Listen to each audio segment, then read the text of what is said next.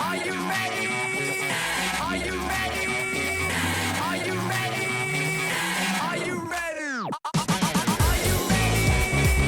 Are you ready? Are you ready? Are you ready? Are you ready? Are you ready? Are you ready? Are you ready? Are you ready? Are you ready?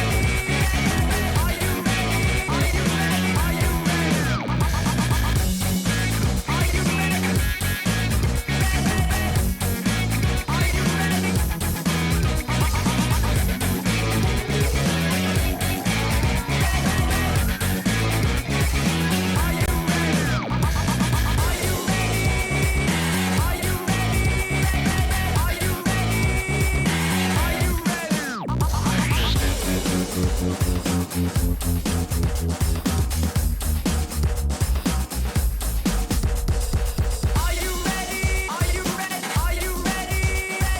Are you ready? Are you ready? Are you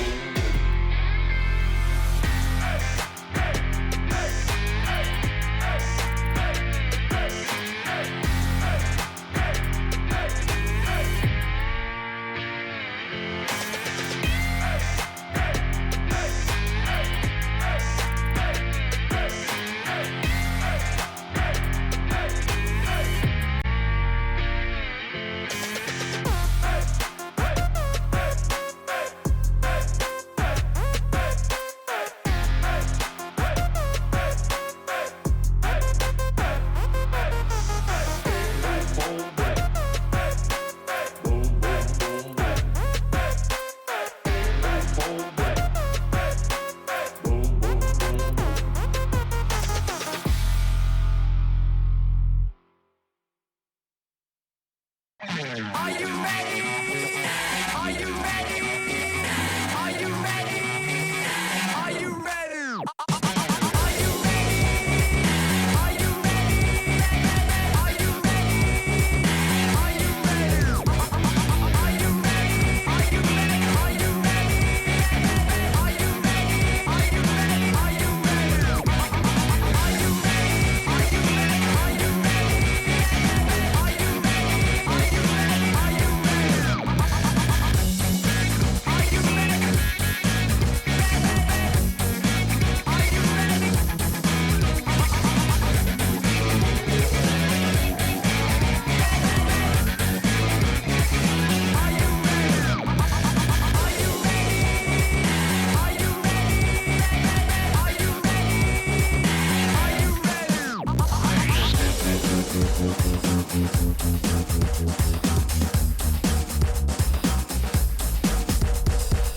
you ready? Are you ready? Are you ready? Are you ready? Are you ready? Are you ready? Are you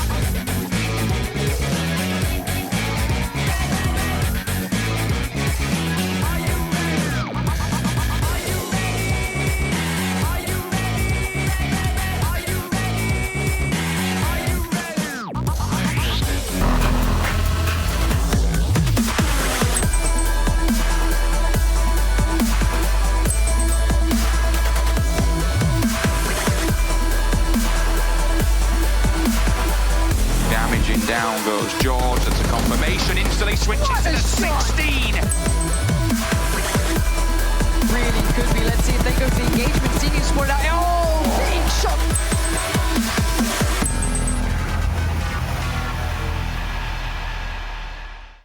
Welcome back, everyone, to the last and final day here of the PUBG Mobile World League West Season 0 of League Play. This is the time for every team to pretty much pull out anything they have left in the tank here to qualify into our very last Super Weekend where they can win up to $50,000 for first place. There's still a lot of teams trying to fight for that top 16 position, and by the end of the day, we'll be able to see which teams will be fighting for their chance to maybe get into the league finals coming up in just a few days' time. I'm Jason Kapp, and I'm your host here, but I can't do it all myself. We have to bring in some lovely people to my left-hand side. We got Seven Worlds Gaming looking phenomenal in Fly in his sweet green shirt. I'm digging it. Of course, Glitter always looks beautiful here on air as well. Glitter, how you doing today? I'm doing great. I'm excited to see how today plays out, especially after yesterday. Oh, yeah, and Seven. I mean, speaking of yesterday, we had a team just demolished. I think that's why you're wearing the green, right, for footballers? Gotta represent today, man. Gotta represent for footballers. They have one of the best performances out of anybody that we've seen so far in this tournament. And can they go ahead and follow that up today? That's what I'm going to be looking at. It is. And let's actually catch you guys up at home who might not have been joining us throughout the entire time, but what the format of this tournament is going to be for you at home. We had our opening matches, so it's 2 days of matches to determine the seedings into our 5 groups. Let's have 4 teams in each group. Now, each week we'll be playing out 2 days of league play, which now we're getting to the final one here, where the top 16 teams will advance through into the Super Weekends. And that's where you want to be. That's where your points will be accumulated throughout all 3 Super Weekends until we have our top 16 teams to make it into the league finals. So as we said before, it's the final day of the final week of league play. At the end of the day, we're going to know our 16 teams moving into the Super Weekend and see if any of the teams that will be playing the Super Weekend will have a chance to break through into the top 16 if they weren't there already. Now, obviously, we have to determine how they get into these Super Weekends. It's all based off points here, Glitter. And as we talk about every single day, 1 kill is worth 1 point. We also get a lot of points based off of placements with the 20 points in for the chicken dinner. Absolutely, and we've talked about how important both sides of this point system are. We saw Footballist yesterday have 2 19-kill games, so that's a ton of points when each kill equals 1 point, but then we've also seen historically teams like Cloud9 with their consistency and those placement points really kind of pushing them above the likes of Loops Esports. So it's about finding a happy medium where you're marrying both point systems to really be one of those top positions overall. And hopefully you don't end up like over 50% of the couples out there and you have a divorce going into our finals, because you definitely want to be able to maintain both of those as we're talking about. But they're all playing for money, right? I talked about $50K on the line here for first place in the league finals. We're going to see what it comes down to our finals overall, which you could potentially win $100,000. And I'm bringing this up in particular, Seven, because as we saw yesterday, Cloud9 are currently not in top 16. If they don't make it into the Super Weekend, they almost certainly could say goodbye to that 50 grand. That's right. And that's one team that we're going to be looking at closely, because imagine if you can win $50,000 of just playing on the Super Weekend and then go to the league finals and win those $100K from first place as well. If you can go back-to-back first place, it's going to be huge. But first of all, they need to go ahead and recover from just such a bad day that they had yesterday. Nothing was going their way, and I think they ended up with maybe like 3 kills after playing 4 matches. Something we don't expect out of Cloud9. I mean, we expect at least 3 kills a game from them, not from an entire day. And we can actually take a look at the overall standings so you guys get an idea of what we're talking about when it comes to Cloud9. And of course, Footballers getting themselves 102 points, almost doubling the team in second place, Glitter. That is ridiculous. Honestly, it really is. The footballs that we saw playing yesterday just went off. It was some of the most insane gameplay I've seen coming out of a team yet here for our league play portions. But then moving on down the list, I think overall, the biggest surprise is that this top 10 is not a top 10 we would have expected for our week 3. You've got Yala Esports in second place, Nova in third, UDR Killers, which is a team we've talked about and we'll probably continue talking about, in fourth place. Teams that we've seen struggling, like Team Queso, managing to get themselves up into 7th place, Frag Machines in 9th. These are not the teams that we've seen from week 1 or week 2 in our top 10. So everything's kind of gotten shaken up right now, Seven. Yeah, and remember, Loose Esports was actually at 1 point, if I remember right, 15 and 16 or 19th place along the lines of Cloud9, as you're seeing there at the bottom. But some of the other teams that were kind of seen towards the top, Pittsburgh Knights being able to actually get 30 points. Remember, that is one team that we're gonna go ahead and mention again in case you missed it. They have had a lot of issues, and for them to be able to at least stay 12 and not be on those out of 16, that is good for them. Now going down even more, and I think this is something that we're gonna be paying closer as we stay here on the second page, is going to be headquarters, SWAT 69, KHK Esports. Remember, from what we talked about yesterday, SWAT 69 is one of those teams that has made it to one Super Weekend. They want to go ahead and make it to the second Super Weekend. And then we were mentioning, guess what? You have Cloud9, and as I mentioned, they did end up with just 3 kills. This is kind of the stuff that we expect out of them on just one game alone. For them to be able to go ahead and do this after 4 games, it's a little bit scary. We have seen it happen before last week with Loops Esports. Hopefully they go ahead and just pick it up and they improve a lot more, because I know this is not the Cloud9 we expect. Yeah, I mean, Cloud9 is definitely a big talking point here, but I want to go back to SWAT 69 really quickly, Seven, because this team, they made it into the second Super Weekend. They still fell, I think it was about 34 points behind UDR Killers, who's currently sitting in 16th place. This is do or die time for them. They need to qualify yet again. They have to do something special today, because if they don't, they could say goodbye completely to their hopes of getting to the finals. Yeah, and I agree with that. They need to go ahead and step it up in a big way, and not just in regards to placement points that we've seen them to do. We know they can also get the kills. I remember we saw one game in the Super Weekend where I think they were able to get something along the lines of 6 kills. If they're able to go ahead and perform like that, maybe just do something that UDR was doing, which they ended up doing so perfect. Worry about the placement first. Worry about getting into those top 7 situations towards the end of the game. And guess what? If you go ahead and position yourself in a good spot, that you'll be able to pick off kills left and right. Well, one team we're going to have to talk about, as you did mention, on the leaderboard with only 3 kills, Cloud9. They have placed first every week in league play and the Super Weekend, and right now they are struggling here, as you can see off the stats. Oh my gosh. Yeah, and as we're seeing here, this is from week 1, day 1 at the top, week 2, day 1, and then yesterday, week 3, day 1. You can just see the decline of what happened yesterday. Not even close to what we've seen from the other stuff. Even in week 2, they had an amazing performance, and then guess what? They're healing. I am actually surprised seeing that they didn't really have to heal that much. I was expecting a little bit different there, but on the kills, the kills aspect, we have seen them get 14 kills, 32, and then 3. Are you kidding me? This is we can mention it over and over again. This is stuff, 3 kills. We expect that out of them on a gamely basis. And then we go to knockouts, and they were only able to go ahead and knock out 6 people yesterday. So not sure exactly there what was happening with Cloud9. I was talking to Bale a little bit. He's saying they are looking to go ahead and recover and just come in hot for the Super Weekend. And I wouldn't be surprised if maybe we see a win out of them today, because remember, this is one of the teams that has actually won so far in this tournament in every single map. Yeah, and Glitter, I mean, I want you to talk about this really quickly, is because, I mean, we're obviously harsh on them a little bit, but for a certain reason, not because, oh, they're not going to make it into Super Weekend, potentially, or, oh, they may not make it into League Finals. They definitely are. They're currently in first place. Right. For me, it's more about they've had such good momentum and such good, strong play this entire time until yesterday. And that worries me, because League Finals isn't that far away. If they can't keep playing like the level we've seen, are they going to drop off at one of the worst times for them?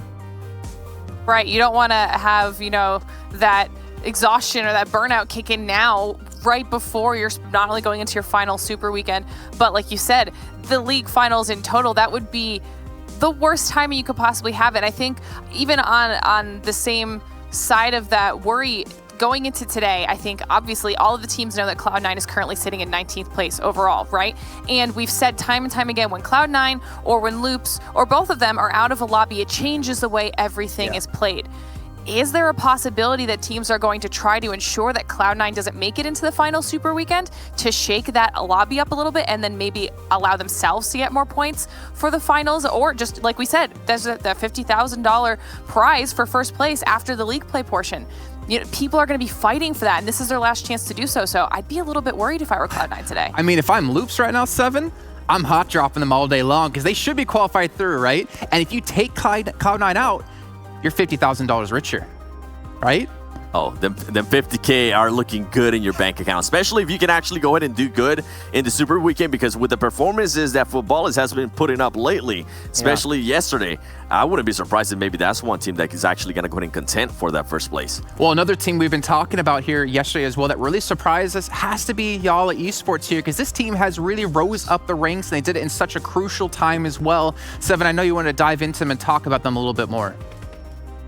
Yeah, and for Yala Esports, it's just been the difference that we've seen out of them.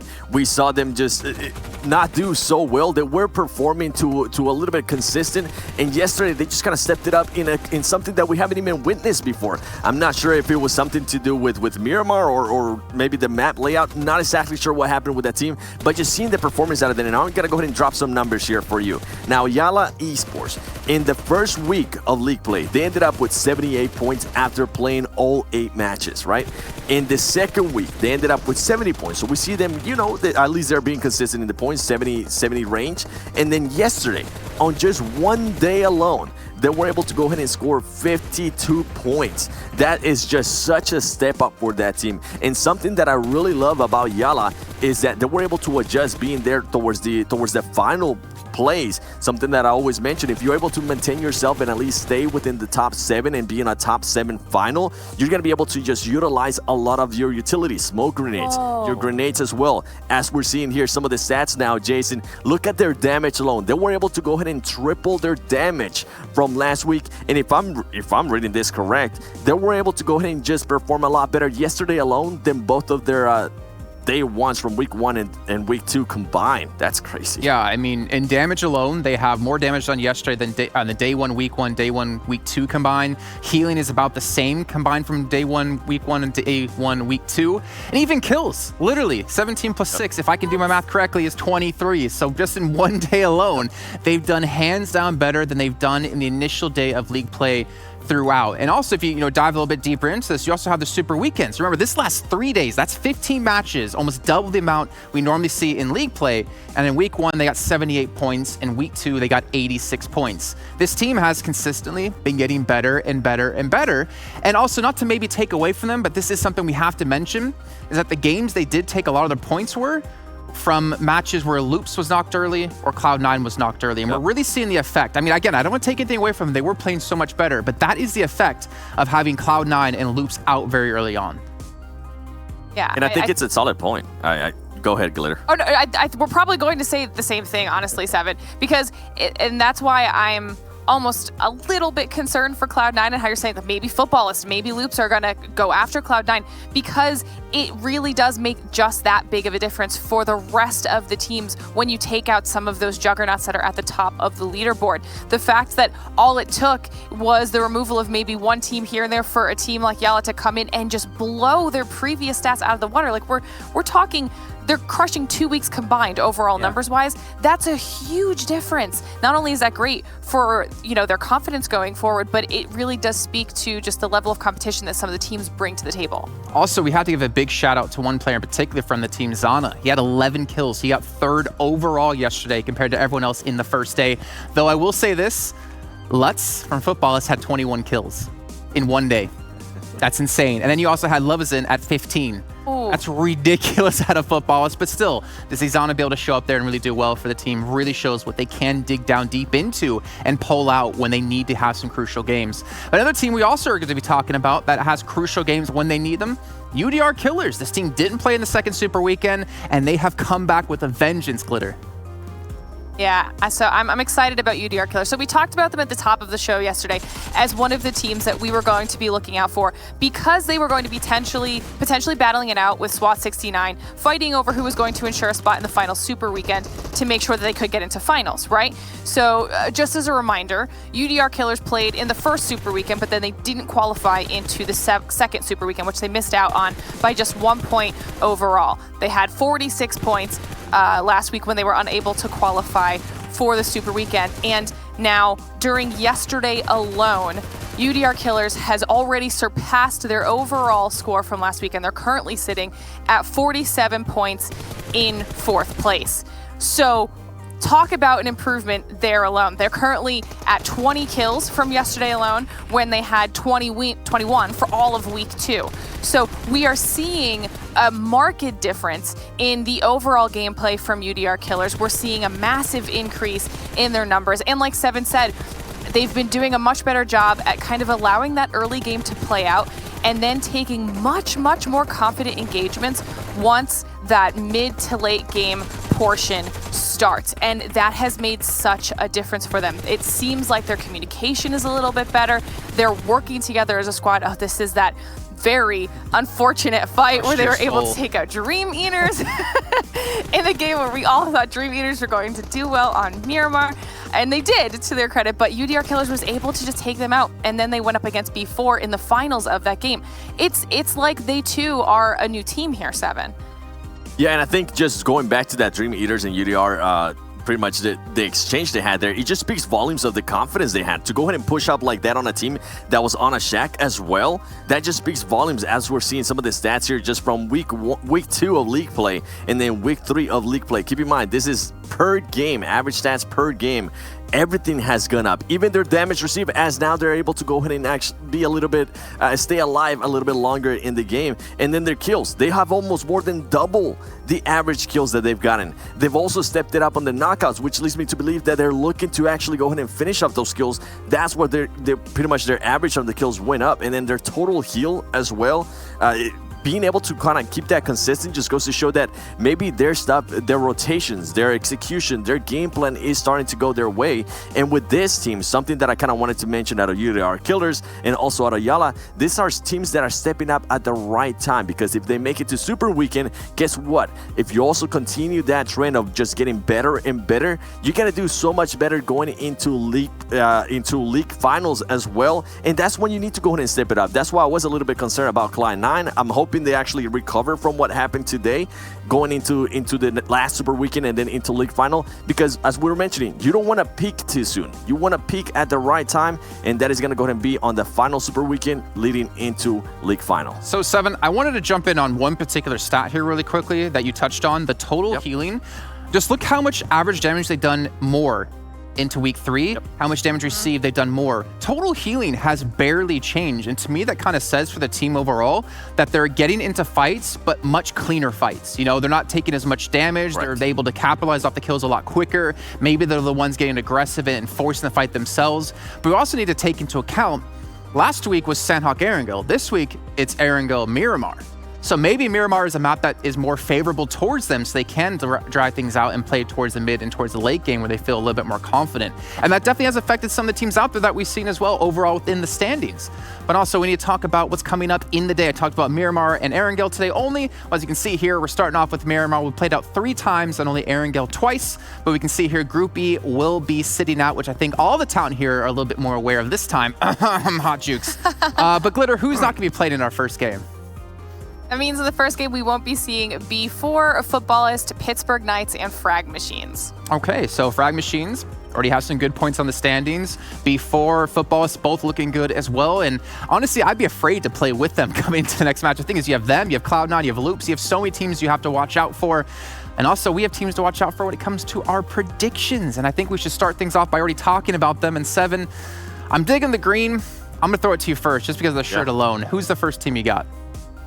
Bring it, baby. Now, we saw them die in one of those highlights there going up against UDR Killers, but I'm just going to go ahead and stick to that pick. I'm going to go with Dream Eaters. This is a team that tends to perform a lot better in Miramar, and I think hopefully today they're able to go ahead and start hot. They're able to go ahead and bring that momentum over. I love the momentum that teams are able to carry over, so I'm going to be seeing to which team actually gets hot today, and I'm hoping it's going to be Dream Eaters.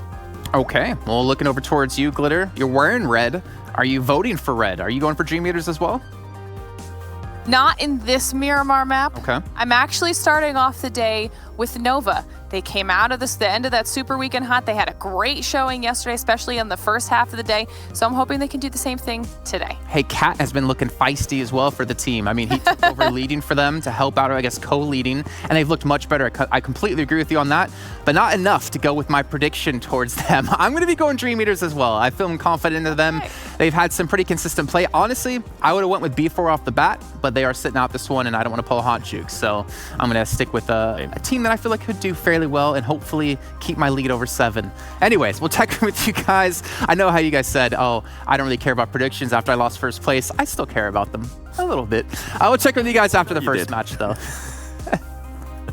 wins. All right, well, hopefully we're going to get lucky with our predictions. Hopefully you guys at home can get lucky as well, because there's still the lucky draw going on. As long as you're watching within the game, within the Esports Center, you have a chance to win a limited time outfits. If you're not doing it yet, make sure you do it right now. You can also watch on Twitch, you can watch on YouTube, and definitely make sure you get your phones out to watch there as well. And go tweet to us at Esports PUBG and with the hashtag PMWL. You can let us know your thoughts on the show. Maybe tell us about what team you're supporting. Maybe tell us which talent you think is doing the best job. I think I already know who it's going to be that you're going to predict, right? Anyways, let's bring in our commentators here. We got Environment Cameron Davis coming in for another time, for the final time, I'd say, or the final day here of league play. First of all, let's start to talk about that, right? Do or die time for all of these teams. If you didn't make it in the Super Weekend yet, this is your final chance. If you did make it in 1 week and didn't make it into the next, you have to requalify if you want to get a top 16 here in Viram. Yeah, I mean, this is for all the marbles now. You have no second chances. There's no like, oh, we'll bring it tomorrow. Tomorrow is now. It's today. If you have to play out of your minds. Whatever jitters, whatever nerves you had coming into this, they need to be gone. They need to be put away. The months and months of preparation that you have put to play, to qualify, to make it here to the World League. Now, it's put up or shut up. Let's see what these teams can do. So just channel your inner Shia LaBeouf and just do it. Do it. Oh, let your dreams be dreams. I can't believe I just did that on air. Oh man, I'm in front of a green screen too. That's hilarious. Cameron, coming into this now, we talked about quite a few different teams. We talked about Yala, we talked about Cloud9 underperforming, we talked about UDR Killers performing. Is there any team in particular that you want to talk about going in today? Looking at the leaderboards, trying to prepare for my own predictions today, it's incredibly difficult because not just Cloud9, though they are the biggest, I think, example of this. The leaderboard's all over the place from what we learned to expect from the first 2 weeks. The only team that is inconsistent at all has got to be Footballists, and they have, what is it, almost twice the points of second place. I honestly don't know what to expect coming into today. There are a lot of teams that have shown signs of greatness that they didn't show in previous weeks, and other teams that are struggling from what they have shown. And then, of course, you have the wild card in the Tempo Storm and Konino Power that are as consistent as always. So, yeah, I mean, that's 100% true. And I wonder if they can maybe take that consistency and ramp it up a notch going into our finals, or maybe into the last Super Weekend, because, again, a lot of money on the line there. I think it's time to actually go into our predictions now. And I know this is your favorite time. Cameron, you had a lucky or unlucky draw, I should say, yesterday in the final game. So I'm going to give you a chance to redeem yourself.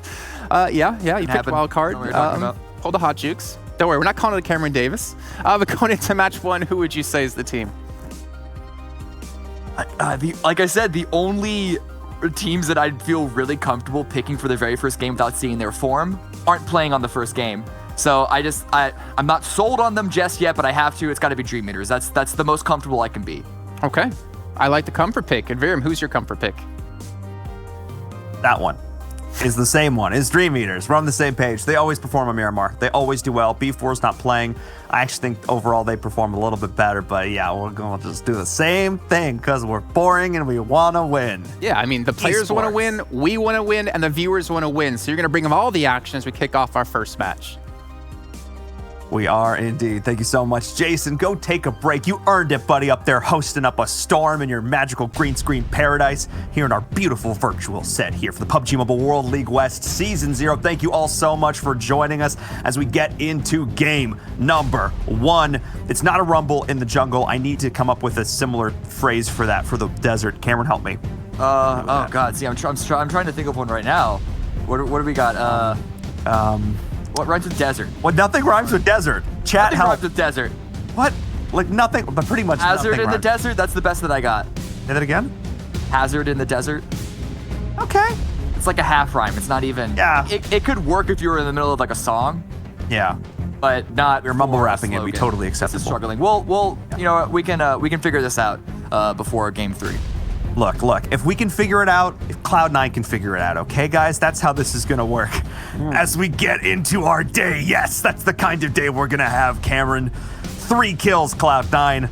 We'll deep dive into that more as we talk about over the course of the day. I was rewatching back some of the VODs and some of their positioning, and honestly, just some of the teams they ran into. I feel like a lot of our top teams cannibalized themselves a little bit in game number 1. A lot of like footballists, loops, C9 situations that end up happening, but we'll talk about that more. They're not the teams I really want to harp on today because they're into the finals. They're safe. I want to talk about the teams we already highlighted at the start of the show, the teams that are fighting to make it into the Super Weekend and qualify for our grand finals. Yeah, and for those teams, looking at headquarters, looking at KHK, you're looking at even a little bit of SWAT 69, though they did show up on a previous final weekend. It really is go big or go home. I'm not going to lie, and I've been disappointed by other games I've seen in the past of teams with everything on the line and being too, I have to assume, nervous to really take those aggressive maneuvers.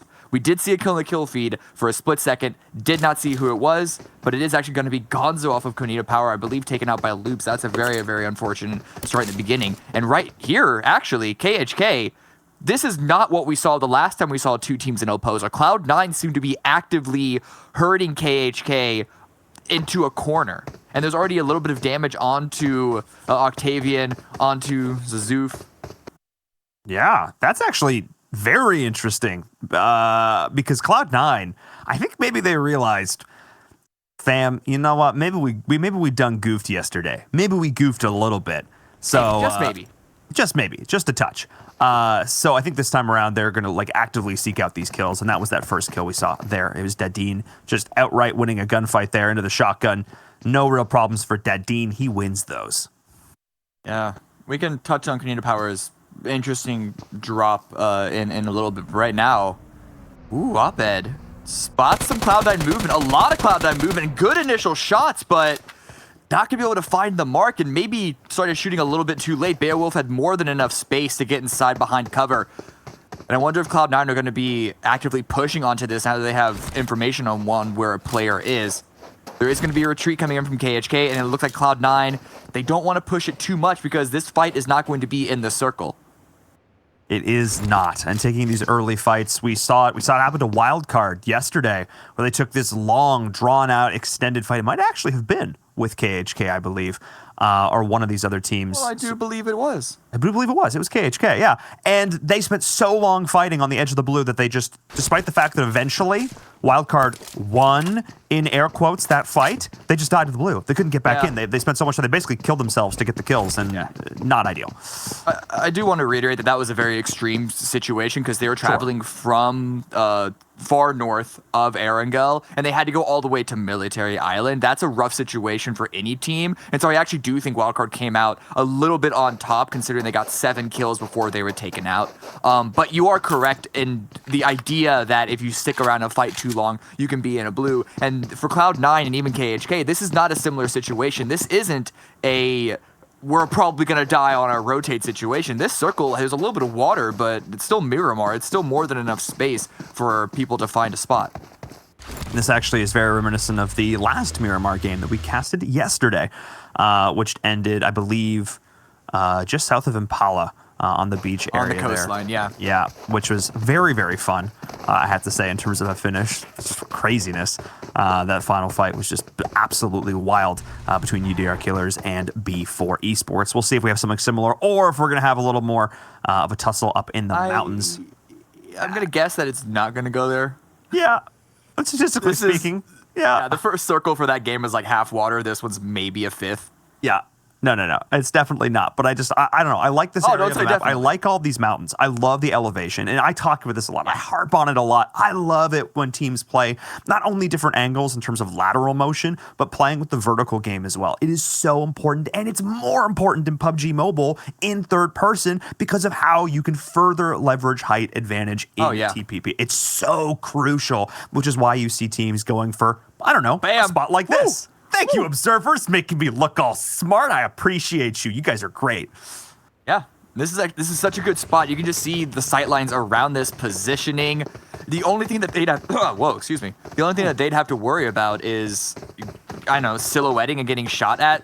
So silhouetting is the idea that when you have the sky as your backdrop when someone's looking at you, you're a lot more recognizable than when you have, say, a hill as your backdrop, or if you're inside a building and there's the wall behind you. You're a little more shrouded, the coloring and all that stuff. But again, as you mentioned, just all you have to do is line prone, use the third-person camera, and you can see over the hill, and they can't see you. And just the information that Queso is going to be able to get here from the first phase, I think is more valuable than anything else. I'm going to call it's more valuable than the level 3 helmet that we saw. Yeah, already getting a really nice. Ooh, yeah, wow, he's decked. Oh my goodness, Axel just absolutely decked. And Team Queso, this is a spot that's really, really good for probably many upcoming circles. They are almost dead center right now. They're looking solid, and they also had a pretty good day yesterday. They had a top 3 finish. Last, game of the day, 6 kills, 3rd place, which is really solid. They had a couple other decent high kill games, 9 kills in game number 1 for them. So we'll see if they're going to be able to carry some of that momentum forward, as we did see a member of SWAT 69 picked up here from Unique. Not sure who it was that went down. They seem to be sort of all in their lonesome, getting picked off on rotations, which is something that, in competitive PUBG Mobile, my experience with it is something we see quite often. It happens a lot less in pro play, though. You'd think so. You'd think so. Yeah. Especially, I don't know, it's always a fine line that you have to stick on. Ooh, but Rain, speaking of killing people in rotation, is going to try to go for a couple of shots against Toffee's. Not really going to land any of them. Moving vehicle isn't the easiest thing to hit. So I guess we can give him a little bit of leeway for that. And besides, just woke up, warming up. I don't know if he's had his coffee yet, but, Dream Eaters. Going to try to take some shots back, try to get some returning fire, and that's going to stall Rain. Yeah, those vehicles are real in trouble. A lot of smoke coming off of those as Rain is now running away. That's just a lot of missed M16 shots. I think we finally hit one. I think we probably heard 50 M16 shots before one of them hit. I'm gonna be honest. All these teams. Oh, Tensa. I saw the kill feed and then it scared me there for a second. Come on, Tensa. Come on, Oh, okay. Listen, bolts are hard, especially at that distance. Yeah, that's fair. I am a bolt defendant, I believe, till my grave. But even I recognize that, there are some significant downsides playing bolt in competitive PUBG. Yeah. There are no ifs, ands, or buts about it. But those shots, they know that HQ is surrounding them. They know that Tempo Storm know that they're in between multiple teams. But over here, this was what you saw in the kill feed. It's Cloud9. They already lost a player, and Pyra, nades coming in. They might be in a position to lose a second. They lost Adder first as well, and a beautiful nade connecting onto Pyra. That was odd. It looked like he was in a position to help up his teammate, but not able to do so. And the third party you're potentially talking about is the fight is breaking out between Tempo Storm as well. Oh, Pyra, scrap of HP. I think he's just left for dead. I don't think there's anything else they can do here about this. They just got to give us up another disastrous start here for Cloud9. I cannot believe it in this game number 1. What is happening? I mean, I appreciate the decision from the rest of the Cloud9 team to just leave, but that was a rough. And I'm also shocked that they have 0 meds. Yes, they scrapped a little bit with the KHK, but did they really put so much of their time resource towards KHK rather than looting up? How do you have 0 meds coming from Monte Nuevo? I honestly do not know what is happening for Cloud9 this week. Are they trying to play with their phones upside down? Trying to play in vertical team? What are you doing? That's not how you go about it.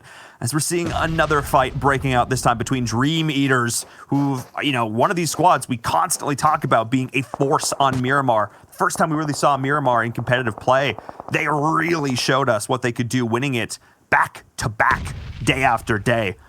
In that first super weekend.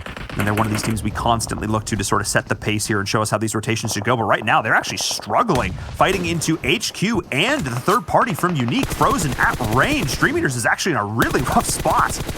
Yeah, I'm curious how they ended up in this situation. I don't mind playing this bowl, but as you can see, HQ, they're rushing forward.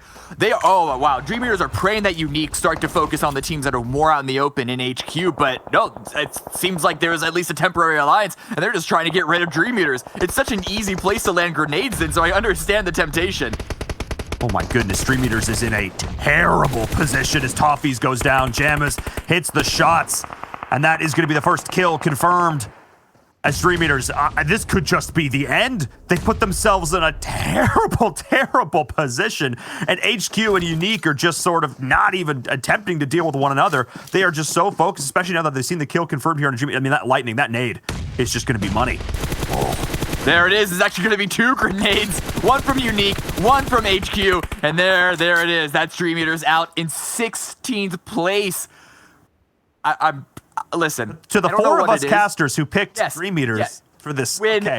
When there's 2 or 3 casters that predict a team, they generally do somewhat well. When it's 5 of us, 4 to 5 of us, maybe even 6 of us that pick them, I don't know. Maybe the pressure is just too much. Maybe they just don't want to. I actually think that was just one of those you done goofed situations, and they were hoping to push into that compound. I think they didn't realize that HQ was already going to be there. One player got down, so they stopped, and then Unique heard the shots. Unique came in third party, and then they were stuck. They had nowhere else to go but this bowl. I think if they had if they didn't have Unique shooting them in the back, I think that was a fight they could easily have won. It was just a straight up fight. They actually had a decent position going into HQ. I am going to look back, I think, after this and figure out what exactly happened between them stopping to engage Tempo Storm. I don't know if that led them down a difficult path or if it was more Unique putting the pressure on them once they did stop, because I don't think that initial engagement in Tempo was such a bad position, but what does seem to be a bad position is Cloud9. It's Beowulf. I think he might be the only one left. Uneven also got dropped. And now he's just having to play all by himself. But Wildcard still on the northwest side. Gatekeeping, but it's a corner wildcard. It's an edge wildcard. Not the best of win conditions that we've seen for any of these teams. But Spring is going out into the blue. They are chasing this kill. Oh, they are. Nano's got to run. Slicky does not want to let him get away. I'm reminiscing back to the Erangel Pittsburgh Knights Cloud9 moment. We'll see if Nano's be able to get it done. They both drop off. Who can find the shot? Slicky using the edge of this cover beautifully. Can't find the initial shots. Nano trying to play this well, but Slicky's just in too good of a spot. Spray. Yeah, okay. That's one way to do it. That's fine. Slicky still gets the first pick at meds. Yeah.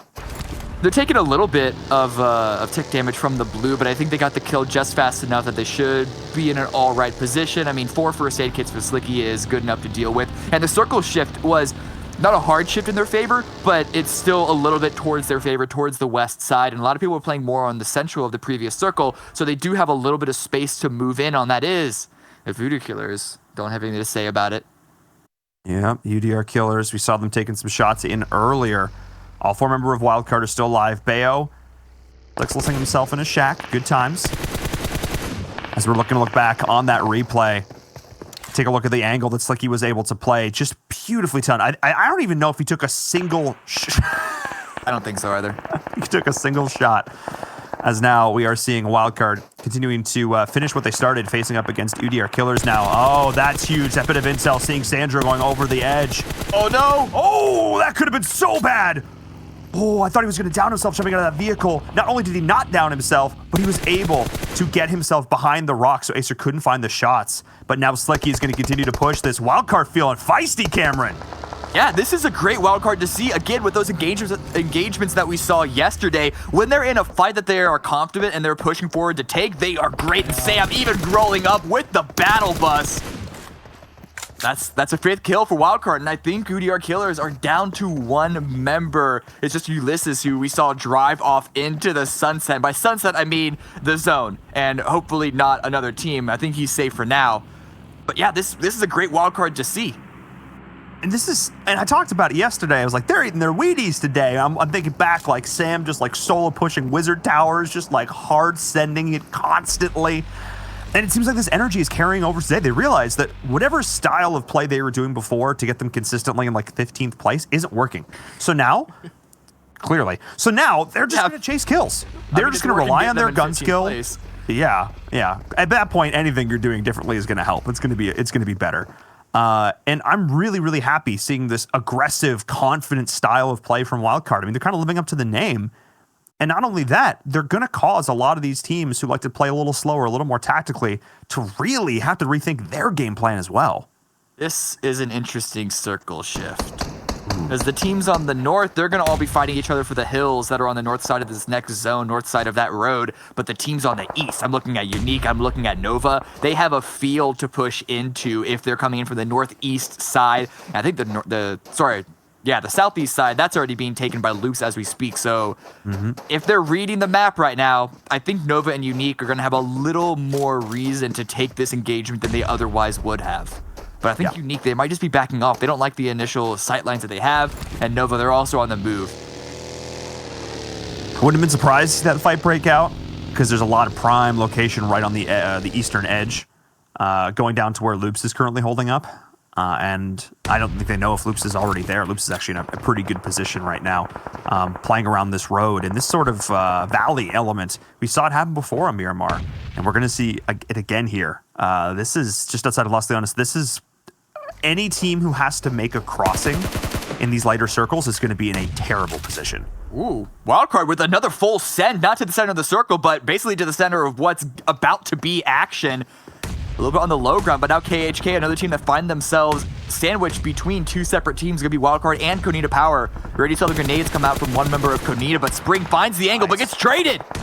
Yeah, I mean, he's actually getting third party there. It's Ulysses from UDR Killers, the last man standing for that squad, getting some revenge for his team into Wildcard, who put the rest of them away. And now Wildcard needs to completely rethink this. They cannot finish Oped. They totally have to rethink, unless Slicky's deciding, wait, nah, we just want to get this done. We're not going to care about the third party. We're just going to keep on going. And he's going all the way. Wait a second. What is Slicky doing? He's just looking for intel. Yeah, he's baiting out shots. He's just driving around trying to see where KHK peaks. This is, I mean, it's a risky play. We see what happens when it doesn't go well. Previously, and oh, this is one of those times. Maybe don't stop out in the open like that. But what are the rest of Wildcard going to do? Spring has already been dropped. And now it's 2 dead for Wildcard. So this aggressive Wildcard, once again, biting off just a little bit more than they can chew. The second the one teammate goes down, we saw a little bit of it, that the backup reset, but then Spring just deciding he wants to continue to do sassy scouting missions. So maybe we want to confirm this kill. It just did not work out. Way too overconfident and justifiably. Like, you shouldn't be allowed to get away with that. Not at this level of play. If you're playing in normals, sure. If you're playing in scrims, try it. But you're here in the PUBG Mobile World League. You're playing against some of the best players in the West, in the world. You cannot get away with that. You should not be allowed to, and there, again, rightfully so, they were punished. Mystic with the meat shield going on in with, oh, couldn't quite find the angle. HH24 is going to steal that away. Yeah, a little bit too open of angles that KSO are moving in on. This is one of those angles that, there's parts of this zone, I don't know, I think we're going to see a lot more fighting on this northern side. And it is if KSO wants to actually establish a foothold here. But this standoff between Wildcard and KHK hasn't really moved forward previously. And part of that is because I assume the blue is about to close.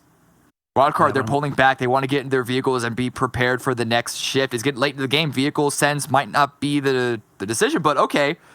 Wildcard, are they going to push into KHK? I think KHK hopping in their own vehicle is going to be backing off, but this is the situation that Wildcard would want to just take this position from them before the third party from KSO or any other hypothetical team from the northeast side is going to take onto them. And that's really my big question here, is how is Team KSO going to play into this? They still have, I think, 3 or 4 members, 3 members up, and they are looking to try and take these shots, but they're realizing that they're really out in the open right now. Acer has found himself a teeny little dip as Alpha Legends Faker involved. Faker trying to thirst the kill. Can't hit the shots on the down target. Faker, you need to hit those. As we're seeing Acer, who's going to do just that. Nice shots onto Mystic. And this is 2 members down. It is Marco, the last man standing for Team KSO, now fighting up against 2 members of Wildcard. Jamis as well from HQ in the back. And he is so far away from the rest of his team, he cannot come to their aid. Cameron, they are out on their own. And this is Team KSO in shambles. Yeah, this is the other decision. They Wildcard, they could have pushed KHK, but instead they're going to take the fight towards the northeast team, take them out first, and then have an easy 1v1 versus KHK. And it's not even 1v1, it's 1v2s that they're both taking, because Sam, he has a high ground position, but he was paying attention to both KHK and Team KSO. Acer there, such an aggressive maneuver. Marco does find one more final kill and one more placement, but he's stuck out in the blue. I don't even know if he has a vehicle. Yeah, he's going to have to, I don't know if he's going to be able to make it in. HQ is in kind of the same position. They're going to be out now actually as well, trying to heal Strat through as much as they could, surviving a couple more places, so not a bad call considering how their game started. No, and that's just him out to the blue as Sam going for another crazy full. Yo, what is Sam doing? I love these angles that he's pulling together, but Oped, oh, the snake in the grass. but there is no grass. That is just sand, and that is just Acer down. Now Sam has given his position away. Op-Ed. I thought he was going to win that. I thought he was going to take that, and Acer is still not finished. Wait, hang on a second. No, they are going to confirm the kill. Sam has got to be real unhappy about that one, because he's now in a 1v1 with Octavian. Lands some good initial shots, but I wouldn't be surprised to see him try and play an angle to his left here once he stims up. Try and get up onto the high ground and flank around to see if he can take this fight against KHK. He wants to go fast. The smoke is to help. Yep, there it is.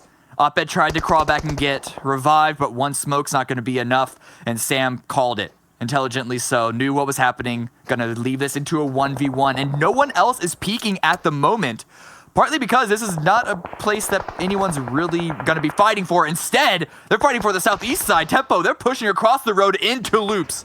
This is the position I talked about before, this fantastic position that Loops had. They've been here for so long. They only have one kill. They haven't even had to take too many fights, but a defensive Loops is a Loops that is getting punished. We have seen this time and again as Kayowski goes down. Stadin takes a good amount of damage up against 3 members of Tempo Storm here. HH24, we saw him snipe out some kills earlier, but this time it is Tensa that is taking the damage, the nades.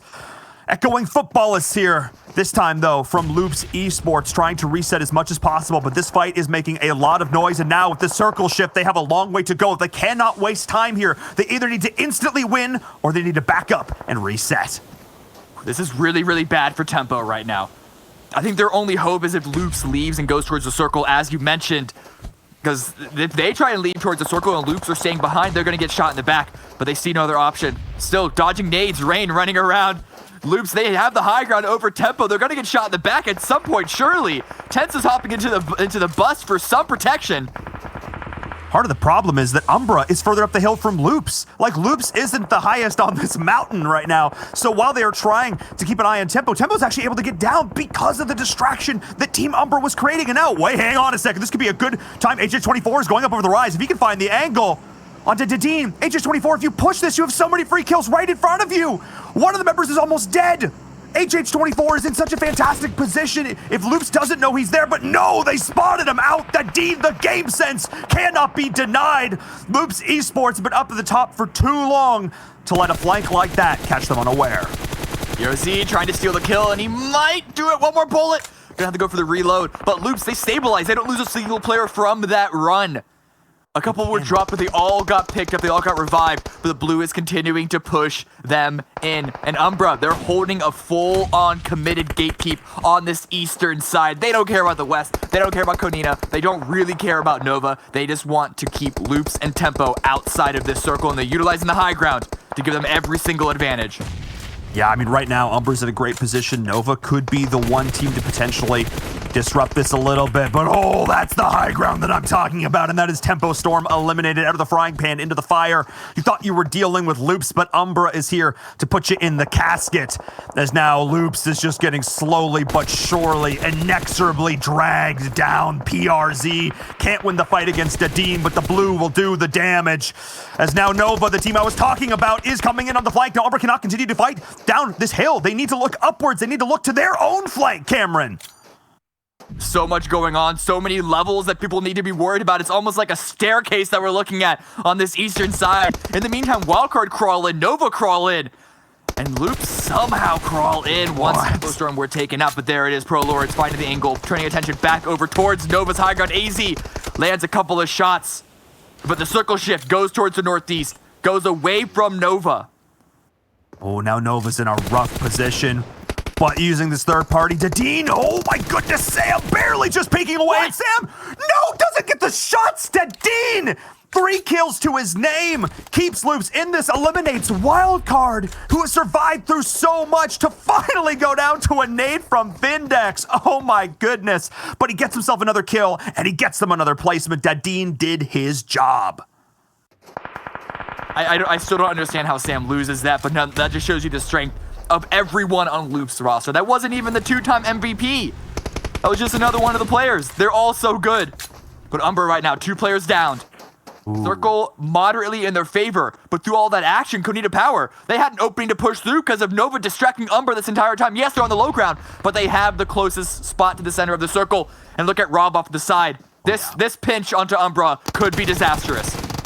AZ goes up the hill, finds the shot. Z-Fan is there, but Vindex has full HP and is going to look to make a bit of an impact here. If he can hit his shots up against Z-Fan, and he can.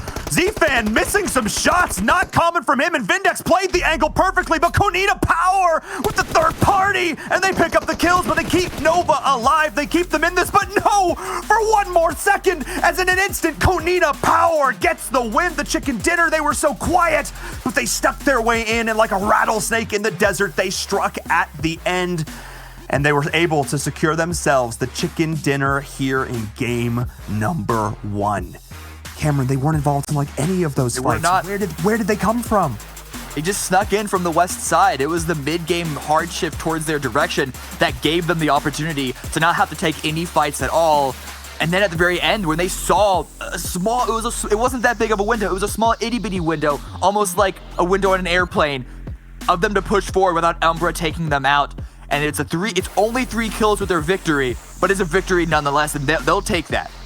I mean, yeah, staring through those airplane windows, they got to be feeling sky high after that one. But that might be one of our lowest kill chicken dinners we have seen yet here in the PMWL West. I definitely want to check those stats because that was pretty crazy. They just snuck in and stole it right away. But in any case, a solid finish to game number 1. Let's send it over to our analysts to break that game down.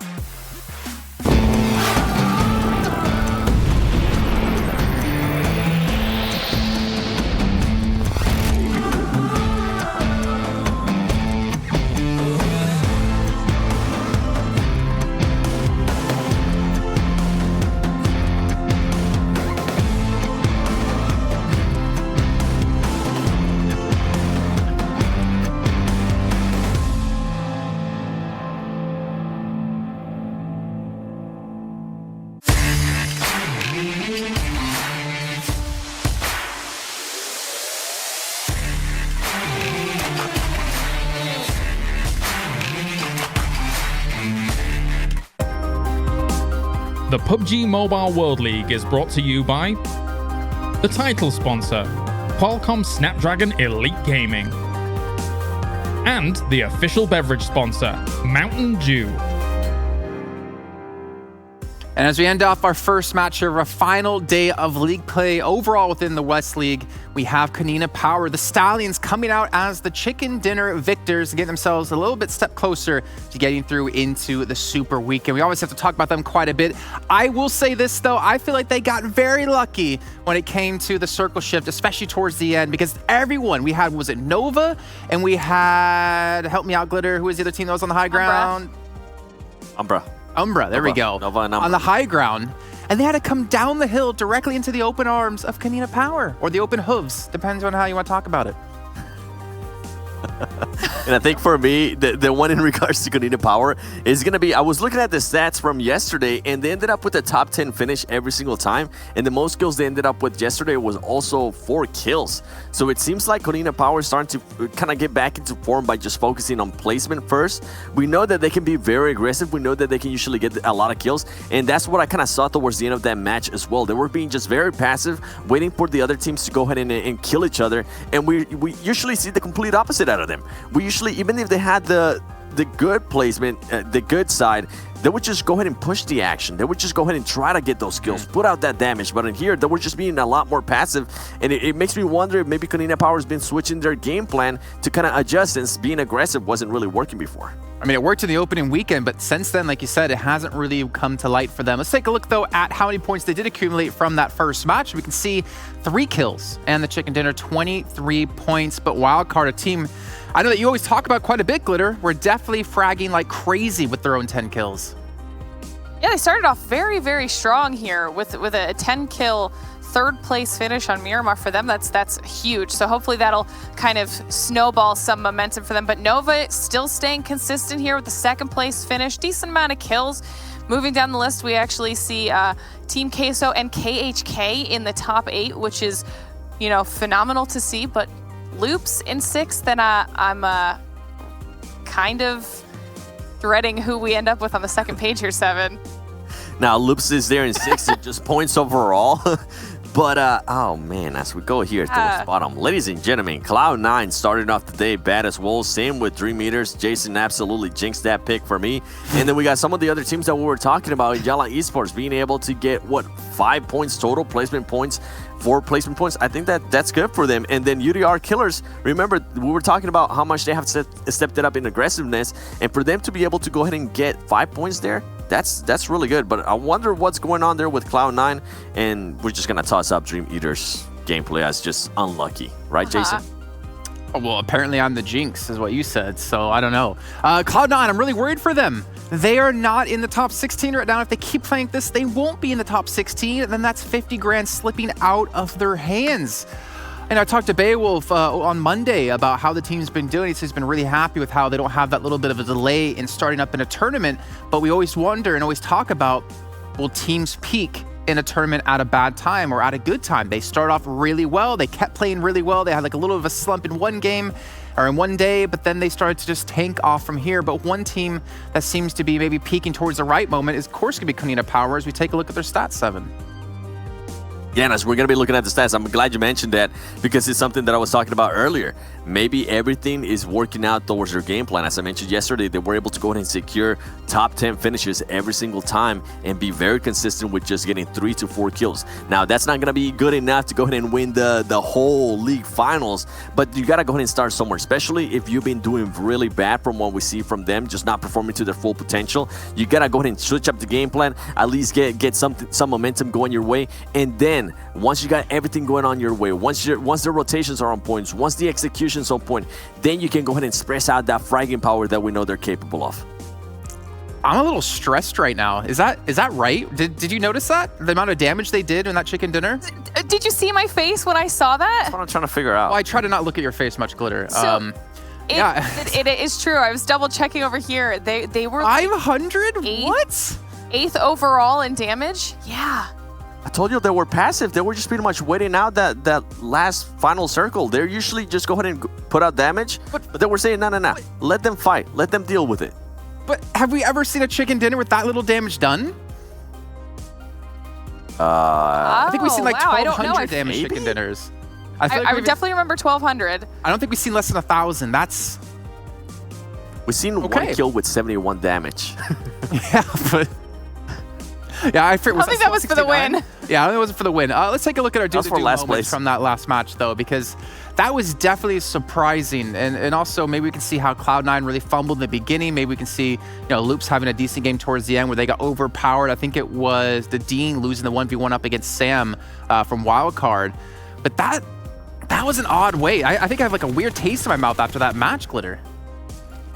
Yeah, I can't wait to see the damage chart after this so we can kind of see how all of that played out and where exactly Kunina Power fell. We actually were able to catch this fight super early on in the game where Dadine actually takes out Gonzo from Kunina Power. So that also speaks to, I guess, what 7 was saying with Kunina Power playing safer. They had to play this entire match down a player having lost Gonzo so early on. So potentially that's why they were low in the damage department. Maybe they knew that they were going to be playing, if they're only going to be playing with 3 people, then they have to play a little bit safer, more conservatively the entire time just to get those placement points. And then due to their positioning at that point, they were able to kind of pull up the win at the end in that final circle that we saw. But definitely kind of came out of left field when it comes to the damage and the win. And then we're jumping on board with Wildcard, who, as you mentioned earlier, Jason, managed to pull down 10 kills in this first game on a map that I think they've maybe struggled with a little bit before in the past, but this was a great game for them, 7. Yeah, for Wildcard, it's great to go ahead and see that kind of performance out of them. Yesterday, they actually ended up getting a win in Miramar as well, so maybe this could be one of those maps that they could just become the masters at in a way. And just going back to Kunina Power a little bit, I want to go ahead and refresh you guys' memory. Remember, Kunina Power was one of those teams, I believe, in a Miramar match as well, that ended up winning up a game with only having 2 players, and I think it was Trixie and Xer at one point when they were just really hot and being super aggressive. So it's just crazy to go ahead and see how well they have adjusted here to the game plan, and it's something that I feel like we just have to go ahead and keep on pointing out because we have heard it over and over again. a lot of teams are going to be changing their game plan, especially if things were working right. We heard it from Nova. I think we heard it also from B4 at one point. So for seeing it here from Canadian Power, just not being the aggressive superpower that they can actually go ahead and be, it's really interesting. And then for Nova, I think Nova, this is just a great start back-to-back days now on the first map, being able to go ahead and secure at least a top 3 placement. I think this is great for the team. And keep in mind, with Nova, just to refresh people's memory as well, in case you missed it yesterday, they're playing with a new player in Cat. Cat used to play for XUF, one of the best teams of 2019 for PUBG Mobile. So it's good to see that as they go ahead and continue to play more, their callouts are going to be getting better. Cat's also being an IGL. Even though he was dead there, you can still go ahead and provide great information as a co-IGL on the final circle. And then from going back to Loops Esports, we saw Loops Esports be in a top 4 situation here. Remember, they weren't doing so hot yesterday. The Miramars that they ended up playing, they ended up in 16th place, 2 kills, and then second place, 11 kills. So it's good for to see Loops kind of carrying some momentum here after just having a bad show overall yesterday. Kobe. I was gonna say I was actually really impressed with Umbra here in the final zone as well. They were being very aggressive, pushing up against Nova and taking the fights with Loops, and we saw a couple of those nades coming out.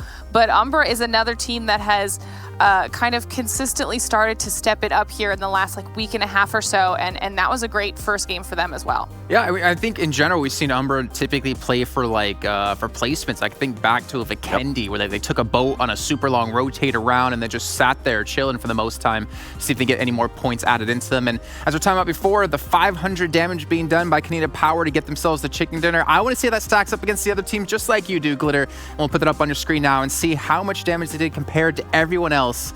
And yeah, that's an awkward damage graph we're seeing here. Look at that. What? It's just called being patient, man. It's called being patient. Sometimes it works out. It worked out for them there. And the reason why we're seeing Nova, Umbra, and teams like Wildcard having a lot more damage is because they were just fighting a lot more against each other there on that final circle. We even saw Sam just getting into fights there with Loops Esports. But I feel like we need to go ahead and talk about Umbra a little bit more. Being able to get 1,500, almost 1,600 damage there with some kills, I think that's huge for that team. Remember, we always talked about peaking at the right time. Well, hey, teams that we haven't been used to seeing good performances out of, and seeing those kind of performances out of them is good to see. And then another team that's been a little bit consistent this week of league play has been Team Kessel, being able to get 4 kills there, 660 damage, and then Headquarters also being able to go ahead and collect 3 kills. This is good. This is good from those teams. I think one thing that helped Umbra and Nova there, Glitter, in getting damage was their position, because they had the high ground. Oh yeah. And they had obviously the luxury of peeking and fighting whenever they want to, where other teams have to just deal with it whenever it comes their way. Yeah, we were talking about that too. We were watching. We noticed that I think we at first thought that Umbra and Nova were going to be the safest out of everybody because Canadian Power was a little bit farther down in the dip, and then Rob was split off in the silos from the rest of his team.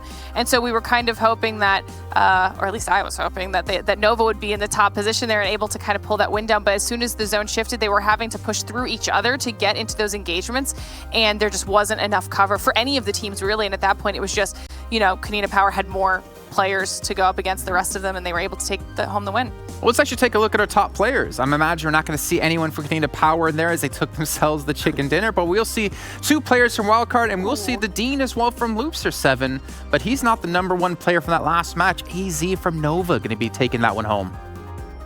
AZ with 840 damage, time survived 25 minutes. This is good out of them. 2 kills. It's interesting when you see that kind of damage and only those amount of kills. It goes to show that, hey, maybe they were just trying to have certain teams back off, put some damage on the teammate so they don't go ahead and push at you. And then no surprise there, as that was the last player from Loops Esports. I believe he was able to go ahead and put up some damage on Sam. And Sam and Acer, these are 2 players that we've seen over and over again from Wildcard making it to the top players. And from there to be able to be performing this well on the last week, I'm hyped to see players of that caliber still stay consistent. Yeah, I mean, even Dean staying consistent as well, even without his teammates. We talk about Carrillo as being a player where he doesn't really necessarily need the backup of his team to go off and to pop heads like we saw yesterday. Some ridiculous play out of him.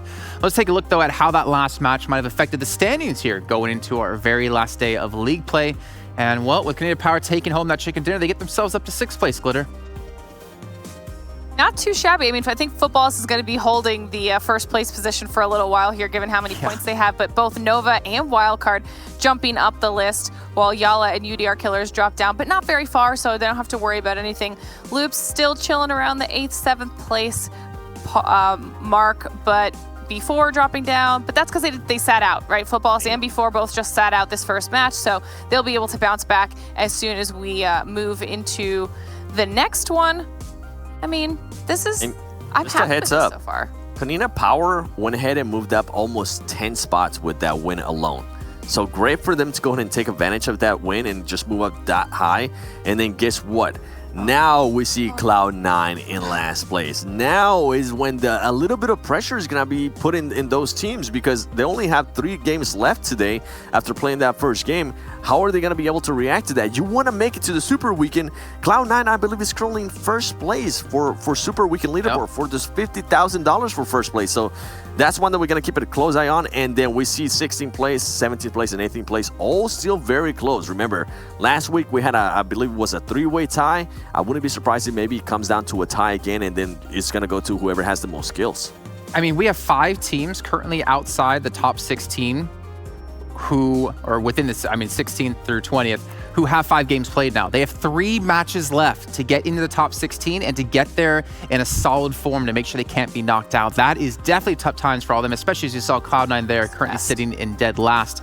And speaking of sitting in dead last, prediction time, which I feel like the Dream Eater pick for us didn't work out too well. 7, only getting ourselves 2 points, and Glitter coming up big with the 19. Thank you, Nova. Thank you. What kind of dance? I think that's I think I know what it's from, but I don't want to say it on air. I'll check in with you when we have a second to talk about it. But yeah, 19 points, massive victory for you on that with Nova, and Nova proving to be a team to definitely watch out for. I still want to add this little caveat to the M. Is this because Cloud9 isn't performing well this week? Is it because Loops isn't performing well this week? Is it them just playing that much better with the addition of Cat as they get used to each other a little bit more as well? It could be a lot of different possibilities, maybe a little bit of each from each one. Let's take a look, though, at our schedule, as we have 4 more matches to go. And we're heading back over to Erangel as our second match of the day. And you can see here, Group D will be sitting out. And like always, Glitter, who's not going to be playing? That means we won't be seeing Tempo Storm, Alpha Legends, Cloud9, and SWAT 69.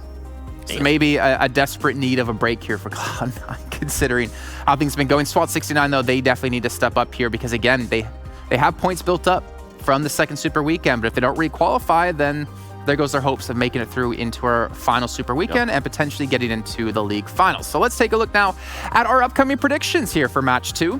I'm going to start things off because I think when I go first, I typically do better. So I'm maybe a little bit greedy on this one. I'm going to go Loops Esports, actually. I feel like they can do a little bit better in this game. I feel like they can be consistent. And I think if you unleash them on Erangel, they're going to surprise you. Also, I'm keeping it green. Okay. 7, who do you got? That's a fair one.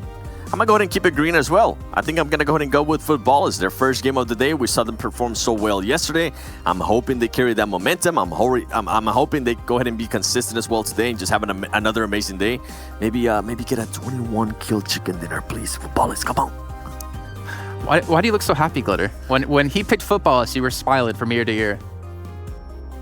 Because I may or may not also have picked Footballists this time around. Please don't be mad, Footballists. They just did so well, like Seven said yesterday. Both of their wins were on Erangel. Don't they hate when you pick them? I remember seeing them in chat. Yes. No, what? No, they would never. No, we love each other, okay? I don't know. I'm scared now. I didn't know you were going to pick Footballers, man. I feel like P4 are in chat now. Like, yes, you didn't pick us, as they come in cold for this match. But yeah, we'll see how it does for everyone. Hey, who got more points this last week? Wow. All right, calm down, birthday girl. All right, well, I'm not going to go into that any further, as we talked about during the last match. We'll check with you guys after the game is done, though. And we'll have a cake maybe for Glitter. So you guys watching at home, again, you can still be watching and earning points just like the players are earning points within the game to try to get into Super Weekend. You can try to get into the top 100 viewers for exclusive rewards. If you're watching within the game, within the Esports Center, you can still obviously do that right now because you still have quite a few days left to go. 7 and 4/5 as far as I can do my math correctly, since we still have 4 matches left to come today.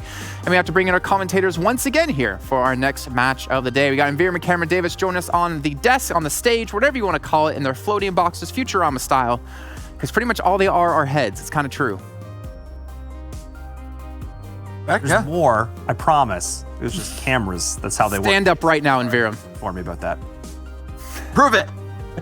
Can't do it. I can't prove it. Sorry, I can't do that, Jason. Floating heads. I knew it. I've never seen their whole bodies, so do they exist? Anyways, now moving into our second match, Cloud9.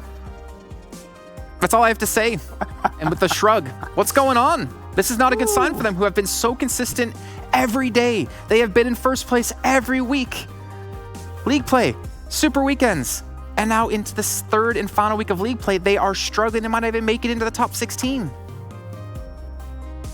Look, I'm not saying they're trying to play with just like 2 thumbs, but maybe they're trying a new technique. Maybe they're trying 8-finger claw.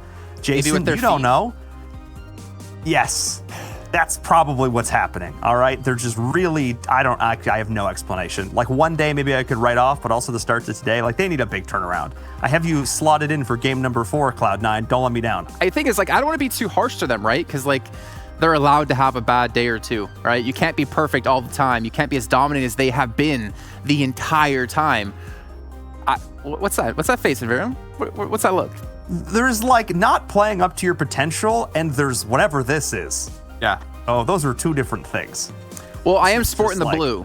Look. Cloud9. Okay, here's the thing. Jason, you and I and Cameron and like 7 could go into the lobby, and we would get like the same with these other teams, and we would get the same kills and same placement as Cloud9 in that last game. You'd be playing 3v4 right off the bat, because I would probably like crash into someone and be run over, to be honest. But like the thing is, a lot of teams right now have 3 matches left to go to get into top 16 and to get in there comfortably. We're going to be going into predictions now with our second match of the day, and this is really do or die time. It's now or never. And Cameron, I'm going to have to ask you for the first prediction here in match 2. The footballists are back in the lobby now, which is an interesting pick. However, they routinely do not do their best on their first game. It takes them a game to warm up. So instead, I am going, who did I pick? I've got her pick. Wildcard. I am on the wildcard train. That the way that they played, even the unfortunate games yesterday, but then the win yesterday, and the way that we saw them play this first game today, I'm really excited to see what they can do. And I'm sure they're at least going to give me a couple of kill points. I thought you were going to say loops. I was getting really scared for my pick there. And Envir, who do you got? Footballists. They be real good right now. GG. All right. High-level Short analysis and prediction. Just like your body, apparently, because we don't know if anything exists below the neck there. But why don't you take us into our second match of the day, guys? Thank you so much, Jason. Thank you so much. Definitely nothing else exists. I definitely didn't post a picture on Twitter earlier when we went live. I saw you do the same, Cameron. You inspired me. You definitely didn't want to see the rest. You follow on Twitter. Okay, let's get into the game. Let's go. Game number 2 on Erangel. I'm just stoked, dude, because that last game was nutty. I was watching Twitch chat's reaction back, something I like to do after we finish the game. I like, because obviously we're in a huge delay. And I like to go back and like watch them respond to things. And all of chat was just like, What's happening? What are Wildcard doing? What is this game? And I was like, yeah, that's right. That's how this is now. Welcome, we in league play. Sorry, I'm still just basking in the fact that you said that I'm an inspiration. So I'm probably going to roll with that for the rest of the day. Aw, yeah, buddy. You're killing it. You're doing great. Thank you. Thank you very much. Who's also doing great is, yes, as you mentioned, Footballist, but I said this already, but I want to pull up some actual examples. Footballists do not have their best game, their first game back. Yesterday, they got a first, a third, and a first, but a 7th before that. Week number 2. Sorry, the page is loading. They got, there it is. Week number 2, they got a first, 4th, and 1st after an 8th. They got a first, 13th, and 8th after a 13th. I believe I made my point. So, you all wasted your Footballist pick. I'm waiting until next game. All right. Fair enough. I was looking more at maps than overall in terms of where they loaded in, but you are correct. They do really, really well. Those were irrelevant to maps because those were from previous league plays where Miramar wasn't even a factor. But look at this circle. This is the opposite. No, actually, no, I lied. This is perfect. This is the weighted circle. So the teams that are leaving at the very end, like Wildcard, don't have to move that far. But over here is an early engagement once again. Queso and Nova. Very, very good grenade. I think it was a grenade. Was it a grenade? Do something. Maybe it was a rock. I don't know. Nope, definitely a grenade. Definitely did like nothing to AZ there. So we'll I don't know. What's happening? I don't know what's happening either because no other teammate is around them. Queso are half on Millie, half on, what did you call this? The Dirty Dozen? And then Dirty Nova Dozen. are half on the trail just west of Farm. And then the Cat's not far from this position. But this is still a very isolated 1v1 fight. But I think that Queso, they're in a much better position to keep AZ isolated. In fact, look, he's trying to run away. And by doing so, he'd be running directly into Marco. So Nova has done the split drop a lot in the past. They drop just on sort of the outside of military base, and then they drop up in this area here around gas station. And they've done this a ton. Uncontested, almost always. But Team Queso, this time around, has decided that, no, we want to get involved. We want to get in here. Because B4 is back in the lobby, which means, and Football is as well, which means that they're taking over military and Novo respectively. But Team Queso is further up than they normally are in this position here, and they are really encroaching on Nova's ability to play their game. But Nova is looking to rotate in, and as I say this, hang on, Team Queso is doing the same. Yeah, Queso arrived first, but AZ heard the vehicles, tried to push up and close in on Mystic because his teammates are all arriving. Are they going to hear Ayala? This is going to be a big scrappy battle. Oh my goodness. Really early into the game. No loot, no problem as the 2v1 from Nova Esports comes out. That was solid. They're so good. They enter the room at the same time. You cannot shoot two people at once.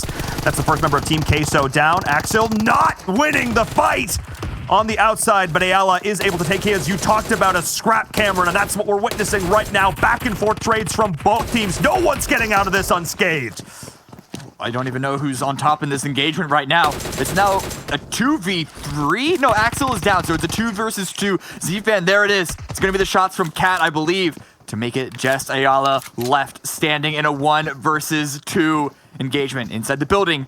Nova, they're going to try and push. This could be a little risky, but the health and also the positioning of Ayala not going to be in his favor. That is Queso out in the first 2 minutes. Sorry, 4 minutes, but 2 minutes of being on the ground. Yes, oh my, oh my!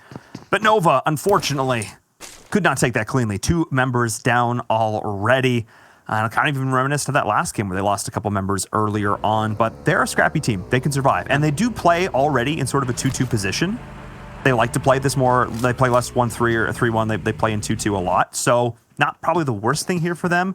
As like I mentioned before, they are very good at playing with this buddy system. So at least they picked themselves up some kill points. And I wouldn't count Nova out of this yet by any means. But before we dive too far into this, before we talk, I got some stats from last game, Cameron. Yes. I got some stats. So up until this last game, the lowest kill chicken dinner, include all of it from the start of the PMWL West, was 6 kills. That was a record previously held by Tempo Storm. Now, Konina Power, half of that, 3 kills, 555 points of damage, is now on record our lowest kill chicken dinner here in professional play for the PMWL West, which is, I guess, an achievement. Congratulations, Konina Power. Yeah, you could. You could say that. Sure. I'm not necessarily going to put it. It's going to go on the bottom of the fridge. The top of the fridge is going to be that 21 kill chicken dinner. I'm not exactly going to waste precious prime refrigerator space for a 3 kill chicken dinner. But yeah, it's I suppose an achievement. You know what I've loved to see achievement-wise? Like a nice 300-meter headshot there. Yeah, what was that? What was that? Didn't take this. Come on, fam. I understand you don't want to give your position away, and be smart and stuff. I want to see Big As if they don't know a team is in Rozhok. Yeah, come on. They know UDR Killers is there. Come on. Take the shot. What are you doing? Give me a highlight reel, fam. That's what we live for. Okay. What is this happening in the southwest side? We saw at the end of that engagement between Nova and Queso that Knights were pushing in from their position on the west coast, but I think they might be stacking up specifically to counter that engagement. So what is happens? happening? Maybe if something does happen. Otherwise, this is another interesting position on the map. This is dead center of the circle and is on a bridge. We've seen previously that this position in a similar circle has been a very, very contested spot.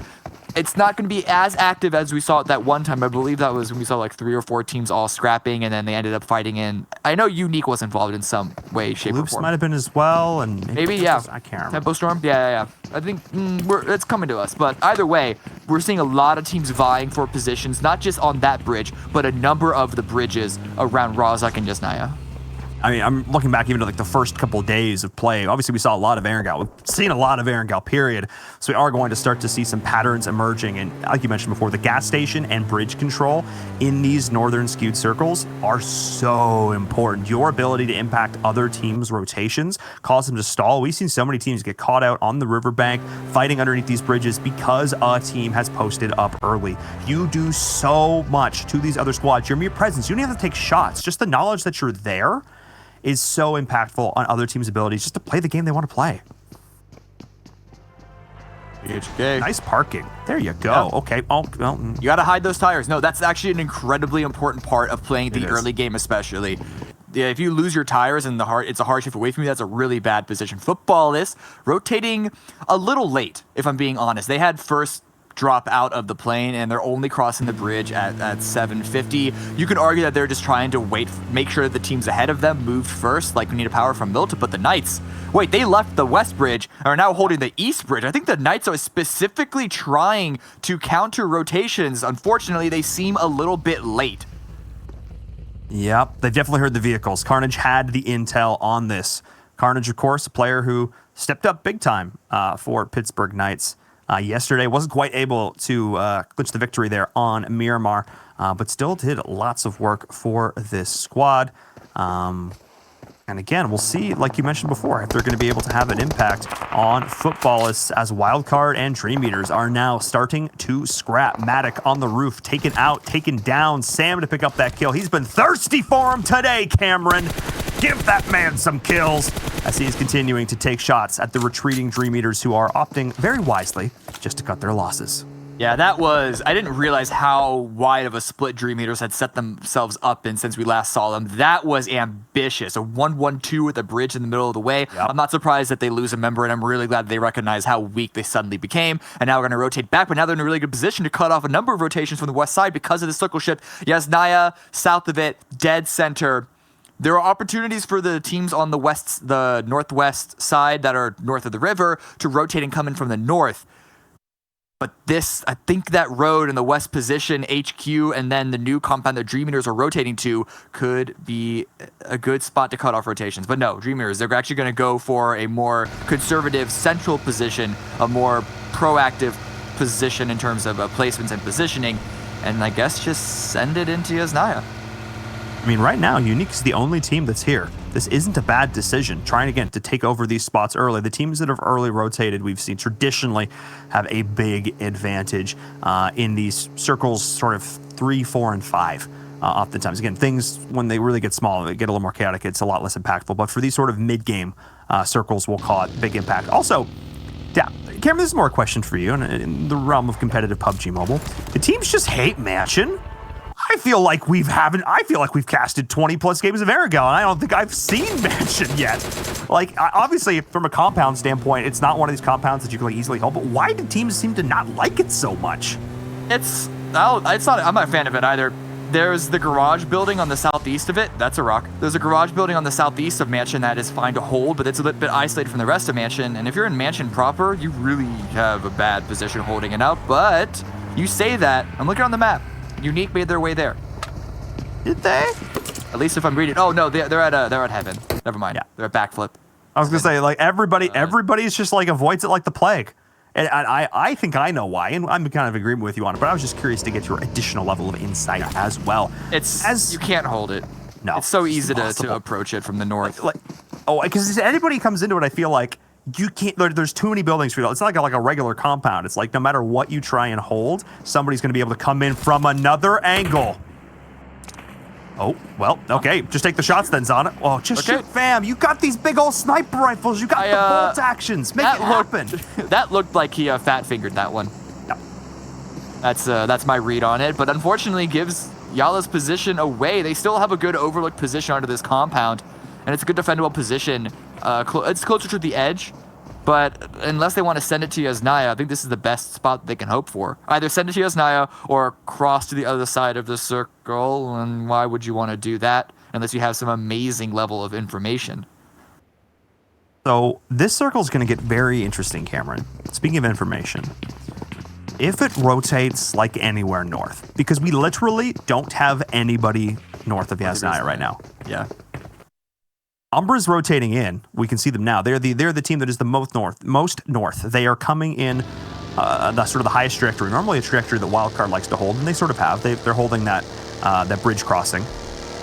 But this is very interesting if this next circle is going to rotate. We'll see how many teams are going to be forced to scramble in as that does happen. But a fight's breaking out also more towards the south. I believe I saw down in the kill feed involving the old B4 Esports. And yay, I saw bolt action in the kill feed, getting excited. And this is what I'm talking about. That's a wide open spot. Yep. If this is a north shift, oh boy. This area south of Yasnaya is... okay, never mind. Doesn't matter. It's not. Doesn't matter. And luckily enough, it also pulls away from the Yasnaya field. There's actual playable area in here, and Unique are in a great spot. Konita Power are in a great spot. KHK are also in a really, really good spot. And these are teams that need the love right now, that need this. Because at any given point, like C9 could just all of a sudden decide they want to play with their hands again. And all of a sudden, you've got a team that's dropping like 30 kill games, and it could just totally disrupt you, even though they're coming in with like whatever, how many, 20, not even 20 points into the day. You are not safe. You are never safe. The level of play is just too high. And that's why I like the fact that KHK put themselves, and a lot of these other teams have put themselves in a great spot. UDR Killers, HQ, they are all in the circle. They do not have to rotate at all if they don't want to. This is an interesting maneuver by footballers. They're actually going away from the circle, taking on top of prison. I have to guess that they're either interested at looping on the south, go to shelter. We can go back to that because it's actually going to be a bomb from Wildcard. Super aggressive again. Oh my goodness, I can't tell who was sending on to whom there.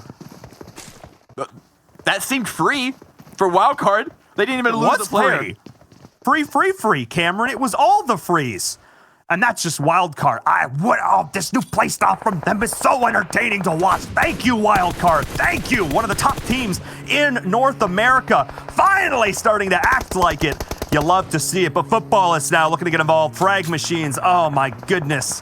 Not quite having a day right now. Another one of these squads that's vying for a spot in the Super Weekend. But footballists, now that they are on the server, are looking to, well, say no to that, to put it nicely. Yeah, like I said previously, they were positioning themselves in a way to get information and perhaps take a fight. I don't know if they knew that frag machines were there initially, but they did capitalize on the opportunity that they had.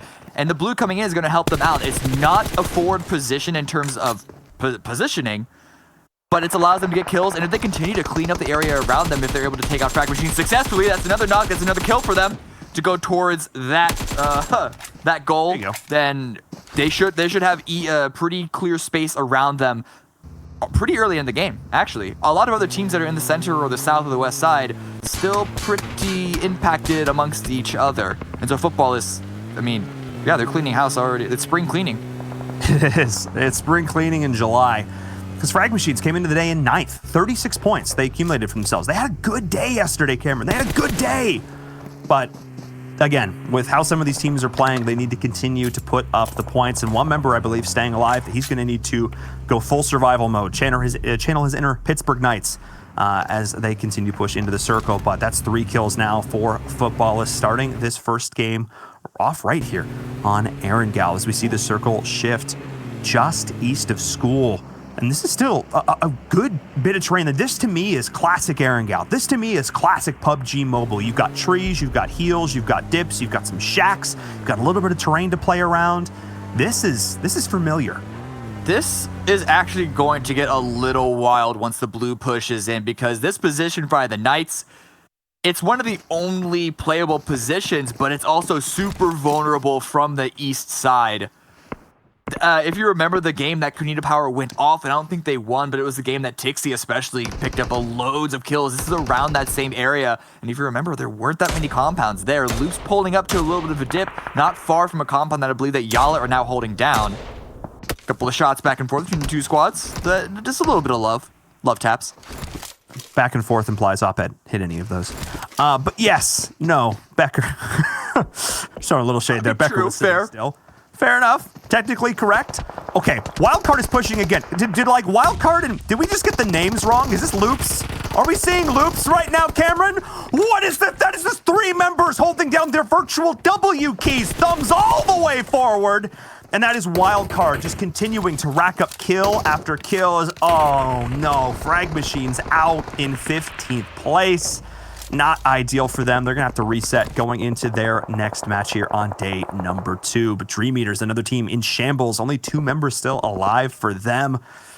Ursit's just trying to maintain some semblance of order as all these teams are fighting around him. And actually, that's Umbra just sending it. Hang on. Ooh, a little bit of information from the teams on the outskirts, but Vindex perhaps going a little bit too close, not aware of the actual angles that he was able to hold safely. Dodging grenades, Happy Feet jumping around, but it's going to be counter grenades coming out from Vindex to get the first knock against Unique. Both teams are very, very damaged, very, very wounded, and very, very much not in... I mean, they're in the circle just barely. Just barely. Just barely. Unique. Oh, Unique has the angle. But the angle is getting blown out from underneath them, or maybe it's just the vehicles. Halls is going in on the full set. He's going to try and run them over. What is that, Halls? Oh my goodness, through the smoke, through the fire and flames. Well, it's not the Unique who's going to carry on. It is Umbra picking up all of those kills. What is happening today? What is going on? Yeah, this is, I don't know if this is going to be a permanent thing, but it looks like PMWL West region just hit a new level of aggression. It's not just Loops who are pushing constantly onto other teams. A Wildcard, well, they're pushing in as well, but this one's a lot more difficult of one to do. Slicky is by himself. They lost Sam and Acer while we were watching the previous fight, and Spring still needs to approach, but barely Gonzo's going to win that engagement out. I think Wildcard's luck might have just run out. Gonzo. Another sick angle from Gonzo, the player from Canadian Power who's going to look and find that. No 3-kill game for them this time around. They getting involved. They getting feisty. But another team who we haven't had a chance to talk about because they didn't play in game number 1, of course, is B4 Esports. Lobbing them nades. Not able to connect on the KHK, but Maxon. You know, we talk about like Levi, we talk about Pedro, etc. I feel like Maxon doesn't get enough love because he's actually been holding it down for B4 Esports, Cameron. Yeah, it's another one of those really good sort of overall average solid rosters. It's one of the rosters that's very difficult to choose one specific player as the MVP. Because look, they're playing as a team. They're just pushing in all as once. They're just trying to clean out the final kill, and there's only one KHK member left to trying to hold down this compound. It's Octavian in a little bit of a sneaky position, but when you're rushed by 4 members, good luck. They knew exactly where he was too. There was no ifs, ands, or buts about it. No ifs, ands, or buts. Yeah, they had it dead to rights. Pinned up against the wall, putting a new definition to between a rock and a hard place. As we're seeing Footballists now, and Loops. Footballists actually lost a couple members in this, and Solke going down as well. The jump-shotting Fiend, and they are split. What happened to Footballists? Hang on a second. There's been so much action, I missed it. My assumption, the Western shift was not very friendly despite clearing out the area, despite taking out and pushing out frag machines. They still had not many other options other than just to drive through, and, well, rotation's not the hardest thing to punish, but Yala trying to punish, I believe that's UDR Killers. UDR Killers, who have really the only compound in the game in the circle. It's not the strongest of one, but I mean, you're not gonna snub your nose at the only hard cover left. No, you're certainly not. You're gonna hold it as long as you humanly can, but everyone's gonna have an eye on you. Let's say a big old target on your back, because the 2 North American hopes, basically the 2 North American hopes left in the server, are both down. Wildcard and Nova out of it here. That's all of them, yeah. Other than Pittsburgh Knights, sort of the last team standing. For the old NA Hope. We'll see how PK can do as the constant aggression finally, again, burnt out for a Wildcard, and even Nova as well. I believe Cat maybe killed himself with a car. Don't want to necessarily call that out, but that's something that could have happened. Just saying. I didn't see. That's all you. It's not on the kill feed. That's all on you. But look at where these teams are all playing. That just shows how little there is to actually play in the circle. There are a couple of rocks on the extremity, like they're in like a Coliseum stadium. They're in the stands, and it's a wide open, just flat ground in the middle. But nades, more nades coming up from B4 onto Konina's position. They all miss or bounce off. Oh, that bounced off the UAZ. That one's good though. That one's good though, Cameron. Hang on. As Dream Eaters are going down as well, the nades continuing to rain in onto Konina Power. B4 looking to continue to get involved. How many grenades do they have? That is the question. Rabdini taking damage from the flank. That is PK getting in on the action with the third party. As Axer and Gonzo are just snaking and trying to stay alive and just walking into grenades, crawling into grenades, hoping they have the utility to try and survive just a little bit longer, but they do not have the zone. Yeah, neither does B4. But they just have a couple more grenades they can land onto Konina Power. They then have a pretty open space. The problem is, what angles are they going to get shot from while they're trying to push into the circle? Because we saw the Knights deal some third-party damage. It's going to be Levi with the penultimate drop onto Konina Power. It is just Gonza remaining. They've seen the kill feed. Mixera pushing forward. More grenades, but the revive is coming through. B4 maybe would have wanted to go a little more aggressive. That one looks good. It's a re-knock. And again, it's just Gonzo left standing. They're trying to keep the smokes up. They're trying to keep their dreams alive. But B4, just on this position on the outside, they have the tree, they have the vehicles. They've been able to do so much work, but Loops getting involved, but two members are down. Carrillo, the two-time MVP with full HP, will need to step up as Becker is trying to play medic to keep his squad alive, but Football's on the flank. Lutz, the last man standing. However, if there was a member for Footballs that want to have alive during all this, Lutz would definitely be one of them, as he's got eyes on Loops, and he will not go down quietly, but Carrillo taking shots back. As Carrillo, the last man standing, whoever wins this gunfight between these two teams will have a huge impact on it. But no, the play zone actually denies it, but it was a third party from Yalla that keeps Loops in the fight just a little while longer. A little while longer. I don't know how much longer it's going to be, though, because the Blues push in on them, and they have no cover. They're not in the circle. They're going to run into either Umbra or into Yalla. Yalla, though, Lord, star player of this squad, trying to get some shots onto B4, who are slowly pushing in. They didn't want to push into Konina, but instead, it's still pushing into death. Lord, maybe stepping one. Lord and Pro Lord. Who will be the proest Lord? Find out here, right now, today in the PUBG Mobile World League West. And the answer may in fact be neither of them, as everybody's getting third party and Konina Power goes down. Bloops are continuing to try and push their way in. And I actually think Carrillo's got the right idea here. I think he's got the angle. He's got this little bit of high ground. But I think they heard him. Yalla Esports is aware. Finished off two members of Umbra. Now the only Umbra player is out in the blue, trying to heal Stim, trying to heal Raze as best as he can. It's just him and Mixera, though, in this engagement. Rio crawling forward. Is Yalla aware? Will Yalla be expecting it? And will they be expecting the two-time MVP? We're hunting wabbits. That's what Carrillo is thinking, but Zana has eyes. But Zana is taking damage. I don't know if Carrillo... Oh, yeah, he saw the movement. He saw the movement. And with Becker going down, they're really exposed right now. Carrillo's going to drop the only other bit of high... It's actually PRZ... Wait, from way out in the zone? Who? Huh? Win? What? Well, that's it. Two teams remaining. Don't know exactly what happened. It was milliseconds that decided placements 3 through 5. Now UDR Killers know what's up. They know who they're up against. And look at Nano send it. It doesn't even matter that he's not even sending it into the zone. He's sending it against Yalla. This is how you play. Bolt action. It lands. It's not a headshot, though. But there it is. The follow-up nade. Can the second one land too? 0 out in the blue. And I believe that's a nade kill to finish it off, so that's one more point. UDR Killers getting a win. 5 kills, not quite the record-setting 3 from Konina Power. But still, we've talked about them. UDR Killers performing a lot better trying to qualify into the final weekend. This is what we need to see from them, Cameron. You talked about it. You called it so early. They have the one compound. They have the last remaining structure in the circle, and they were able to hold it. I talked about the idea that they had a target on their back, but they weathered the storm. They were the rock. They were the lighthouse. They were the shining beacon in the middle of all of this chaos.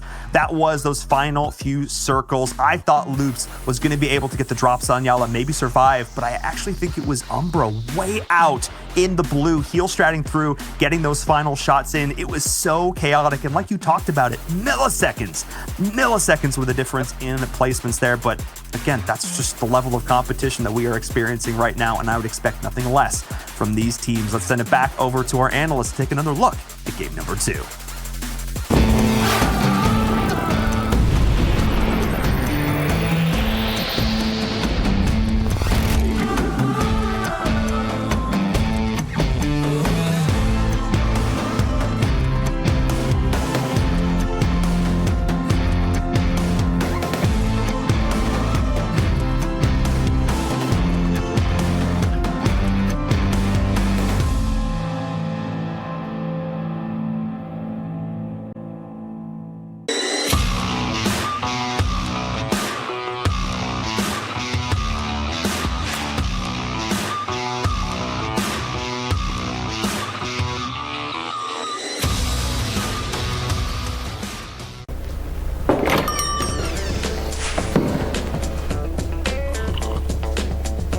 Where's that hot spring? It's right around the corner.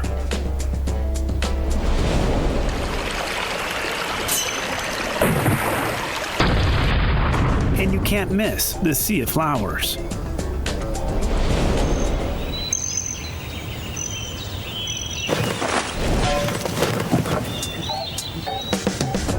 It looks really exciting. Why not have a try?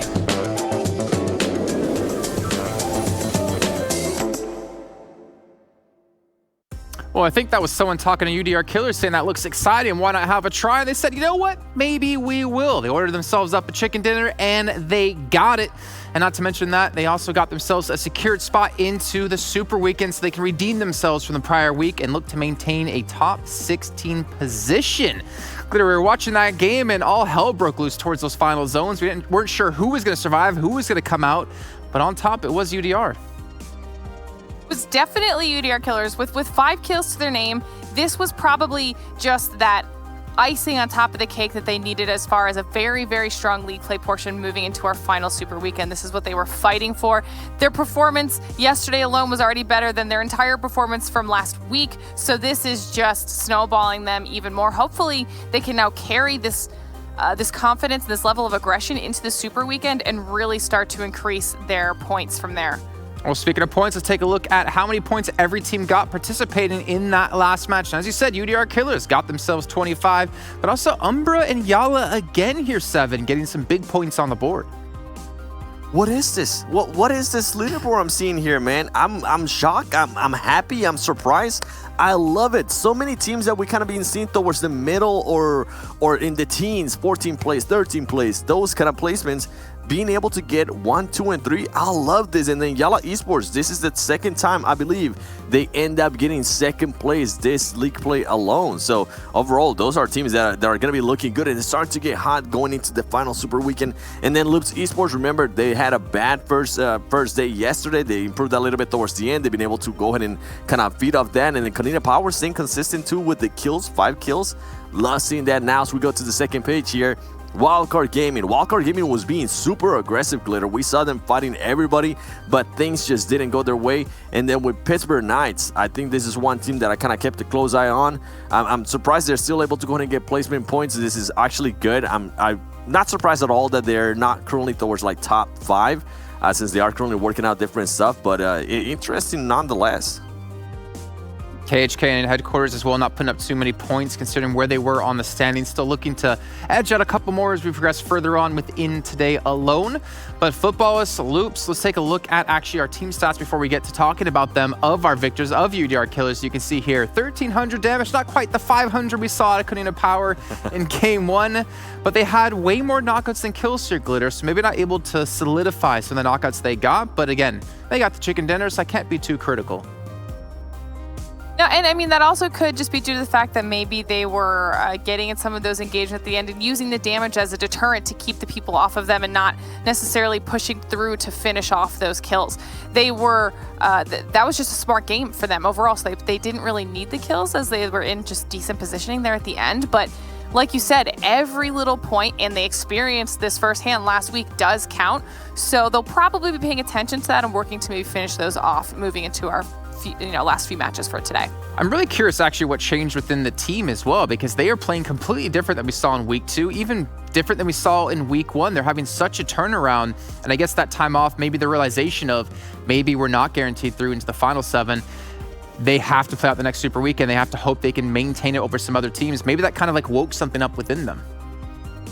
Yeah, maybe you're saying it. I 100% agree with you. Maybe it was the pressure of knowing that SWAT 69 could also qualify, and even though they didn't have a great performance there on their first week of Super Weekend, they could go back to the second Super Weekend that they would qualify to and pass them in points. And I think that pressure has just go ahead and make them do wonders here. I'm just so surprised, and I'm so happy for them to kind of get these performances, especially because I know this team has been putting out good performances too. They got a second place yesterday with 11 kills in Miramar, and they actually showed up and had a good performance as well in that previous game, not in regards to placing, but in kills alone, on continue to be aggressive. So I'm loving here what I'm seeing from UDR Killers. Well, we know pressure does create diamonds. I think we're going to take a look at our prediction scores here really quickly so we can see who scored well and who scored the best. And what a surprise. Mr. Kaplan himself, what a great guy he is. 13 points. I mean, a little bit too cocky here. Footballs, I mean, still had 9, had quite a few kills. And Wildcard, unfortunately, only with the 6. So it looks like the people that chose green teams came out supreme. Hell yeah.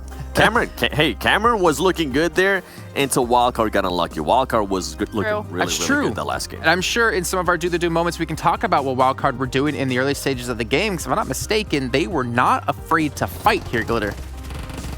Yeah, and I think that was something that the casters had touched on as well. Wildcard has almost fully changed their strategy. They're finally getting super aggressive. I think we watched them crash into at least 2 different teams and push for these engagements. This was actually a fight that Seven and I had been talking about early on with Nova versus Queso, where we thought Queso was going to be able to come out on top, and somehow Nova just kind of flips it on their head. And that was the first of the few crashes that we actually saw from Wildcard, where they were just kind of rushing teams and forcing these engagements. And it was actually working out really well for them for a good chunk of time, and then they just kind of got a little bit unlucky. However, this is the type of gameplay that I think we were looking for out of Wildcard. We've known that they're more than capable of doing it because they've done it before in the past, specifically in opening weekend, and then they just kind of got quiet from there. And I don't know what the changes, I don't know what they've done, what, conversations they've had with each other, but it's made a huge difference in their overall playstyle, Seven. Yeah, and I think for me, we have to, I know we're just going to go ahead and let the highlights run. I think I want to talk a little bit more about Wildcard. I think we have to go back and see their performances on the last performances on the past couple of days. Remember, this is something that we kind of kept notice on. Every single last match that they will play, they would just perform so much better than all the other maps. And something we were saying yesterday, well, hopefully whatever's going on there, they can go ahead and mirror that into the other matches. And I think they started to do that in the last game. They were able to get 10 kills. In this past game, they were able to get at least 4 kills, with I'm pretty sure it's going to be an insane amount of damage when we actually see it. So overall, I think I'm loving what I'm seeing from Wildcard as well, as we did see before. They're throwing grenades and making sure they were channeling their inner footballers in themselves, just throwing a bunch of nades, knocking people down. But overall, UDR Killers, just being able to take the fights to everybody, not being as scary in a way as we see them do before. And I think this is the main difference from this team.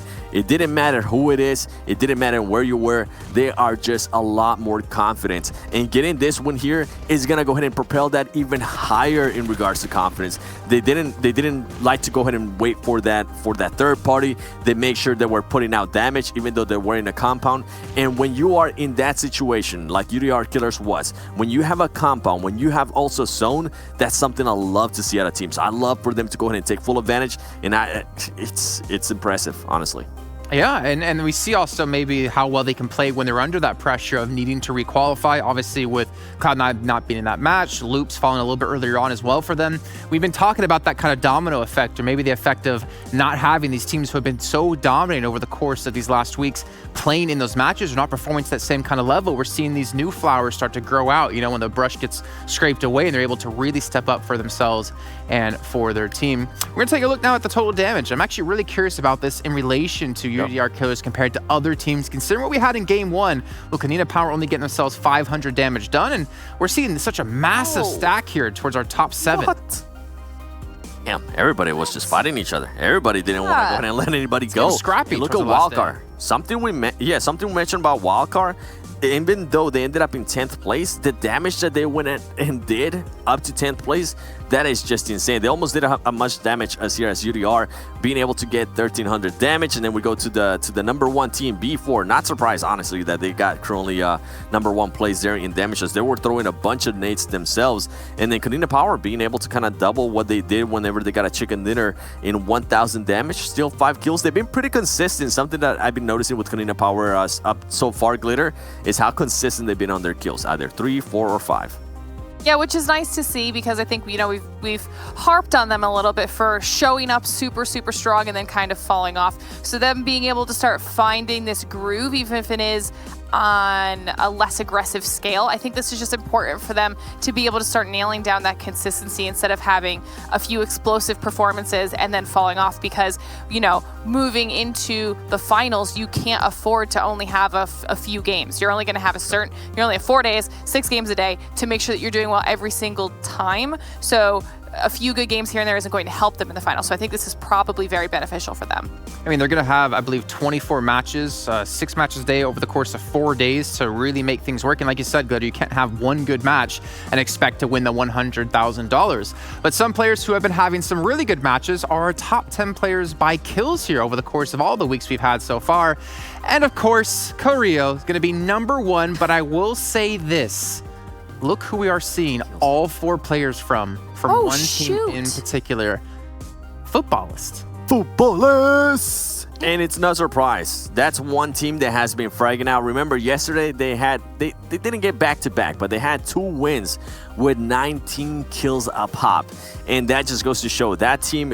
First of all, shout out to Solke, shout out to Lutz. Wait, what? They've been here pretty much the whole time. And then Lovazin and Raoum being able to step it up too, being able to go ahead and get themselves in this list. That is just that goes and speaks volumes out of them. What's up? Is that right? Look at Lutz, number 3. Look how many nade kills he has. Hey, I'm not surprised. I'm not surprised. Listen, I wanted a stat to see how many grenades alone yesterday they threw and how many kills they got yesterday, because remember, we always saw out of footballers yesterday was just grenades. So I am not surprised to see that man have 21 kills right there. That is, holy cow, that is quite a stat. I mean, yo, he has probably more nade kills than some players have kills total. He has more nade kills than probably some teams. Yeah, that's insane. Honestly, really well done for him so far. Let's take a look now at our overall stats and how things might have shifted up because of that last match with the UDR Killers getting a chicken dinner and getting a 2nd place here, Glitter. They are just absolute. This is what we wanted from them. You know, I think this is what they also needed, but they've bumped themselves up into 2nd place overall. Football still holding on strong in 1st place, but this is phenomenal for them. They've managed to start upping their kill points. They've managed to just be consistent across the board. And then now they're above the likes of Nova and Yala Esports, who we've just seen tons of consistency coming out of. I mean, that's just impressive. Pretty much the rest of the standings haven't shifted too much, but I feel like it's gotten to the point today where now the more important page is consistently this 2nd page here, because there's names we weren't expecting, 7. Oh yeah, and I think everybody knows which one we're talking about here, and it's gonna go to be Cloud9. Keep in mind they didn't get a chance to play that last game, so they hopefully they had that extra time to maybe collect themselves, say, hey, what's going on here? Why are we having this kind of performance and not in a way throw? I'm pretty sure this team is going to be able to come back, as they're going to be able to play the next Erangel after that. And then we do have Miramar coming up. So we've seen them also winning Miramar. That's what's crazy. But then now going to 16, 17, and 18th place, look how close they are in general. Look how close they are in kills too. Headquarters in 16th place, 24 points, 12 kills. KHK, 24 points, 10 kills. So what's currently dividing them is just their kills alone. I'd say let's be fair to Cloud9 as well. 1 chicken dinner and they can jump up from 20th place to about like 13th place. Because you can imagine you get a couple of kills as well. And when have we not seen them be able to take a chicken dinner across an entire day? So I don't want to say they're out just yet, but they definitely need to have, in their last 3 matches, some big games coming through. And we also have some big games in terms of our predictions, because it's coming time to the end of league play for us as well before we get into the finals. And we had 7 go first. I know 7 hasn't gone first. So 7, you get to go first this time. Yes, I did. Did you? Yo, yeah, I did. Glitter, did he go first? Your turn. Glitter. I don't Glitter. recall. I do not recall. Glitter, save me here. Go first. I can go first if you need me to go first. Yes, I do. Okay, well, we're going back onto Miramar, and I know that they've struggled on the first map, but they got a little bit better on our second match, so I'm hoping that this is really it for them. This time is when I'm picking Dream Eaters. Oh, damn. Okay. Jason? I mean, I didn't know you were the host here. 7, who do you got?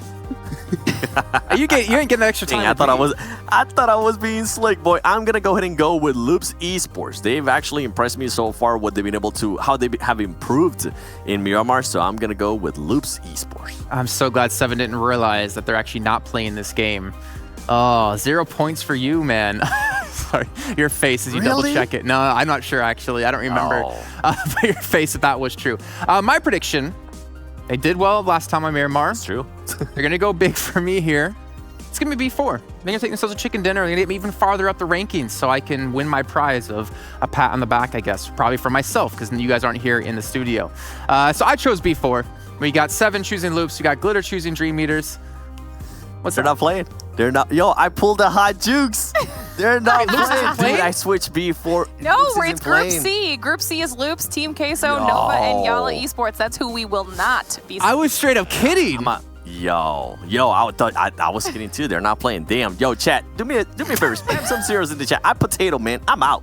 Tweet to him at the7WG with a picture of a goose egg, because that's what this man just got. We're going to get rid of you 2 for now. Maybe somebody take some time to make sure your last 2 picks of the day are going to be, of course, on playing in the matches. But before that, I guess we even have the Royal Pass Season 14, which has come into the game. If you guys haven't checked it out, you haven't seen what you're potentially missing out on, we're going to show you right now so you have an opportunity to still pick it up in the game.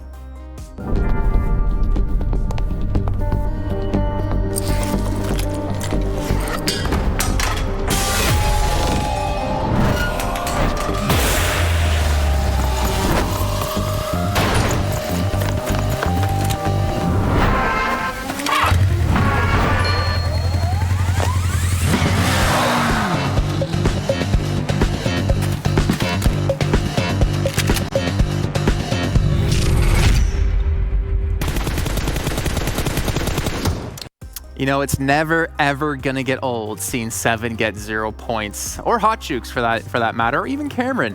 But I should be very careful because karma might come back to bite me in the butt, and I might do it myself, obviously, coming into the next days. But anyways, you guys at home who are watching, you can still tweet to us at Esports PubGM with the hashtag PMWL. If you want to get on the show, maybe you want to talk about anything, your favorite section, maybe you love the talent predictions, maybe you hate it, who knows, or maybe you want to support your favorite team, make sure you tweet on over to that location there on your screen. And I think it's time now to bring in our commentators for another time, since we obviously have to have commentators to have our match. Let's see who's going to be this time. Hot Jukes wearing the red shirt, which I thought you were going to go with yesterday, and Mustache Dave. Did you get a little bit of a tan? Yeah, I did. Thanks for noticing. You're out there praying on the beach. Come on, Cloud9, you can come back. Praying for you to finally notice me. And my prayers have been answered here today. So Dave, I have a little talking point with you that I just actually heard from our production crew. Apparently someone else here standing had Loops picked as well, and then tried to change it last second again. I'm not sure who that is. Maybe the man that's looking guilty on our screen right now. But we'll see if we allow it. I don't know. I don't know how it's going to go. I can't really talk to Dave about it because he wants to be commissioner and I'm kind of commissioner. But either way, Dave, we're going into If I was commissioner, I would allow an oopsie for 7. So with that being said, 2020, Dave for commissioner. So you're trying to buy votes. All right. I don't need to buy nothing. I'm just a nice guy. Okay, well, let's talk about, obviously, the importance of today, right? It's the last day of league play. There's still Cloud9. There's still SWAT 69 looking to get into a second super week for themselves. I'm sorry. What's happening with Cloud9? I'm sorry. I can't handle it anymore. Like, Cloud9 is freaking me out from start to finish here. I cannot believe that there's a possibility that they will not make it into Super Weekend. Well, okay, I'm sorry. Like, it's just like I can't hold it anymore. Like, what's going on? They need one chicken dinner and they're through. With just any amount of kills with Problem. that. And they're already through the league finals. Every other team knows that they need one chicken dinner. And that is what concerns me right there. Because at the end of the day, these teams know where Cloud9 likes to drop. And if they really wanted to, you could have 2 or 3 squads just kind of put that pressure on them and take them out early. So I'm really wondering what's going to happen. I'm super concerned right now. And I'm low-key, not low-key, I'm high-key freaking out. On that note, Low-key, high-key freaking out. when I interviewed Beowulf on Monday, he did say to me they were a little bit worried about getting their drop locations going into the World League from PMPL, and they did get every single one across the map. So maybe they're starting to be contested early on, which has forced them to adapt their styles. But I want to see if we're adapting our predictions here. Mr. Mustache Dave himself, you can check him out on Instagram and on Twitter. Who do you have for the first game of the day? I was messaging Monica that last game, you know, kind of talking to the team, getting a little insight, and they were at the pool. They were at the pool chilling because they had last game off. So with that chill factor, I'm going to count that into this game. They are prepared. So I got them. I got them for the chicken dinner here. Okay. All right. Well, let's see how they do. Tempo. They had a good finish yesterday. I mean, I picked them. They got themselves second place off the back of Tenza. All right, Hot Jukes, who is the team you would have liked to have predicted to win here? I would like to have picked Cloud9, but I already picked them in the first match, so unfortunately they didn't do too well there. But I'm going to go with Wildcard in this one. You know, I think Wildcard definitely, we've seen some spark of life in them. We saw them go off in Miramar before. What happened? I didn't have any say in this. Production made the final call, and you got an IDK. What? You got an IDK.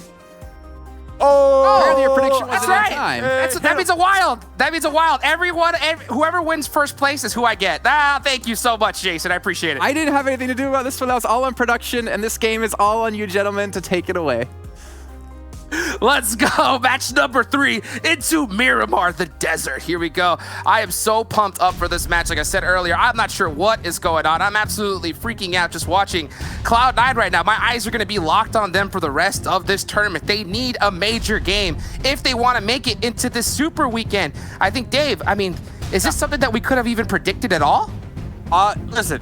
We got 3 more games. We got this game and then 2 more after this, Jukes. Okay, like Jason said, 1 chicken dinner. That's it. That's it. Obviously, you're looking back at the last 2 weeks. Yeah, Cloud9, I don't think anybody would have assumed that we'd be looking at them right now. I think, 5 games played with only 3 kills. So, I don't know. Maybe they need a battery check. They need a battery check. Maybe the batteries are running low and they got to juice it up. That's right. Speaking of anything, battery check. Everybody watching right now. Everybody watching right now. Check that battery because you're not going to want to miss any bit of these coming up games right now. So if it's low, plug it in, baby, because we're getting it going right now. You can see these teams, they're out the plane. They're flying right now to their respective locations and trying to figure out where this first circle is going to go, and it goes over to the northwest side.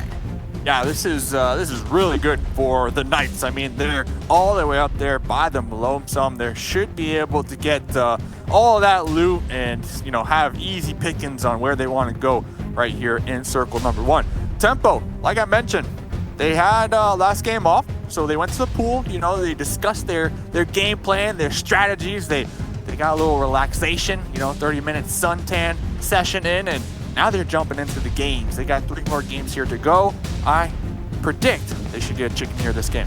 Well, they need one. They definitely need one. But one that definitely needs it above all is Cloud9. I mean, I know I've harped on this. I've been saying it since I got here, and that's really, that's the big thing. I mean, like, I think that it's hard to kind of, for me to just look at anything else because considering how they've played so far, I mean, I can't even imagine a Super Weekend without that squad. So if that does happen, talk about how that's just going to basically change the game for all these squads playing. I'm not gonna lie. I always message players. I messaged Bayo today. I got left on red. I got left on red. You see, the thing about Bayo, usually Bayo talks to me. Usually Bayo talks to me, but I got left on red, man. I mean, they're trying to get into it. I understand. They're trying to get into it. They're trying to get into the mindset. The pressure definitely building on right now. Nano, talk about pressure. Nano has a gun. No gun on Nano. So I agree why they remained in the dirt right there with that dress as Konita Powers drives by in that bus. Yeah, he's just laid down, just said, go ahead and sneak on by right here. I mean, that's a tough drop for that member of that team right there. So I wonder what Nano's going to do, if he's just going to try to get up now, try to find a different location. But yeah, I mean, the only thing about Bayo, okay, going back to that, when it comes to him, you have to have at least 9,000 clout points for him to respond to you. Usually I do, though. And usually you do. Usually you do. But the thing is that maybe because of their struggling, maybe he raised that limit to like 20,000 clout points. See, I don't got that. I don't got that. Yeah, it's unfortunate. It's unfortunate. Me neither. One day, the dream. One day, 20,000 clout points. So yeah, looking around, we saw Gonzo with the M16. I know that's a popular weapon here, especially on Miramar. A lot of these players like to put that bad boy on that single tap. I've been practicing the single tap myself, but with the AKM. The AKM, single tap, suppressor, and a 6x scope. I know that might sound, hopefully you didn't barf in your mouth, Jukes, but I mean, single tap, it's strong early game, man. It's like, it's a sniper. It's a sniper. It's a poor man's sniper. Without a doubt, without a doubt. And I can't lie, there's something about that suppressed AK that just sounds so good. You know, it just sounds so good, so satisfying every time you hit that little tap. And as far as these teams using M16s, I think it's definitely, I don't think it's their main choice. I think that the M4 Uzi seems to be the kind of meta across a lot of these squads here. But for long distance, if they can't find anything else, yeah, that M16 single tap, these squads are so good at being able to control that vertical recoil that they just make it sound like an automatic. Yeah, we got a little 1v1 going on right now. I saw Spring yesterday after that Win 94 play, posted a clip, but it was a clip from the stream, not a point of view. So we need the point of view, or else it didn't really happen. So Loka out here, headquarters, taking some shots. Sandro opting to not take this 1v1. Woo, catching some nice air right there. Yeah, 1v1s this early on, just not worth it. Not worth it. Yeah, not working at all. And you could just tell that right now they're just trying to get on out of there, find the rest of their squad, and get it going. And one thing I've definitely noticed is how the pace at the start of these matches has kind of slowed down as we're starting to end regular week play. And I just think that these teams have just finally realized, hey, you know what? It's just not worth getting taken out early and losing that 1 point. So I think we're starting to see these squads avoid early engagements and just kind of save the fighting for later. It's smart. It's smart. And I caught a glimpse of the map just a second ago. Talk about avoiding early engagements. Cloud9, they are wrapping all the way around near Campo Militar. They are going to be pulling into Oasis and trying to avoid everything at all costs. Talk about not avoiding. Carnage casually rolling uphill right there. He gone. Spotted immediately by Slicky. Yeah, tough break for Carnage right there on that rotation. It looks like Seven might get the revenge on a Sam. He misses it. Will he get it right now? Sam's running in the open uphill, trying to get that quick flick right there. Sam, and there it is, going to be connected on by J7. I mean, the trade, but not the thirst yet. Carnage was thirsted just a moment ago. Seven! Seven's got a great angle here. Yeah, connecting onto two of them. Not only that, J7 is separated from the squad mates right now. Yeah, he is separated, but he's in a prime location. All he has to do is focus on not getting knocked. I wonder, yeah, here comes Jagger and Acer with the Uzi. Oh, there's one. But the trade. Grenade. It's up to Sam. Sam's at 1 HP, and here comes Seven. This is a sloppy fight. Looks like Jagar is going to be getting the revive on the Raven. There goes Sam with the Uzi. Sam, yep, suppressed Uzi versus M4. That hit fire coming on out. Looked like Sam that's wildcard out. M16 at the end right there. Might have ran out of bullets or not enough time to reload. But yeah, I mean, they lost Carnage, but they won the battle. That was, when you said that was a sloppy fight, it's like almost both of those teams got kind of caught out. I think that was a perfect location for Seven to be in right there in that fight. And wow, that's wild card done. That's the team I predicted. That's one more point than the team that I first predicted. I mean, you picked I don't know this game, honestly. So that's I don't know how many points you're going to get. But yeah, that fight reminded me of throwing pasta at a wall and seeing if it sticks. You know, if it sticks, you know it's good to go. Looking on over here, Alpha Legends up here on the hills, going to be overlooking Footballers. Footballers having an insane day yesterday. An insane day. Going to be crossing that road, trying to get on into cover. Lutt's going to be immediately spotted.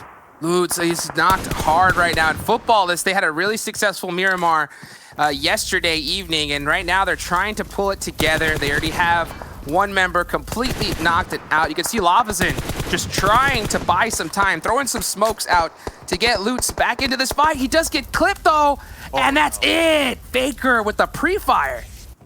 Yeah, I actually, I slid into some DMs. When it comes to footballish, you only need that 9,000 clout points. And Solke said that yesterday, finally, they're in their groove. Finally, they feel like they're in their groove, and they're playing up to that potential that they know that they can play to. And I'm looking forward to it. Their main objective, from what Solke said, is they want to be #1 after this Super Weekend coming up. So, hey, they got high hopes.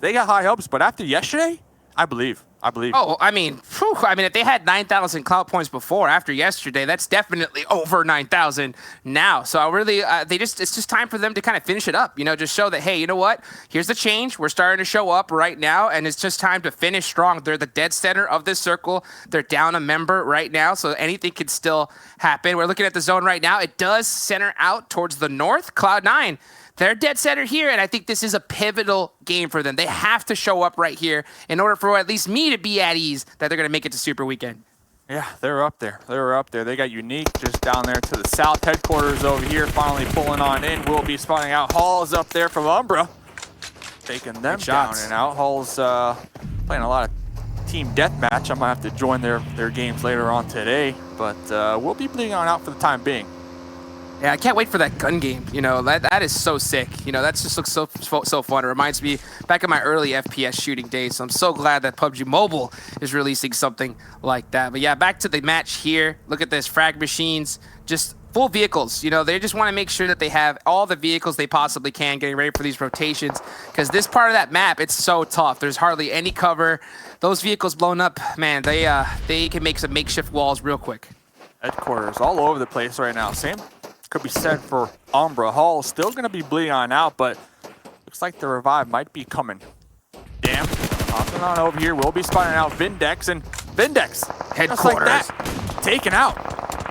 Miles with that 6x M4. Prolord trying to hit the shimmies, and he's not going anywhere right now. Headquarters, they've got Team Umbra locked in a corner right now.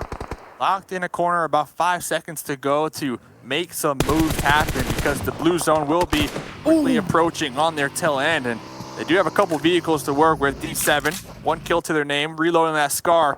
HP is really low, and here comes the blue zone. Yeah, and then here comes Andad ready to try to finish out Team Umbra. It's just PRZ all to his lonesome. He does get the heal off. He's going for this revive, and it looks like he might be able to make it in time here. This could be a big 2v1 opportunity for Umbra to come back. Here's it. Here's it. Gonna be pre-firing that barrel. There goes Perez. But remember, Halls was recently revived, trying to get the confirm. Only 9 bullets, only 1. No more bullets to go. The reload will be stopping them, but Halls taking out that support. The support from D7. Clutch. There goes Team Umbra. There goes Team Umbra right there. Really clutch plays, and it looks like it's still circle number 2. So I believe Headquarters should be able to get this revive off and back into the fight here in this rotation. But we're shifting on over to Tempo Storm. As look at HH24. He's got the Overwatch right now. And N7R from SWAT 69. I mean, talk about sticking baby in a corner. I mean, he's not going anywhere right now. Well, I mean, I wouldn't recommend sticking any babies in a corner, but yeah, if you're camping here, if you're trying to remain undetected, this bush, this wall, it's your best friend. This would be an insane nade opportunity. If they do spot him out, I really wonder if they'll be able to throw that down. And look at Rain. He's looking for that spot. He has to have some kind of idea that there's somebody here. Hey, Boofla. They're using him as bait right now, trying to bait him out for that revive, but there they go. Rain, point. Yeah, here we go. You can see it right now. These squads are just, you see Tempo just kind of just shimmying right now, looking for any kind of spot that they can. And by spot, I mean any kind of pixel spot. These guys are so good at being able to just spot out different enemies with the slightest little shift in movement. And man, they got you locked on right here. But speaking of locked on, wonder where this circle's going to lock on to. Where is it going to go? Mixzero, Maxin, Levi, Pedro, B4 in the blue. Separate. All over the place. All over the place. Next circle goes on up. A hard shift out there to the west as well. Yeah, and you can see right here, Pedro and Levi, they were headed in the rough direction now that this circle has shifted over to the west. So I wonder what their plan of attack is to really try to get into the zone, because look at all those teams that are gatekeeping them. Teams. We got Solke all the way up here. The very tip of this mountain. Going to be looking down. This is in the southern end of this new circle. SoulK does have a vehicle to work with if they want to reposition over here. Frag Machines pinned down, no kills. They lost Solomon really early on. KHK right underneath them as well. UDR, they've been having a pretty decent day. Looks like Sandro might have a little traffic jam with Outplay right here.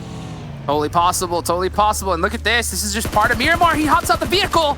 He's got the 4X scar, putting it onto Outplay. Oh, look at the bus. It is shipping all over the place. Still alive, though. Still alive in the blue. Made it. Metal to the metal is Outplay. Look at this. He's out of here. The bus, the tank of Miramar right here. The tank of Miramar. But Sandro is not going to be giving this one up. Still on the hunt. Opting to pull back, though, and regroup with the squad mates and reposition on into that new zone. Outplay has some meds to work with. This plan just might be crazy enough to work. I'll tell you what, his plan is survive. That's his only plan right now, as he's just trying to make it into the zone. I mean, bus, pedal to the metal, trying to make it in. That is just Miramar in a bubble right here. And you can see right now, Rain does spot out one of these players, I believe from B4. And he is just trying to get some vision. Looks like he's scouting right now for his next rotation. This is really smart. I really love to see this kind of play right here because it just ensures a little bit more security when you do these rotations. Because Miramar, one bad rotation, your whole team can be gone and out just like that. Only that one bad vehicle, flip running into a rock or a ditch. And talking about flips, Tensa. Oh, the tuck and roll, Tensa trying to get all those points on in here. Popping on out, 50% HP after that one. I mean, talk about timing. Oh, Spec! Will he survive? Jumps out. Mixera's got him locked down. Looks like he's getting the HH24 taking the book out of Tensa. That's his teammate right there. The main duo. Mixera, that grenade might be good right on above Spec's head. Spec right behind their vehicle. Their vehicle is going to be smoking, so a couple more shots could spell disaster for that vehicle explosion. Mixera looking to reposition, looking to catch another angle on the Spec. Spec healing on up right now in that smoke. HH popping on up to provide that support. Mixera coming in with another grenade here. That's the third one. Right behind the vehicle. Okay, blew it up. Out that vehicle. HH. Mixera got caught. Yeah, Mixera catching out HH right there is going to be huge for this B4 team to push up on tempo. They're really split up right now. It's just Spec and HH24. And look at his position. Spec stuck in that smoke, and B4 has a perfect just kind of wrap around 2v1 right here situation. Man, Spec's in a lot of trouble.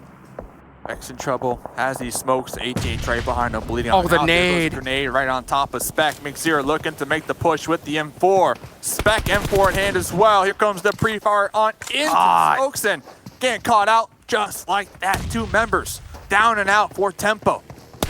Yeah, I'm not sure exactly what's going on right now with Tempo Storm as they really kind of separated, really caught out. It looks like Rain was on the rotation to try to help them, but it was already too far, too late. Those comms coming out. Rain hitting that U-turn back on over to Tensa, and just like that, Tempo is stuck now with a duo for the rest of the match. Stuck with a duo. We have 12 teams remaining. Looking good for Cloud9. You got all four up. You got all four up. That's all you can ask for. They will not have the next zone, though, so they are going to have to reposition. Next circle did go a little further out there to the west. Yeah, and you can see right now, Tempo got caught out. That's it. Tempo done. Out at 12th place right here. Tough break for Tempo Storm. Back to the pool. Back to the jacuzzi, boys. That was a great kills, though, for UDR Killers. They've been crushing it today. 2 kills. 2 kills onto UDR. UDR are going to be right next to Crater Fields, right on the edge, and they have a nice little position for the time being. Outplay, still alive out there on the mountain. Yeah, and you can see right here some plays coming out from Outplay, just trying to put some pre-fire. I'm not sure how those shots are going to really hit from that range. Oh, yeah, it looks like he is trying to blow up that vehicle as they're still out of circle right now. So they're giving that information to UDR Killers, and I wonder exactly where Frag Machine is looking to rotate onto from here. Yeah, a little toxic right there from Outplay. I know they were being shot earlier on and forced to do that wide rotate. Cloud9 over here trying to clear these buildings. It is going to be okay. It's going to be safe for the time being. And some of you guys that may be watching may be thinking, oh, Cloud9, because they're doing so, rough this so far, they may be thinking that, okay, maybe they're playing this a little bit more passive than normal. At the end of the day, though, I think this is Cloud9. This is why they've been so strong. They are able to play it passive pretty from start to finish, until the time comes for them to turn on the aggression, and they turn it on hard. Right now, I'm really concerned if maybe because of their point deficit right now, if they're deciding to kind of change their play style. And sometimes that works, sometimes it doesn't. So really interested to see how that plays out. Might be the last member alive for SWAT 69. This is like the 3rd time we've seen them this game, just kind of pinned down by themselves. Soulk with that quick little tap from the AKM. Getting another point on the board. Footballist 5 kills so far. SWAT 69 out. Yeah, SWAT 69. They've just been really having a tough time adapting to these squads here in the World League thus far. I think their results just kind of attest to that statement. But, you know, hopefully they're able to kind of just use this as a really good, solid learning experience and just get better over time. Checking out this circle, Dream Eaters in the middle. They got 2 crates to work with. If they are brave enough to go ahead and loot those, Footballists will be overlooking them for the most part. Everybody has a nice little buffer zone around them for the time being. Yeah, next circle goes on up. This is really good for the Knights. This is really good for Footballists. That's right. The game has officially changed right here. This is a tough rotation for a lot of these teams, except for, of course, Dream Eaters, Footballists, and PK, who are now in a pretty good, solid position for the rest of this match. All the rest of these teams have to push into them. And look at this area. There's not a lot of, there's tons of little, little buildings and little deficits here. But man, this is going to be a tough one to be able to rotate into. Like Footballists are trying to set up some type of Charlotte's Web trap down there, and B4 might be making the push on into them. This is a long fight that has been on the cusp of erupting. Headquarters currently going to be tossing out some grenades right on into the compound where Cloud9 are trying to remain alive here. Beowulf recently revived. Loka trying to get that off angle, trying to catch him off guard. Cloud9 kind of separated, 2-2 split going on right now. 2-2 split. I wonder if that's just them just trying to go for placement points right here. We don't really see them utilize this strat too often. And yeah, you just see Beo and Uneven. They're completely stuck out. Here comes the smoke wall from Beowulf, really smart, trying to make it on over to his team, but he's being gatekept from Pittsburgh Knights really hard right now.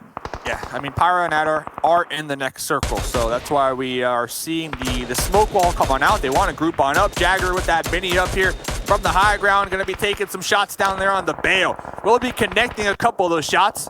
Looks like Uneven was able to make it on across that road, and I think Bale is just going to be bleeding on out right now. Headquarters. Look at that. Headquarters and Unique. Bayo take it down. That's always a devastating loss for Cloud9. It looks like they are able to make it to each other, though. At least have a 3-man squad going into the rest of this match. There goes B4, down and out in 10th place. Cloud9 has a really good, solid position, even though as a 3-man, they can still get a dub. But look at this, Konina Power and Frag Machines getting into it. 2 down for Konina Powers right now. Tixie cooking this grenade, cooking. One nice toss could be it for Hermudian Freak. Gonna be tossing that right on over, inflicting some damage. Looks like Gonzo able to pull on up and attempt to provide that support, but was quickly taken down and out. Tixie with the trade, with the barrel. Can he do it? Reloading, only 10 more bullets in the mag left. Outplay with the Scar. It's a 1v1. Tixie. Get the heal off. Healing up. Okay, got the heal off. Outplay, popping into the buggy, saying see you later. Outplay tried to avoid being thirsty right now. Tixie popping on up, making sure to secure these points. Yeah, Frag tried to outplay Tixie in that situation, but I doesn't think that was the best strategy as he does get caught out and finished. And yeah, it's up to Tixie right now to survive for Konina Power. Moving on over to Dream Eaters versus UDR Killers. UDR been crushing it so far, running a 3-man squad. Oh, look at these Molotovs right near them, Dave. Yeah, these mollies are really good. It is going to be separating UDR just a little bit. Matic does have this rock, this big giant boulder to work with, but these grenades are going to be splashing on top of Matic, chunking them down, and there goes Matic to Ulysses. The grenade will be connected on, and 3 up right now for Dream Eaters as they are currently trying to defend their spot, defend their terrain. UDR feeling confident, making the push right now. UDR just kind of using their grenades to their advantage. You can see Ulysses with that AK unable to connect onto Verset. Switches to the M4 and does able to get a little bit of damage off. Not the finish though. UDR now have to press into the circle as it starts to close in the next 3 seconds. Toffee's setting up shop right here. Setting up shop with that Uzi, ready to pop on up. Will be giving away their position. Did not get the initial knock right there. The much needed knock in. UDR, Nano in the buggy. Going to be pushing up just a little further. Right on over that ledge. You got Dream Eaters awaiting you. Here they come, and they're coming in hard right now. Dream Eaters Toffee's getting caught from behind. Oh! Konia Powers trying to third party this fight. Trying to get some additional points before getting taken down and out. 7 kills onto UDR. UDR are just slaying it right now. Toffee's still gonna be alive. Putting in some footwork, able to hit the dirt. Still be alive to heal on up and fight another fight. Wow, can't believe he actually made it out of that one alive. It looks like he was done and out, but he hit the shimmy, the jukes really hard, hits the laydown, does make it, but now Ulysses, he's got this perfect angle from behind. Does he spot out Toffee's behind that bush? He does! Spotted! There's the one! One more, first set. First set. First. All right, first set will be taking some shots. So Ulysses, yeah, locked and loaded, knows exactly where Verset is. But look at this, you got the Knights from behind. Trying to third party this one. They got football that's currently on lockdown in these smokes. So it's going to be interesting to see who comes out on top. The Knights are going to be shredding Soul K right there in those smokes. And here comes J7 making the push with the Uzi. Wrong with the hip fire. Not able to connect and save the day for Football List. Romwood had 1 HP right there, and he just lost that 1v1. Not really much you could do with that. There goes Verset from Dream Eaters. Ulysses, he's stuck out in the blue zone right now, healing up. He does catch one from headquarters from the smash from behind. Oh, the turn. Hey, respect. Hey, go out with a bang, and that's exactly what he did right there. But here comes Uneven. Oh, this could be the game right here for Cloud9 as they're still in this match. They already secured top 3 position right here. So at the end of the day, this is going to be some massive points on the board for them. It's a pretty much even fight, though. Jagger with a great angle, though. Jagger has been just shooting this many on top of Cloud9 for the past couple minutes here. And Cloud9, like you said, this could be their game. They have 3 up. No kills so far, but you know what? They're in a top 3 position right now when it comes to placement points. Headquarters and the Knights. Top 3 situation. Can Cloud9 get it done? They need the chicken dinner, I think, to really feel comfortable going in for the rest of the day. Headquarters turning around right now, trying to find another angle, trying to find a spot into this zone.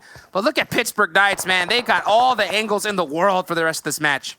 A very interesting reposition from D7, using this buggy to try to catch another angle, but it does look like that play was going to be recognized by the Knights all the way up there on the high ground, currently taking shots onto D7. They might opt to just blow up this vehicle, get that vehicle explosion.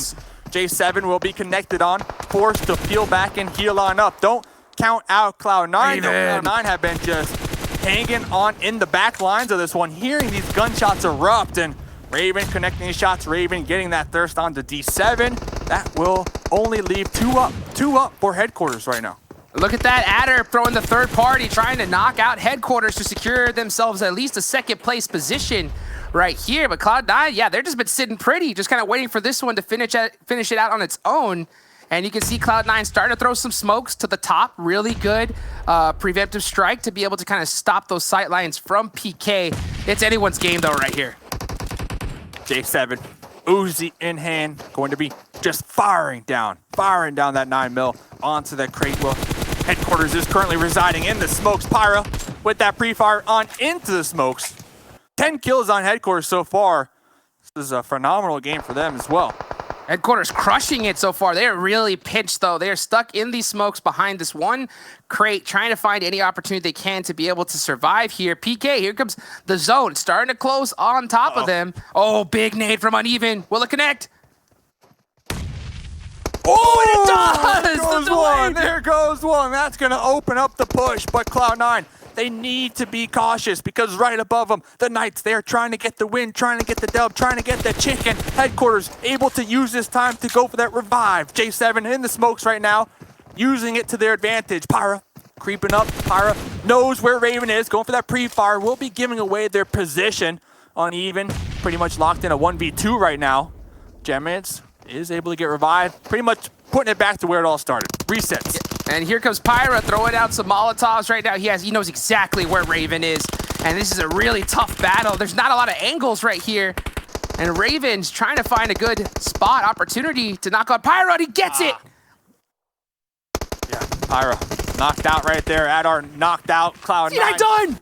eliminated, going out in third place, and here comes the instant push from headquarters. It's a 2v3. Jagger going to be popping on over this ledge, trying to get the win on Pittsburgh Knights for the Knights, and they're able to get the chicken here on Miramar. A huge chicken dinner indeed, one that they needed drastically right here. I know that's going to be a big momentum shifter for them, especially considering now that they have a new player playing for them right there. Really proud of Pittsburgh Knights to be able to get it done here in match number 3. Yeah, and headquarters, second place. They got a bunch of kills. I know a lot of us have been kind of harping on how Cloud9, their performance has been here today. That third place, I gotta say, a confidence boost in the right direction here. I think that they needed to get at least a third place in this match to definitely feel at least a little bit more breathing room going into the rest of the day here, because there's only 2 matches left to go. They got to make sure they make it into the top 16. So this kind of points is going to be huge for them, especially considering the deficit that they already have. But man, what a game. What a game. Hopefully Tempo Storm, I know I picked them to get that dub this game. Hopefully they can reset after getting picked apart on their rotate. That's going to be Miramar here, Hot Jukes. Whew, what a match indeed. Can't wait, of course, to see what the desk has to say with it. We'll find out after this quick word from our sponsors, Qualcomm Snapdragon. Let's go.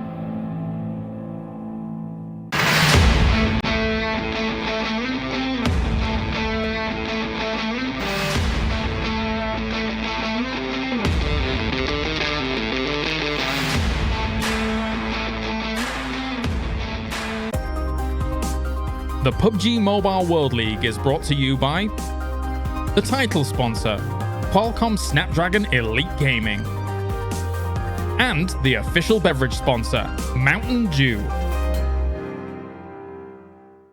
Well, a team that's been relatively quiet coming in to this week has finally shown up with a chicken dinner for themselves. Pittsburgh Knights, well done by them to get themselves the high ground position and, of course, the victory under their belt. But we did see some life coming back in out of a team named Cloud9, though not as many kills as I think we were hoping for, or they were hoping for out there. But that is a good idea. If they are playing with their feet, hey, third place isn't bad. And for me, one thing that I'm actually going to go ahead and point out is that Cloud9 was trying to catch up teams that were in 16th place and 15th place in headquarters and in Pittsburgh Knights. Well, guess what? Pittsburgh Knights came out with the win. Headquarters came out with the second place, and on top of that, 10 kills. So they're going to make it a little bit harder to go ahead and catch up to that 16th place. And I wouldn't be surprised, even though Cloud9 ended up with the third place there, if they're still off the top 16. Well, let's take a look at the map scores from that last one. 70 points were accumulated from all the teams, and Pittsburgh Knights get themselves the 13 kills on top of that chicken dinner with 33 points, Glitter. Yeah, that, and you know, I think we were kind of hoping Pittsburgh Knights would do something big. We've seen them middling a lot during all of the league play portions. So this was very, very strong performance for them, especially with the switch-ups that they've had to deal with. But headquarters, this was a freaking game for them. They haven't really done too much in any of our league play portions, and now out of nowhere they just come in with a 10-kill second place game. This is massive for that team. UDR Killers being consistent yet again with 8 kills, 8 placement points. Football is coming in with points that they probably don't even need at this point. The fact that Cloud9 at least is in the top 8, I guess, is good for them, but it's all placement points. They only have 1 kill, and they, kind of just played super passively the entire time to get there, 7. Yeah, that's right. And as we're going here to the second pitch, Alpha Legends being able to get 6 points. Then we have B4, one that we actually saw get into a fight with Tempo Storm. They ended up with 4 points themselves. And to a bit of a surprise there, Umbra, after having such good games, they only ended up with 1 point. And whoever's breathing on their mic, please stop it because it sounds freaking weird. No, it's definitely weird indeed, not only with the breathing the microphone, but of course, as we're seeing here on the standings. The thing is, Cloud9 having a better game is good, but the fact is headquarters, who's above them, had a good game, a better game as well. So it really kind of messes with things overall of how things are really going to break down for them when we do get to overalls. But before that, we got to take a look at a little bit more of a breakdown for PK as they sweep themselves that last match and see how much damage they got done. 2,000. All right, so not bad damage. And honestly, this has, I think, been their best performance of a match they've had since the loss of Sixless. It has been, and J7 will actually ended up getting 5 kills, 800 damage. I'm currently looking at the stats here, and one of the players that they added to go ahead and replace Sixless was Jagger. Jagger ended up with 4 kills and 546 damage, so it's so great to go ahead and see a player like that coming in as a sub because Sixless ended up getting banned. For him to be able to get those kills, and keep in mind, this is one team that I was saying over and over again, they're more than likely going to be trying out different stuff. They're going to be trying out new rotations. They're going to be getting comfortable once again with J7 being the IGL, and it's working out for them, being able to get that win. And also they played that so well, taking the height advantage and also being so patient with Cloud9 pushing up on them when they had to actually push out of that height advantage. Yeah, and we'll actually take a look at that and probably some more moments in our do moments from that last match. And as you said before, you know, the high ground position they played from was phenomenal. Cloud9 tried to flank around against them. Obviously didn't work out too well in the end, but still we saw some really wacky and crazy plays, especially when it came to the vehicles, Glitter.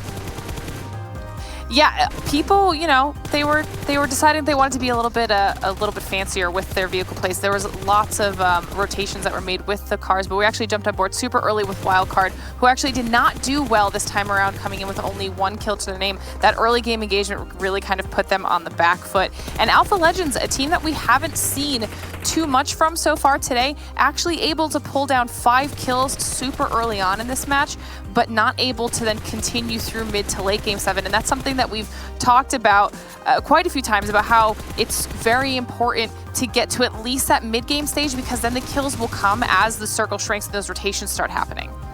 Yeah, with Alpha Legends, remember that had that team as my gatekeeper team, and then he switched to Umbra. So it's interesting that they haven't been able to do as I would like them to do, to perform as I would expect them to do. But at least being able to get 5 kills, honestly, not bad on their end. And I know this is one fight that we're going to be breaking down a little bit later with B4 going up against Temple Storm. Some of the players there from Temple were a little bit.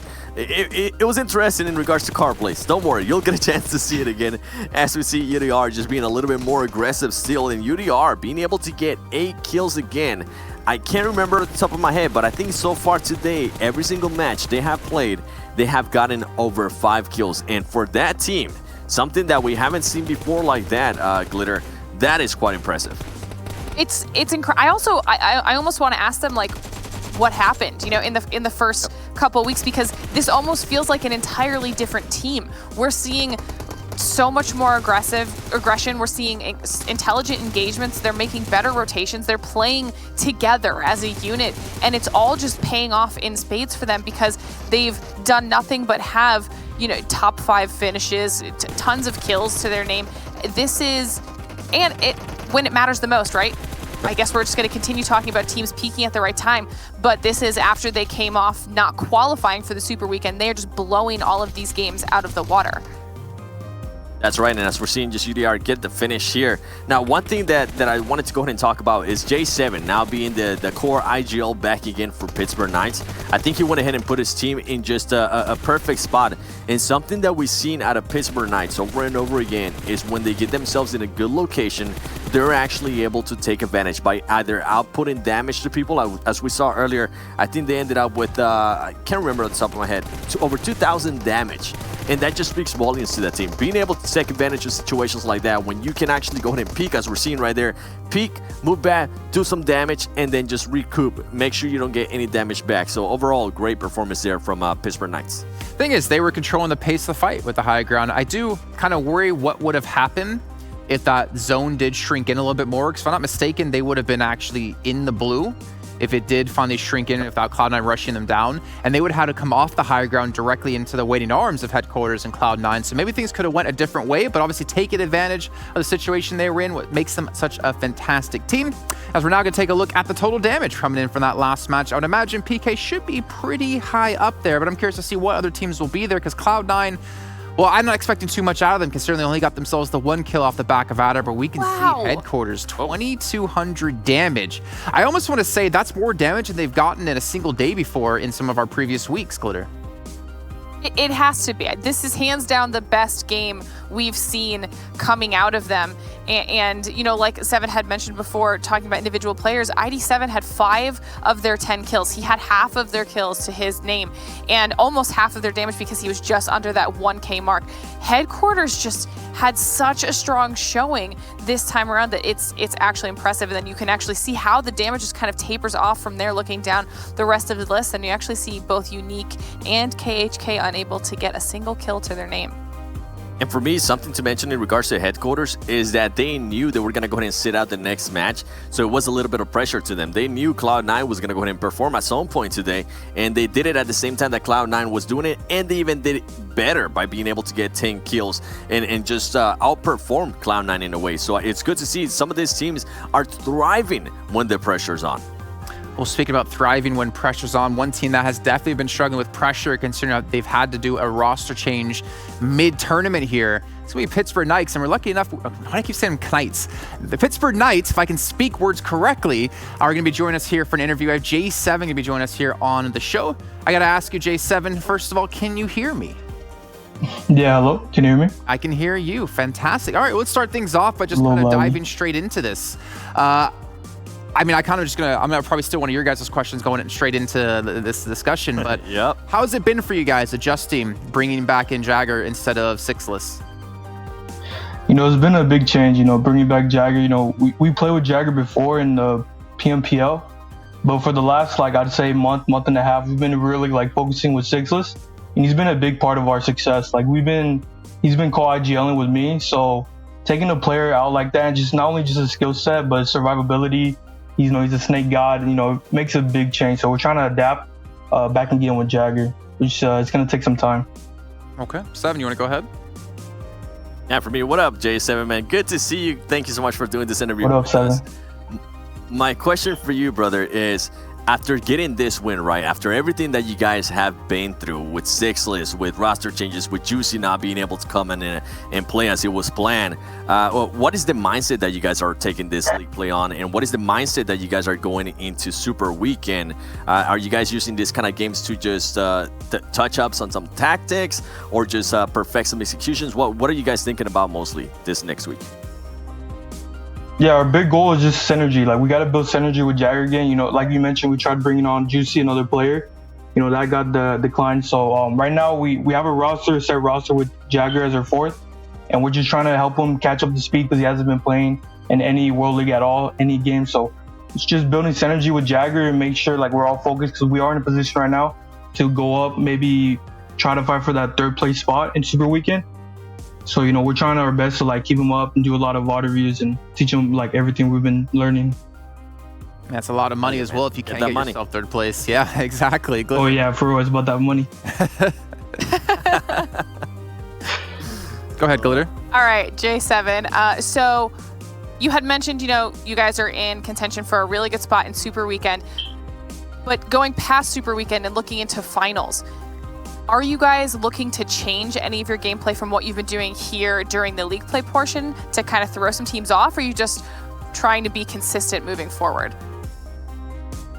Yeah, right now we're just trying to find our, like, identity. I feel like sometimes we struggle to find our identity. Like, if we're an aggressive team, we're like a passive team, especially with Jagger now. So I think we're gonna try to work on more being aggressive, and hopefully by the time the final comes around, like, we'll put these new stats to work. So yeah, I think the big thing is identity. So by the time, hopefully when final comes, like, we'll be prepared and set. Okay, well, I do actually have one more question for you, J7. With Sixless being gone, and you mentioned it yourself, he was co-IGLing with you. In a way that kind of puts more pressure on your shoulders, right? Is anybody else now stepping up to maybe co-IGL with you, or are you just being the sole IGL of the team? No, definitely. Carnage is stepping up big time. You know, Carnage is very vocal. He's a very loud person. So him co-IGLing, like, actually, you know, he has different benefits. You know, some miscommunications happen, but, you know, he's learning really good. So definitely Carnage has been stepping up for that role. Awesome. Okay, cool. Before you do go, I want to give you a chance to give a shout out to anyone out there, any friends, family, any teammates who have been supporting you throughout these last weeks. Just to all the PK fans. I know there's not many, but to all the loyal PK fans that, you know, stuck with us through all these hard times, Just want to appreciate all you guys, and then shout out to all my family members that are watching. If you guys are watching right now, so. All right, well, J7, thank you very much for taking your time, and obviously congratulations on getting that chicken dinner in the last game. Can't wait to see how you guys end off here in the league play. Yep, thank you. Thank you. All right, cool, good stuff. What an awesome interview, man. Yeah, it was. I mean, it was. I love when obviously- people do good interviews. It's tough to talk about, obviously, the loss of a teammate coming into this and how you have to adapt, and no excuses were made for him. He just said, yeah, well, we just got to play better with Jagger. We got to get him caught up to date, do some VODs. I mean, that was a man of focus and a man of knowing what needs to be done to get the job completed. I love that. I love hearing that. Indeed, and I think moving on from there, I think we have something coming up that we've been looking to see. The fight between B4 and Tempo Storm as we go towards the telestration. And I know you probably wanted to go ahead and take on this one, Glitter, to the start. And just to mention, for anybody watching, I want you to go ahead and keep an eye out towards this guy, Tensa, because he went on a ride. Listen, this is a little bit about what Jace was talking about there. Some crazy car action for Tensa coming off of that ridge. And you see both Tensa and Rain currently ahead of the pack in vehicles, and you see in the back there HH and Spec. Now, Mixera sees all of these cars making the rotation past him and is able to get some damage down onto Spec. Once he realizes that, once HH realizes, or Rain realizes that Spec is alone and taking this fight with Mixera, that's when things start to get a little bit shaken up and the teams start engaging in a really, really good fight here, 7. Yeah, and for me, what was interesting that we saw, I believe that's HH24 right there, we saw him come back, but the other players in Tensa and Ray, they kind of just kept on going, right? Especially Tensa after flipping his car like that. I think he wanted to maybe go back into a compound, heal up again, because he did end up losing some health to that. And I think that was maybe a huge mistake. But in regards to that, I think at one point B4 was just so maybe a scare that Tempo, the other players from Tempo, was going to go ahead and rush in, that they played this very passive. And something that I've been seeing more out of B4, remember I even said it earlier, is they're channeling their inner footballers by just throwing a bunch of nades, trying to find the right time to go ahead and actually peak. And something that I would have loved here, I would have loved for their teammates to just kind of come back or support him, or if not, and I'm pretty sure everything is just so fast, everything happens in a split second, that they were probably talking back and forth to each other. And I do wonder why that team, why the rest of Tempo Storm just decided not to go ahead and push forward. And as we're going to see, B4 just being able to go ahead and win that gunfight. Just overall interesting actions, I guess you could say, there from certain teams. And you can see there Rain trying to maybe go ahead and Rain was thinking about it. He was saying, okay, maybe I should go ahead and push back. And at the end, he was like, yo, you know what? Let me just go back with Tensa. Let's see, maybe we can get some more placement points. That seems unfortunate for Tempo as well, considering just that one player who kind of got caught, Spec. I mean, he had his car to his side. If he was able to keep running, if I think it was Mixera doesn't get the down on Tim, or at least keep him in that location, they probably would have had all 4 players escape and would have had, a much stronger later stage of the game. But that's what can happen when you have that one mistake, that one miscommunication, being left alone while the rest of his teammates go off and do their own thing. But we do also now to take a look at our top players. I think we're going to see for not necessarily the first time, but even the second time. Oh, wow. I was almost going to expect to see all 4 PK players being up there, considering I saw 3 pop up right away. But ID7 coming in from headquarters, most damage done and 5 kills. Not too bad here. I think it's one of the few times we've seen this many players from one team on our top 4 players of a match, Glitter. Yeah, this is really, really impressive for PK at least. I think we may have seen a few footballist and loops combos where they've had a decent amount of players up here as well, but I'm mostly impressed with ID7. I had mentioned him earlier for headquarters, putting out such a strong performance for them, since he had 5 of their 10 kills and almost 1k of their 2k damage, right? This is a performance and a half coming out of the headquarters squad as a whole, specifically ID7. Yeah, and for me, I think we have to go ahead and mention ID7. All his 5 kills came from steals. He didn't end up knocking one single player. So it seems like he might have been the scout and he was just aware of every gunfight. That's why he has so much damage right now, as he was just looking to go ahead and see where he could steal kills. So overall, great gameplay there by ID7. I think that might be the first time in PMWL West Season 0 that we see a player get all of his kills by stealing them. Nice. You know what? We got ID7. We got J7.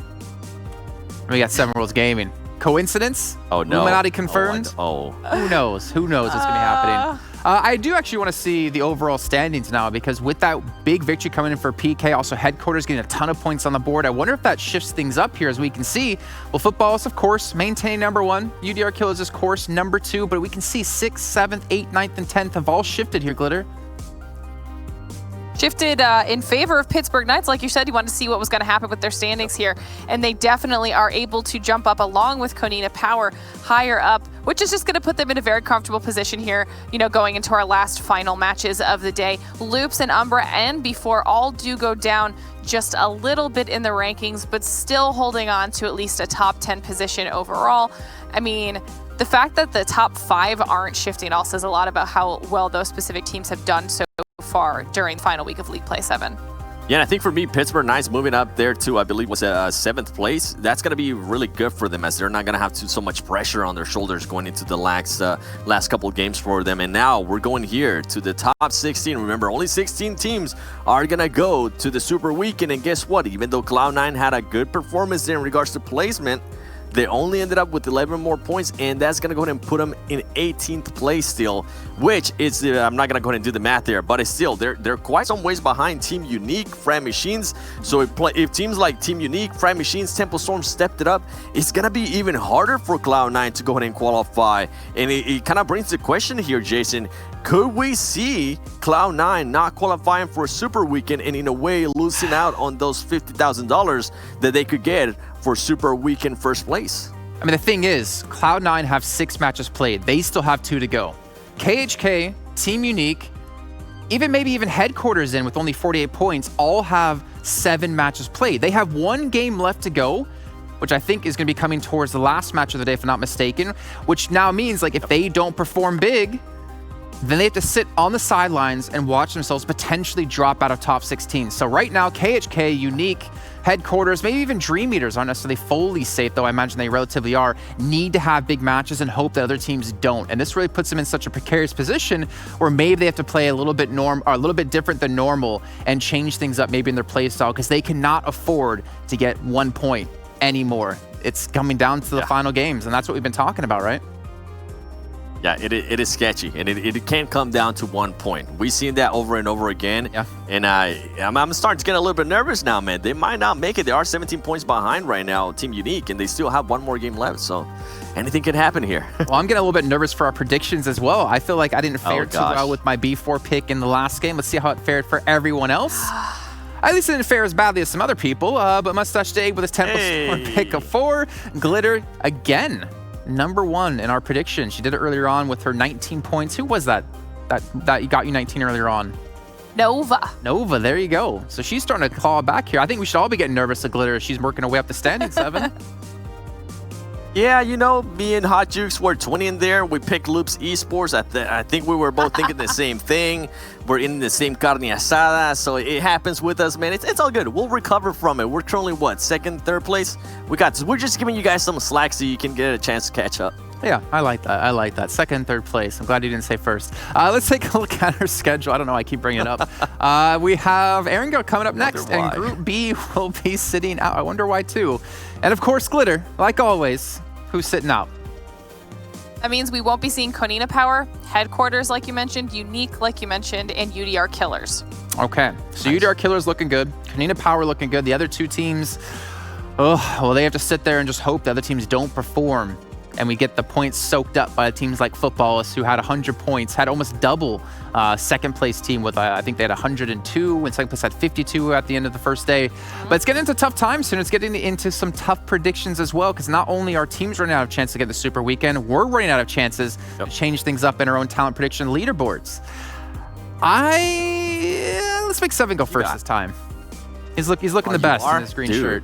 Yo, I don't even remember who I picked. I'm trying to think. I thought it was Konina Power, I think. Miramar.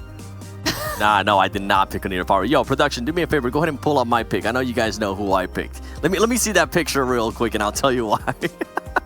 There you go, Cloud9, baby. Hey, of course I had to pick them. They did really good there in Miramar, and that's the reason why I was picking them. I remember now, because they're that team that needs to go ahead and have a good performance here. If they don't have a good performance, back it up with some kills, they're not going to end up qualifying for the Super Weekend. That is going to be 50,000 out of their hands, and I don't want to see that. Well, it's going to be Erangel, so they definitely have the chance to do it. I'm going to give my prediction next because I'm joining with 7, which might be the downfall for me so far with his picks today. I'm going Cloud9 as well. All it takes is 1. It just takes 1 win for them, and they can shoot right up into top 16, and they still have, again, 2 matches left to go anyways. So I'm feeling fairly confident in them. Glitter, what about you? I am going to break the trend a little bit, and because they are playing this time around, I am actually picking Loops for our final Erangel map. They're playing? I feel like we need to have a separate counter for how many people messed up their picks by picking a team that wasn't playing. I think Hotjukes is a #1 right now, if I'm not mistaken, which he's going to be so happy to hear about when we get him back on the screen. All right, so we got our predictions in. 2 Cloud9s, 1 Loops. We'll see how we're going to fare at the end of this match, and we'll check in with you guys then to break down what all went down on Erangel with our final one of the day. 2020. What's that? Staff's Dave 2020. Get out of here. You commissioner, baby. Smack you upside the head.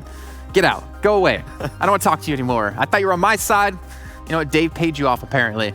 Well, you guys at home who are watching, you still have a chance. Well, we have lucky draws. We have you watch and earn points. Which one is it going to be this time? Hopefully you're doing every single one of them, and it's going to be the lucky draw we're talking about. So again, if you're watching within the game, if you're watching within the Esports Center, you yourself can win a limited time outfit if you are lucky enough.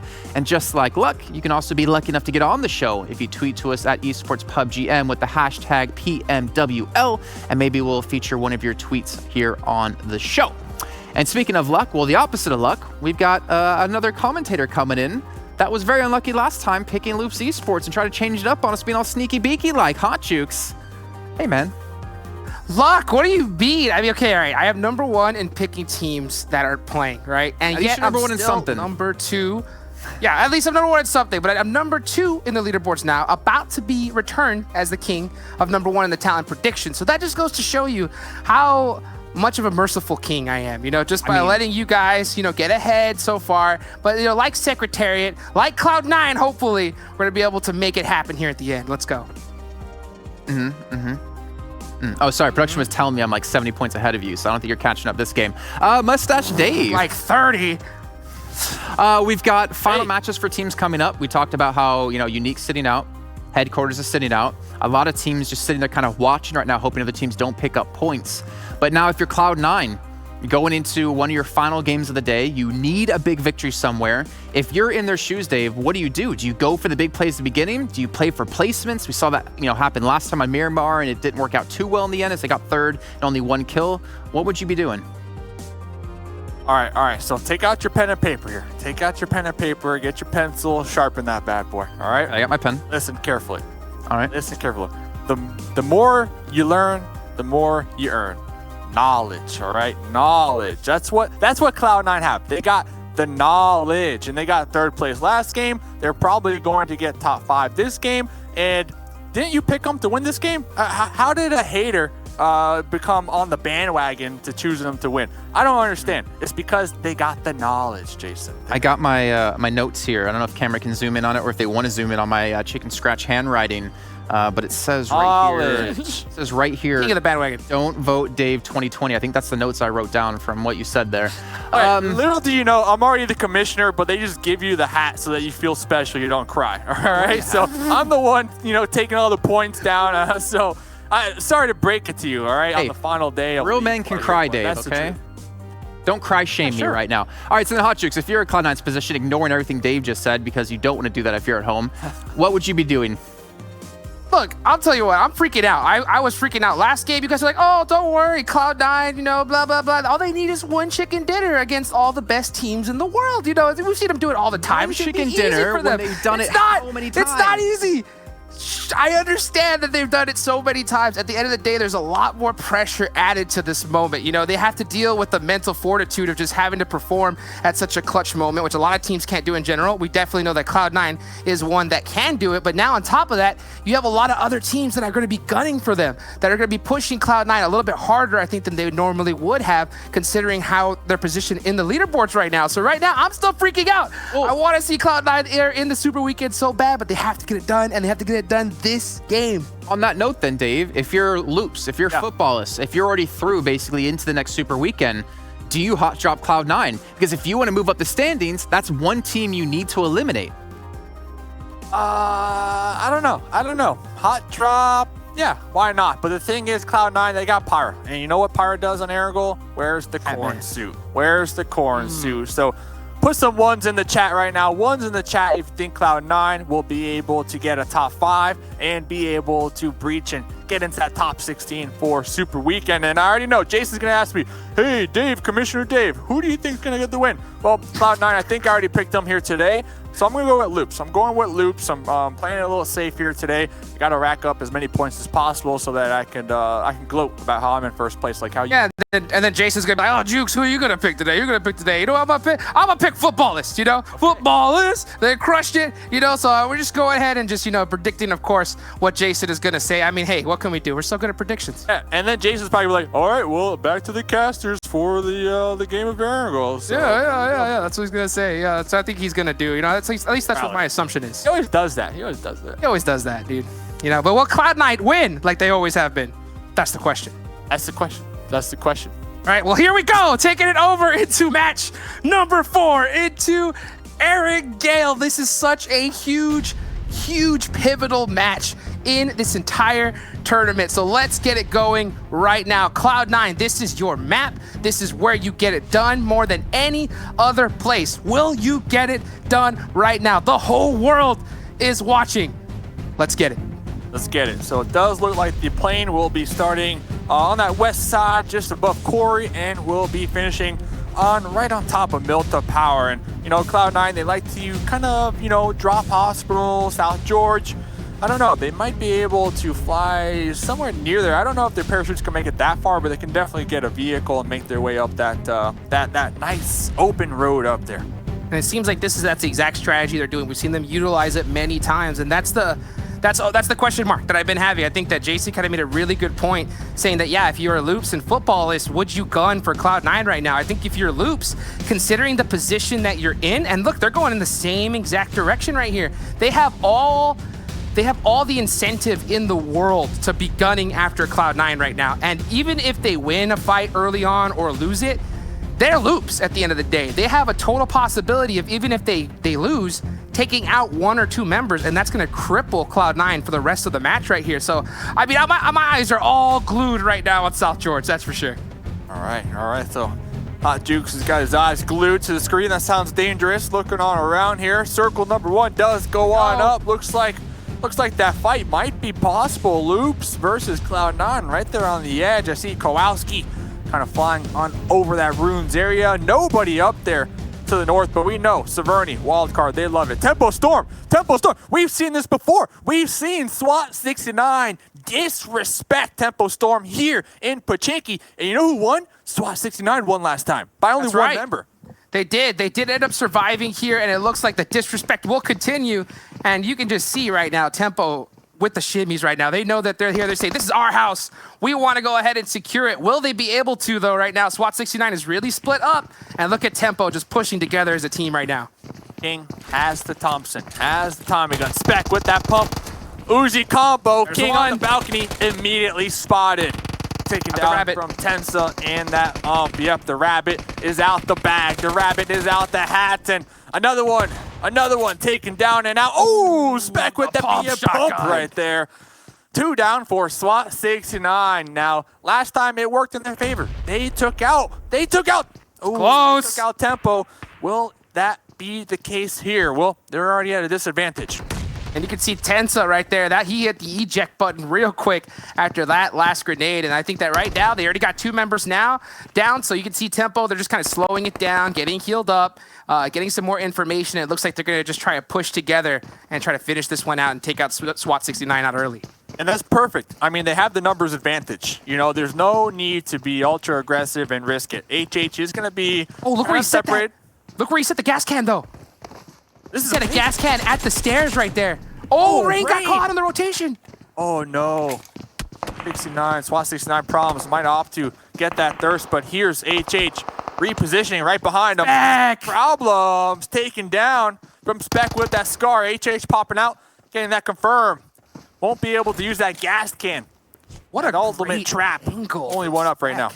Oh, man, that was disgusting right there. From downtown, on top of that roof, able to just thread the needle and take out problems. That's going to definitely buy some much needed time for Tempo Storm because they don't want to lose anybody early on, and to be able to save Rain. Tensa, wow, the jump gets caught. Tensa knocked out right there. That jump not able to outmaneuver from those bullets, and it does look like Rain's position also might be compromised. Here comes Spec moving on across the road, opting to go for this revive, but the solo member for SWAT 69, their game plan, get the thirst, get the confirm with the spray down with the AKM, 1 bullet left, going for that snap on the M4, will be connecting and taking out 1, getting the thirst down to 1. HH pushing up the stairs. So he's mad. That's gonna be it, but you know who is big mad right now? Tempo. They lost 1. Yeah. They lost Spec. Definitely. At the end of the day, I mean, it's a win for Tempo overall, but you know, they ended up winning the war, but I think they lost the battle right there. You know, all they had to do was kind of push together, push carefully, and just execute that last person. And we just saw Spec just get caught out early. And man, N7R, he was not going down without a fight, and still being able to take out 1 point away, considering that you're the last one up, I think that that's a win if you're SWAT 69. Is it though? If you're N7R, it's a win, I think. Considering your situation and where you're at, I think it's a win. Overall, you definitely are taken out early. It sucks for you if you're SWAT 69. Look at this replay right here. And Spec, you know, with that shotgun, I think that's the reason why they wanted to take him out so bad. You know, was that shotgun disrespect, and oh, what a crazy engagement. Not only that, I mean, who was that? King, you know, prone on that balcony, no helmet, so you gotta assume like your head is gonna be the first spot where your opponent shoots you, you know, right in the face. So I might not have opted to prone right there. It was a risky decision to be made. But SWAT 69, I mean, they chose to go to Pachinki. Nobody forced them to go to Pachinki. Everybody and their mother, their grandmother, everybody knows Tempo goes to Pachinki. So it's not like it's news. It's not like it's news to them. Like they chose to. They should know above all. They should know above all, especially considering that they fought together and they did end up winning, but they lost 3 members in the process right there. So, and after that engagement, we never really saw them go back to Pachinki again. So it's really interesting to see SWAT 69 opt to do that. But hey, it's a last Erangel of the evening. I just think that right now, maybe they're just kind of going for clout. You know, they're just like, hey, we want to go ahead and show that we can get something done. And unfortunately, you know, Tempo, that's their house. That's their house. I'm not gonna lie, I want SWAT 69 to sign my forehead. You know, they got it. They got the clout in my book. I mean, anybody that decides to fight Tempo multiple times in Pachinki, I respect you. Even though you might not win, you still got a little bit of respect in my book. Yeah, definitely. I think you get some clout points for sure. You know, I think in order to get the real clout points, though, you gotta win it. You gotta win those. True. You know, so yeah, you gotta give them a participation badge, I think, for bravery. At the same time, don't get the maximum number of clout points unless Monica tweets about your team. That's the truth. So, well, if you drop enough, you should get those clout points. I just say, SWAT 69, hey, they need to try some more. They need to try some more. Mission not accomplished. Talking about teams looking to accomplish Happy birthday, missions. Monica. Happy birthday. Cloud9. Hey, looking to come up big. Come up big. They're not just looking. They need to. They have to come up big this match in order for them to really want to make it into top 16 here. And Cloud9, you can see right now they're doing what they normally do. They're sticking to the plan, just kind of rotating really patiently, scouting out everything because, man, they do not want to lose a member on this rotation, especially Beowulf. You know, I think that when it comes to this squad, he's like a pivotal member of this entire squad. You know, he's their IGL, he's their scout, and look at this, Loops. Yeah. They're coming back up. Loops are in the bunker right here. In that bunker. Oh, shooting range. They hear close for comfort.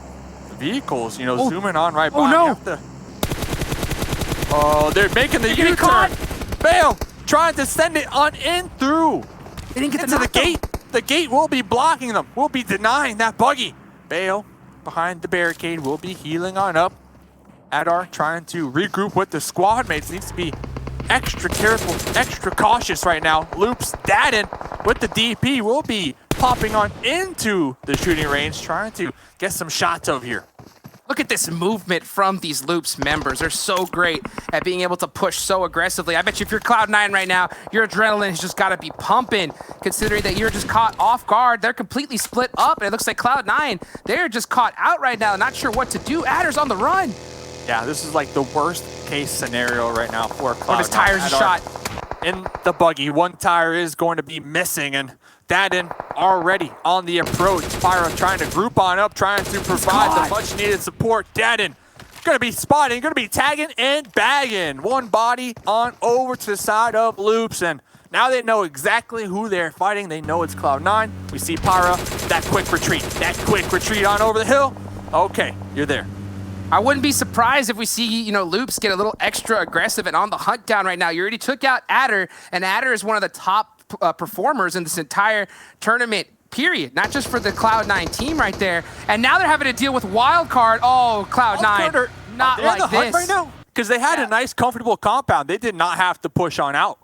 Well, they heard the shots and they saw the thirst. So I think that right now they may be putting a little bit of extra pressure onto Cloud9. You see Bayo and Uneven able to make it out alive, but Pyra is caught out by his lonesome right now. This is the worst case scenario if you're Cloud9.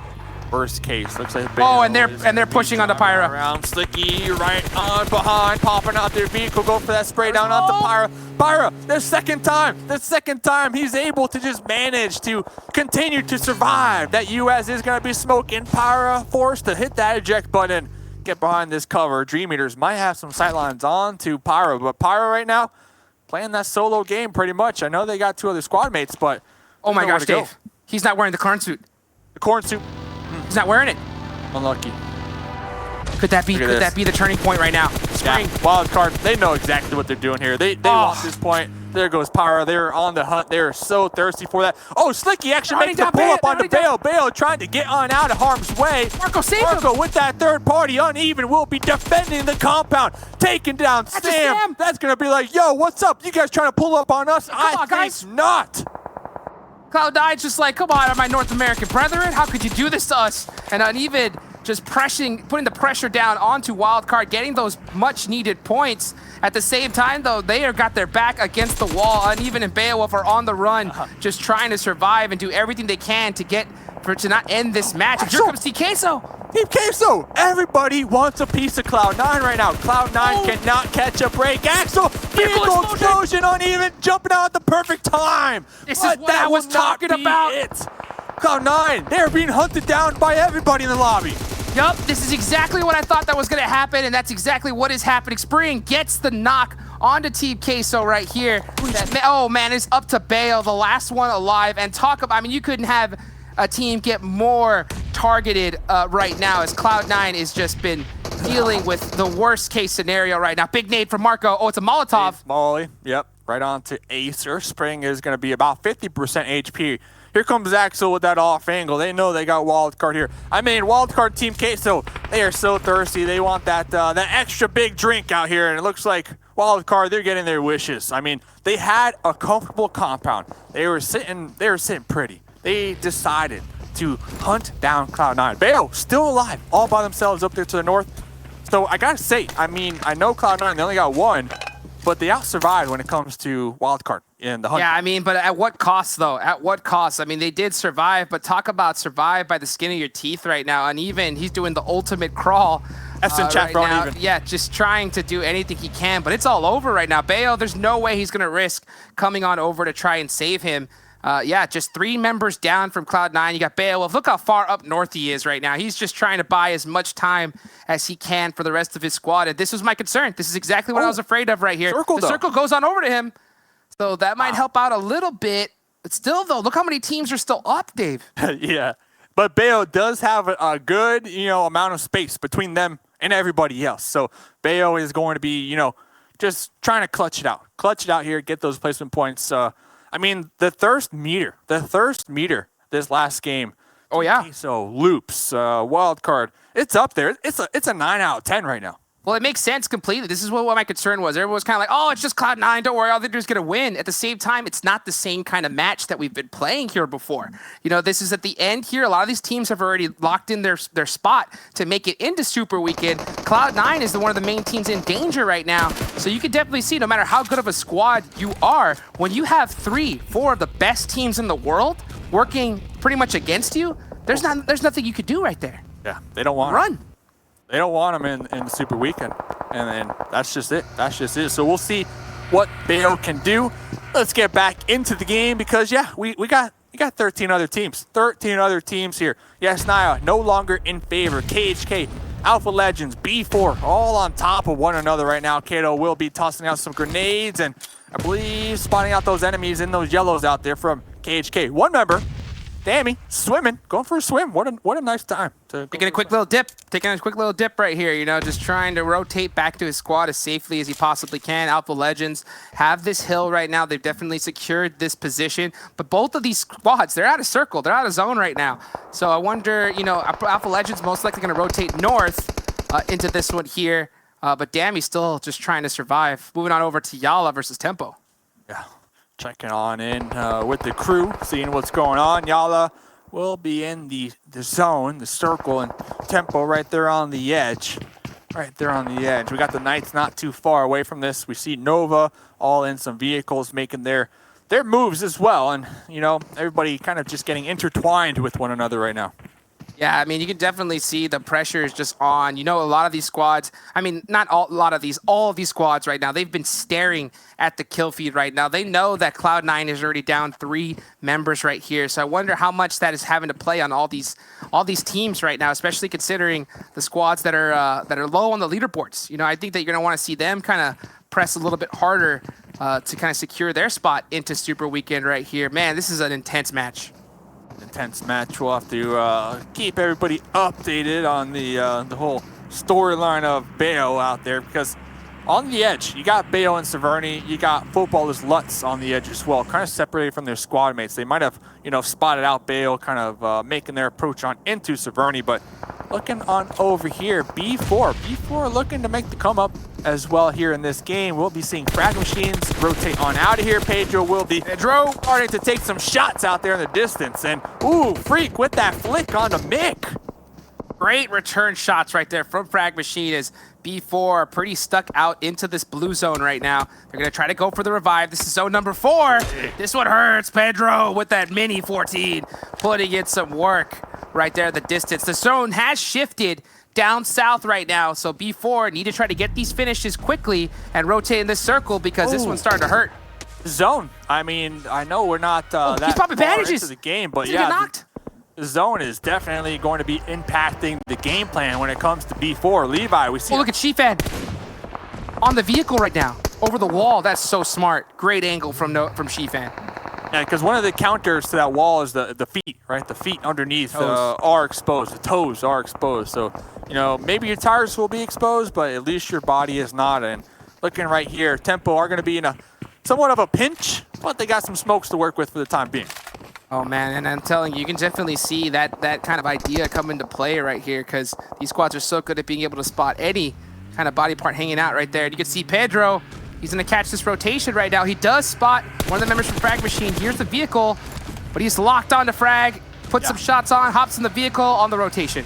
Oh, because Frag Machines impacted their pretty much their rotate, you know, just a moment ago. So I understand completely why Pedro kind of has that tunnel vision on the Frag Machine and wants to get that revenge. And looking at this, KHK, they're down to just one alive. Pedro will be spotted crossing that road.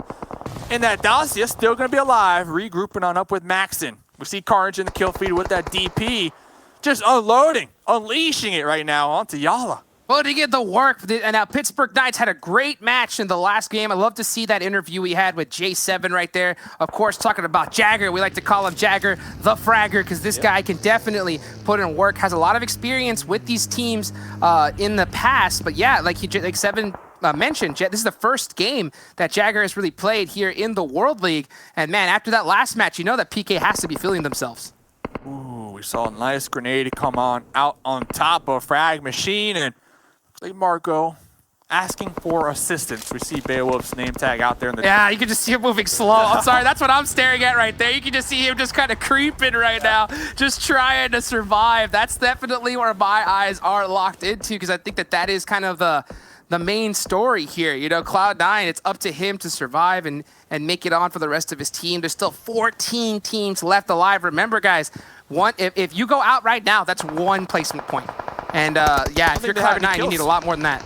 Yeah, I don't think they have any kills this game either. So yeah, they don't want to be taken out. KHK, Esports, Demi, taken out. They're gone. Taken out right there. They're gone. So it does look like the revives were successful on the side of Frag Machine. But Team Queso, they know exactly where you are.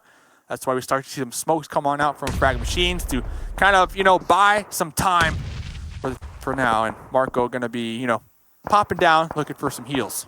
Ooh, yeah, that one's. Oh, is that going in? Grenade going in the bucket? For the distance. Right on the outside. That was close. That was close. Close indeed right there. And man, this is starting to get really intense. Now, KHK going out early. I think that's going to be huge for Cloud9, considering that they're pretty well close in points. That's going to be 1 point for him. Bayo is still alive right now. We're looking at the round kill leaders right now. Ayala from Team Queso currently in the lead with 2. You got Raven. Rain pretty split across the board right now. The zone does shift away from PK. They are in a big engagement with Yala right now. Yeah, 3 up right now for PK. They got 2 kills so far. Carnage looking to... I'm done.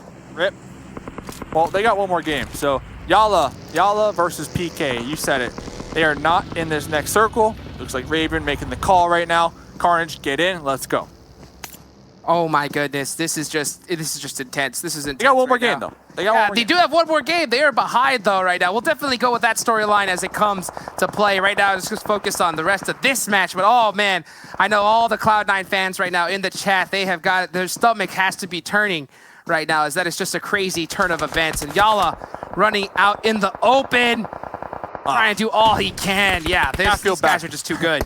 Yeah, I feel bad for Anas. Choosing not to take shots from the blue zone onto those vehicles of the Knights, just choosing, okay, let's just get in the next zone and make it and survive. But quickly being spotted by Nova over here at the gas station will be taking them down. Now we got 9 more teams. Tempo, they've been in that little dip for a couple minutes now. Nova had sightlines on them earlier on, but these smokes just too strong. AZ will be spraying on into those smokes and will be taking out 1. There goes another one, and Tempo Storm wiped out. I mean, they had such a challenging position to even attempt to survive in. This is an intense match right now. Nova Esports are just crushing it with that spot. They are just laying down the pain right now. Cat finishing off Tempo. There goes Alpha Legends as well. Loops is still alive. Pittsburgh Knights still up in this one. As look at this zone, Dave. There is hardly any cover at all. Everyone's had to hit the deck. That's looking good for your boy Dave. I picked Loops. I'm looking to make that come up on the caster prediction leaderboard out here. In this game, we got 3 up right now for the Knights. The Knights have been pretty active in the kill feed. Nova right behind them. Ooh, Kowalski, you know you want to take the shot. You know you want to shoot that one. Has no sightlines because of the smokes, but Carnage doesn't care about sightlines. It's going to be pre-fire right on in there. Carnage stuck between 2 rocks right now. Carnage in a hard place. Yeah, it's between a rock and a hard place. That's going to be 2 rocks right there. And you're going to see PK. That's some good coverage considering what the zone is looking like right now. Loops, they wish they had a rock right now as nades are starting to crash up onto them. And you can see Umbra versus Team Queso. Oh, every time I see Team Queso near a shack, I got to think about yesterday's last match. Oh, 10 kills, and they have the circle. This could be a huge game for Team Queso. Team Queso looking to just boil this lobby and get this chicken dinner. They got the shack, like you said. They got some burnt out vehicles for cover. They got the zone. They got this circle. They're going to be overlooking, taking shots onto Umbra. Ayala. He won't be fortunate. Vindex going to be spotted by Ayala. Taken out. Ayala just putting in work right now. Team Queso, they have this circle right now. They just need to play extra aggressive. I love the fact that they're checking their back. Here comes Carnage on the Loops. With the pull-up. Oh my goodness. Not going to be paying off right there. The support from the squad mates still in the back line. Carnage is kicking and screaming. Come and get these thirsts. They are super low. 1 HP. Raven going to be pre-firing on in with that Uzi. It's up to Jagger, the battery, Kowalski. SKS! My goodness, the SKS hip fire. Loops taking down the Knights. Jukes, what did we just witness? Kowalski with the single tap, tapping away, taking out PK with that crazy gun switch right there. What a turn of events. PK down and out. That's Loops, baby.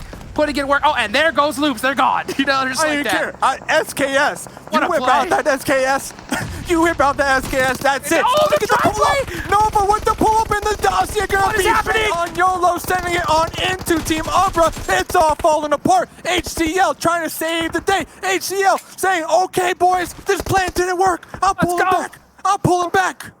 Done it out just like that. HCL throwing some smokes right now, trying to buy some time. There goes this whole entire squad. What a crazy play. That's an F in the chat for real. they had whole squad up. What was that? 8 kills though. 8 kills though. You gotta respect. Oh, what a grenade, Index. Finishing out Nova Esports right there. 2 squads left up. Team Umbra versus Team Queso to win this one. Both in the zone. A crate in between both of them, just teasing both of these squads right here. Big smokes coming out for Umbra, trying to get this reset off. But here comes Team Queso. What is with these insane vehicle plays so far? So when it goes back to Nova, though, they used that strategy in PMPL Americas, but they sent 1 in the vehicle and they kept 3 on the outskirts to push, and it worked out. It worked out multiple times. Just this time around, they had 3 in the vehicle. Might have been a misplay. But looking on over here, we got 3 up for Umbra. We got 4 up for Team Queso. 5 kills on the Umbra. This is a fantastic game for the squad. Both teams have the zone, so Vindex, as long as they aren't going to be spotted, they should be able to get the revive. Hall should be able to get their revive. Axel, though, look at that positioning coming out from Axel. Look at the determination right now. The DP, lock and loaded. Going to be spraying on to Prez. Prez stuck behind that tree. Prez has to get it done right there. Great body movement to be able to. The second that shot hit, he was behind that tree really quick. And you can see Marco with the laydown right now, trying to find the angle. He has no cover, though. Doesn't matter. Ayala with a big initial knock. Umbra, they're just pinned down. They're pinned down. Ayala, 6 kills so far. Going to just be making the pull-up, making the approach. Axel will be in that back line, providing that cover fire. Grenade! What's up? Here's the grenade. Take this one. Prez is going to be knocked down. Vindex trying to pull back, trying to save the day. Extremely low. Ayala behind the tree. Vindex going to be hitting that dirt, and just like that. Team Queso. Wow, what a match. Look how many kills on the board for them as well. Just absolutely crushed it. I mean, what a performance from Team Queso, one that they really, really need right there. I mean, this is the Team Queso that we've been kind of waiting to see, I think, all tournament. What a crazy game in general. I mean, this one had it all. Yeah, it had it all. It had the drama with Cloud9 in the very beginning. So many teams on the hunt for them. Oh, my goodness. I don't know what's going to happen. Crazy pull-up. DSKS. Spray down, Jukes. That just goes to show you why this Loop squad, I think, is just so effective, man. They fight as hard as they possibly can to the end. And yeah, just a great play to see. And I think that's why they're one of the most exciting to see thus far. But man, I think the big story right now is Cloud9. I think that's what we're all looking at. I can't wait to see what the scoreboard is going to look like. What is going to happen here the rest of this match? Don't go anywhere. Find out right after this quick message from our sponsors.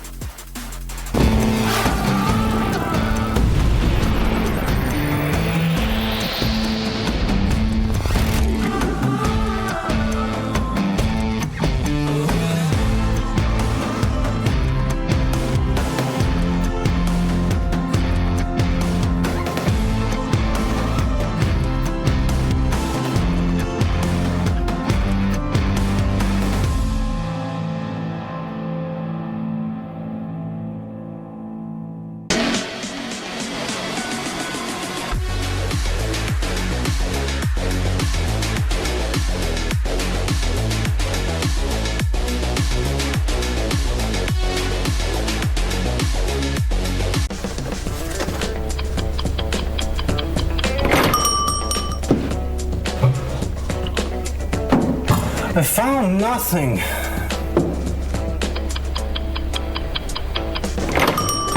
My teammates weren't around.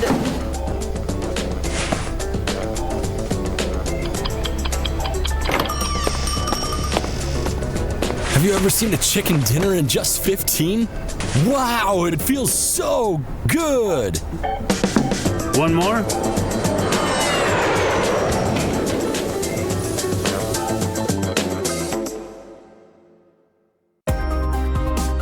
The PUBG Mobile World League is brought to you by the title sponsor, Qualcomm Snapdragon Elite Gaming, and the official beverage sponsor, Mountain Dew. Well, it seems like Team Queso wanted a slice of the pie, or should I say a slice of cheese. They take themselves home the chicken dinner and 19 kills on top of that. But for me, the real story of that match reminds me of a very famous clip from Looney Tunes, if you guys remember this, where you have Donald Duck and Bugs Bunny talk to each other saying, it's rabbit season. No, it's duck season. No, it's rabbit season. And then you have someone rock up and say, no, it's Cloud9 season, because everyone was hunting them. They could not get a break that entire game. And that's what we talked about before, right?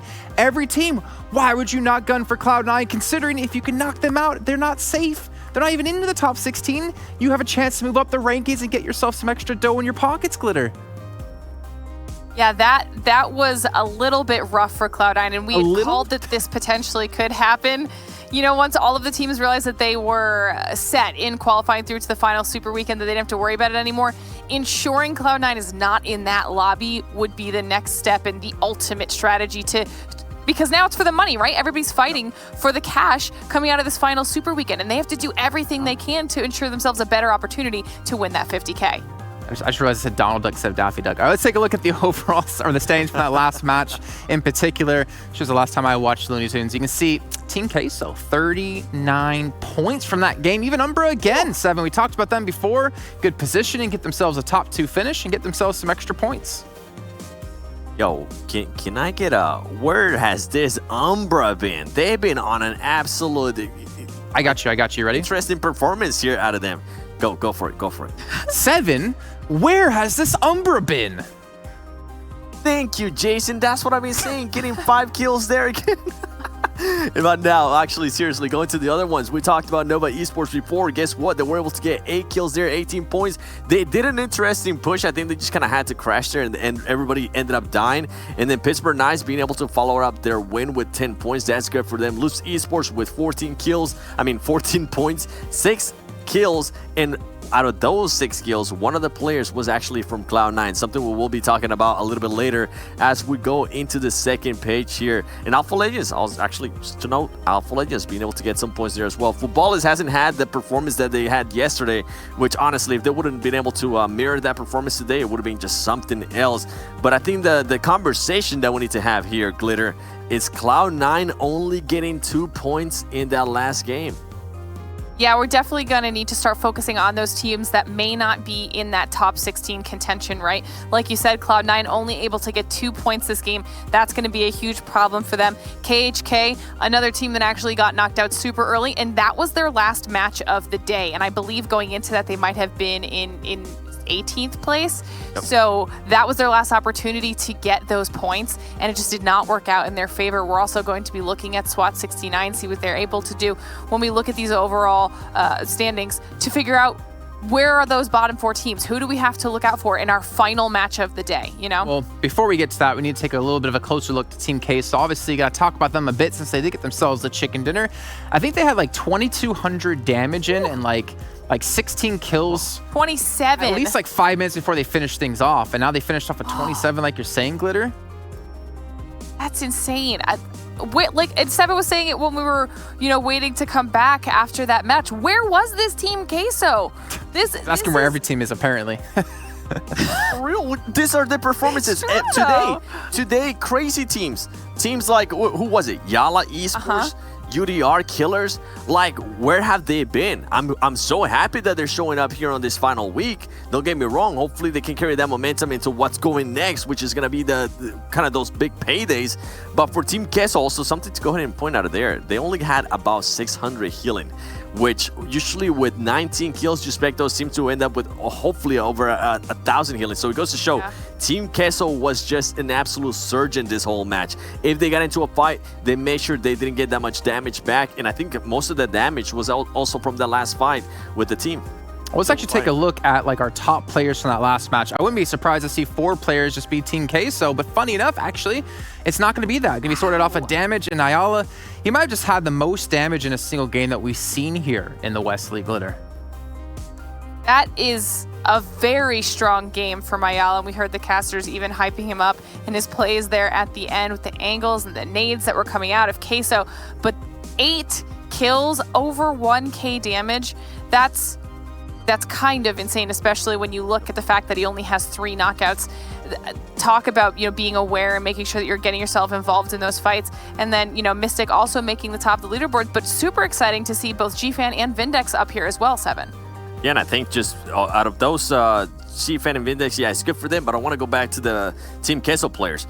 Both of them combined had, I believe, 10 kills stolen that they didn't even really have to work that hard for. So maybe that explains why they ended up with just so little healing to do. But overall, wow, what a performance there from Team Queso. And this is one team we've always talked about going into PMPL Americas. This is one team that was favored to win that. And then going into PMWL West Season 0, this is one team that we kind of expected more out of them. Yep. And it's good to see them starting to perform to what the expectation was.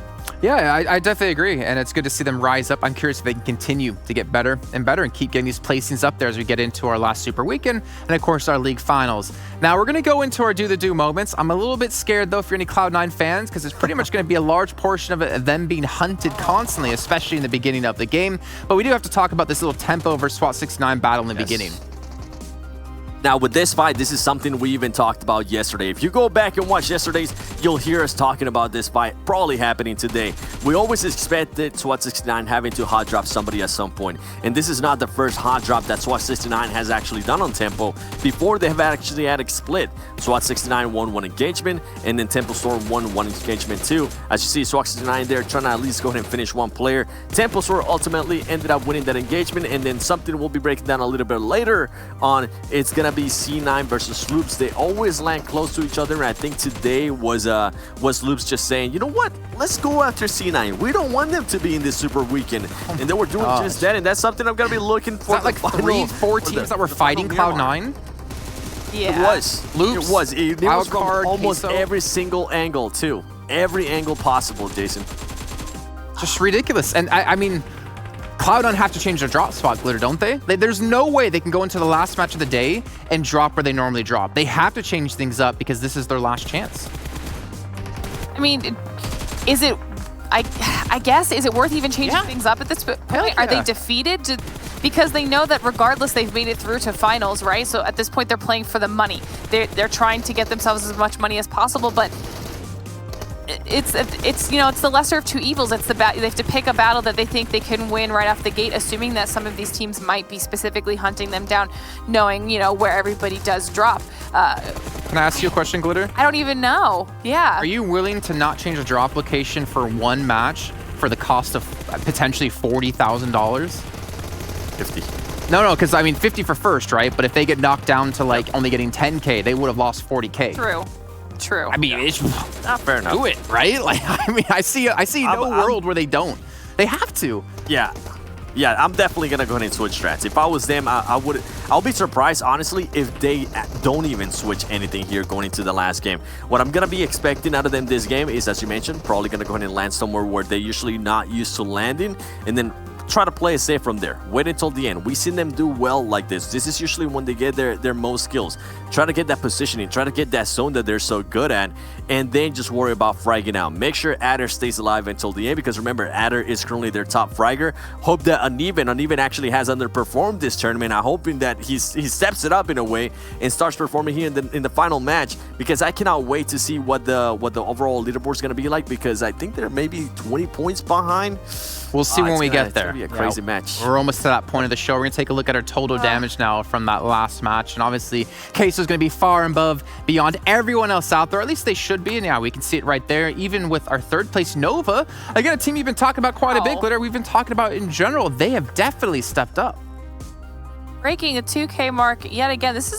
Nova's having an even more consistent day than they did yesterday. They started off super strong yesterday and then ended up falling off just a little bit towards the end. However, they've been very strong here today, putting out consistent damage, getting tons of kills for themselves.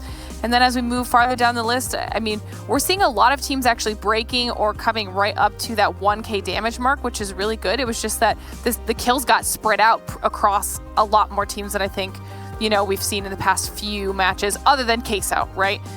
The fact that we've got Frag Machines and Yala both having 0 kills to name, definitely rough for Frag Machines. Yala's managed to put themselves in a great position today, so.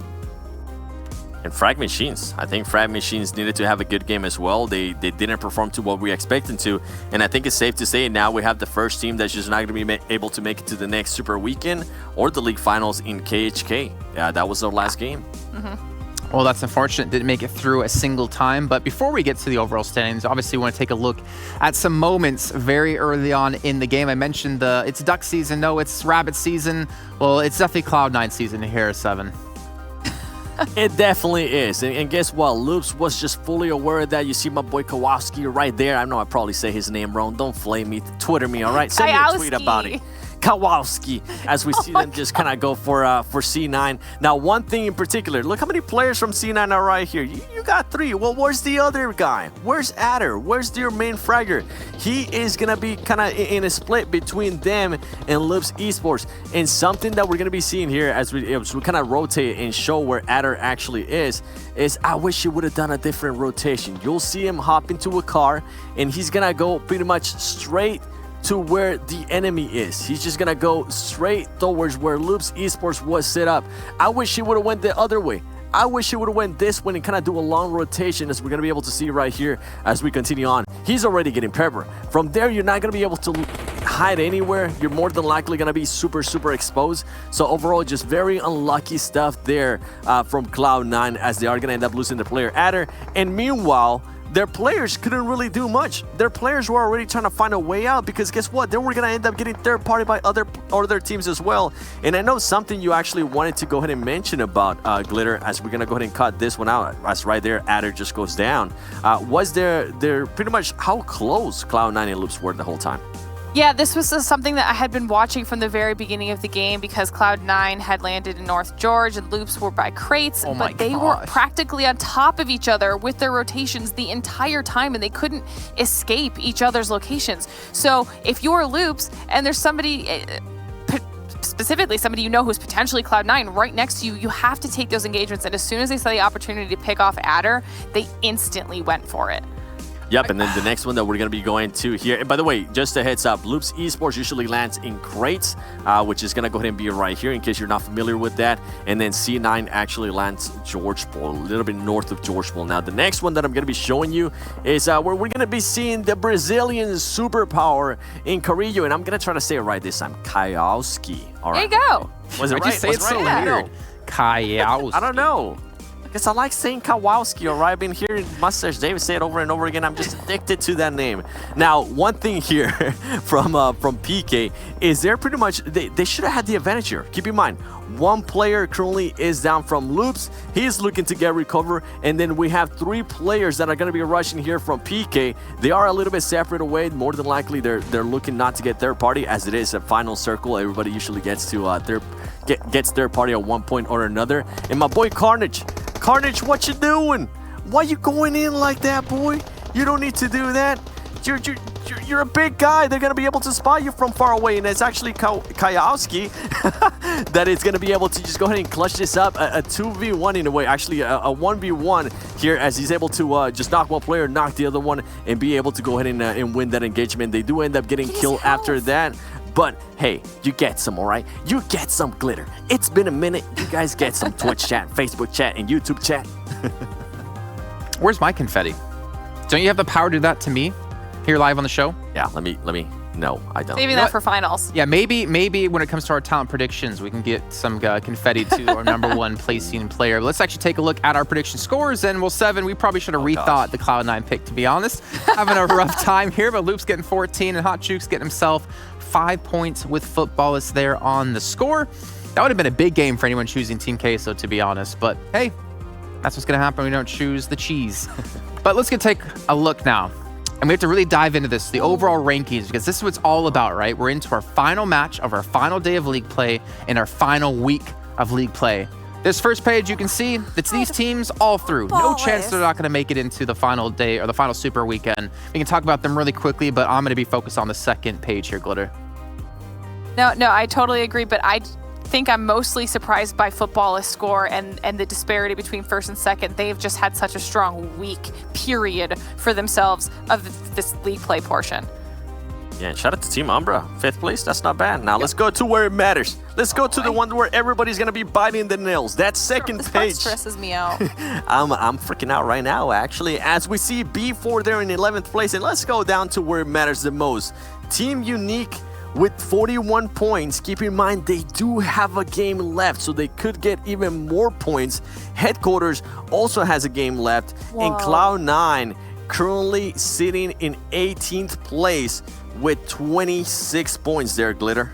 There's, if Unique and Headquarters have even marginally good games and frag machines. There's no way that I don't know if Cloud9 you need a can catch chicken up at dinner, this point. I think. And like Yep. 10 Yeah. kills. Exactly. Exactly. And I just don't know with the day that they've had today if that's going to happen. I think at this point, they're currently 15 points behind.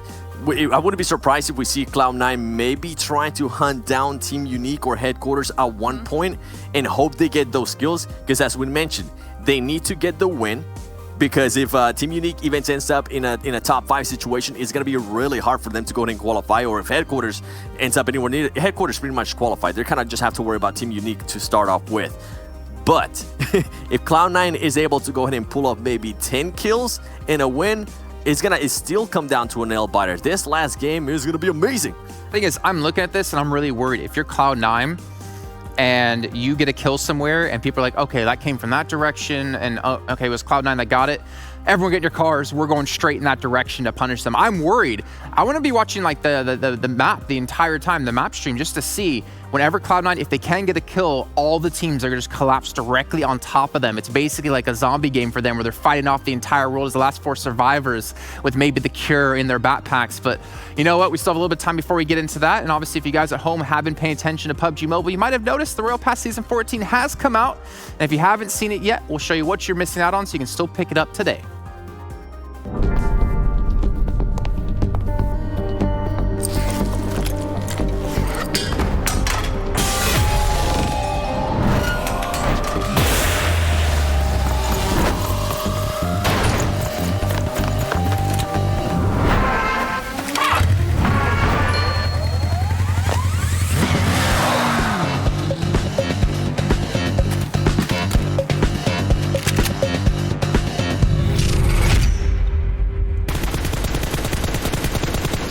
You know, I think that video is a nice metaphor for what's happening right now. Cloud9 losing the backpack, i.e. their chances to get into the Super Weekend. Footballist Loops driving away with it, saying, ha, we're looking for the 50K now in our pockets.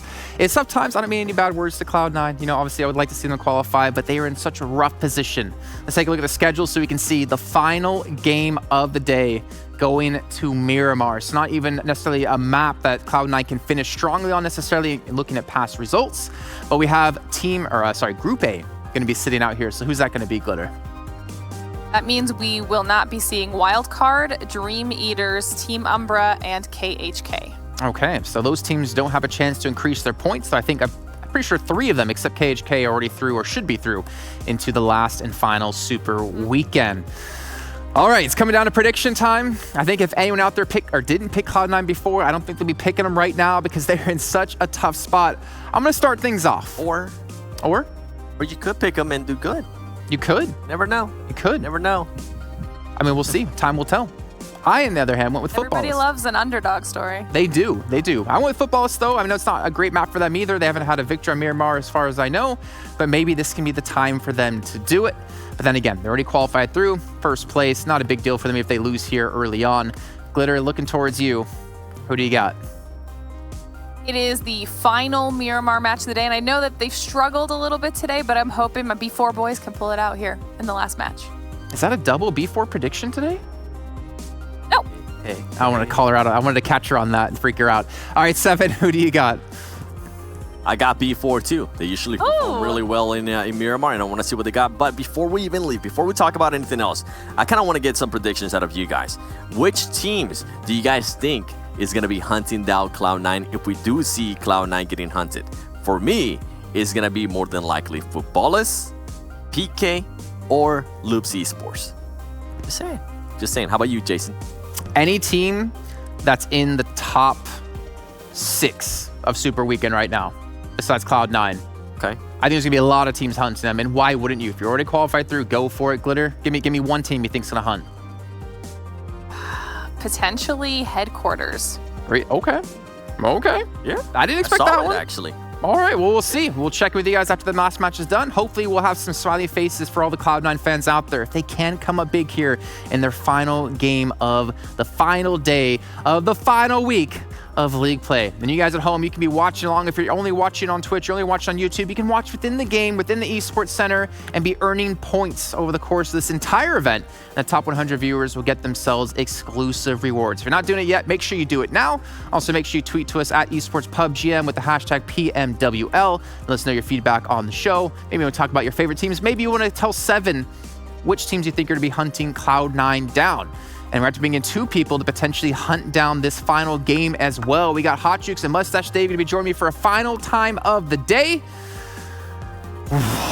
You know, yeah, your face there, Hot Jukes, tells me everything I need to know about this final game.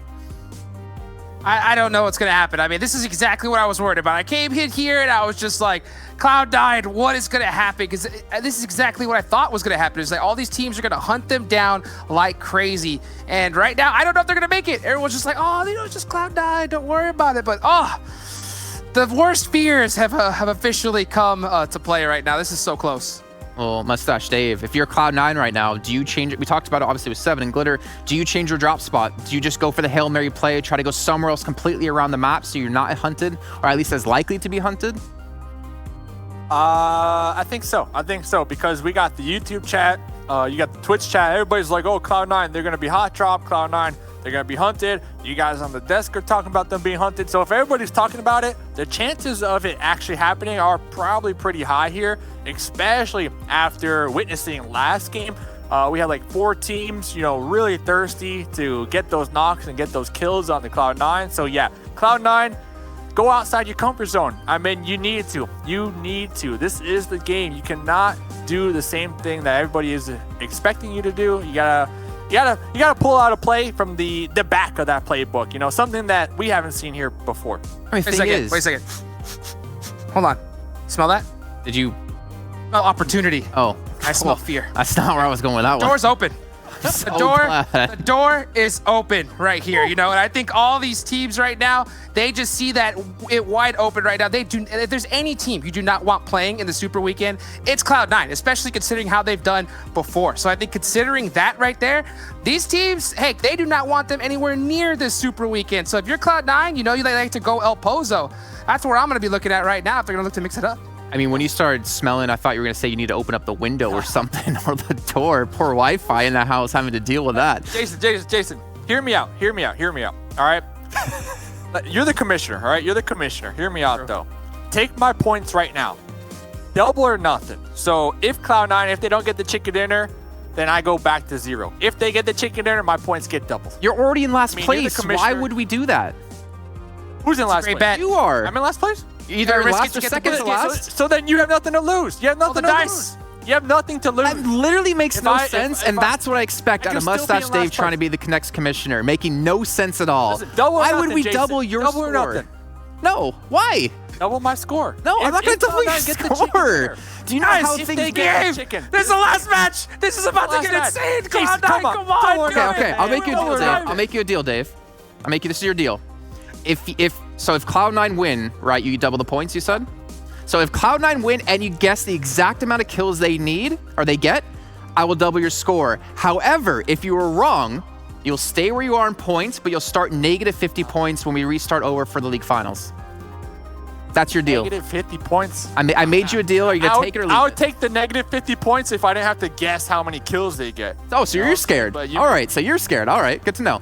Let's get your prediction then for the final game of League Play. Cloud9, double or nothing. I don't care. Chat, put some D's in the chat. D's in the chat if you want the commissioner to approve the double or nothing bet. Oh, goodness. I see D's. There's so many D's. Okay. So, double or nothing, Jason. So you said Cloud9. That's what it is.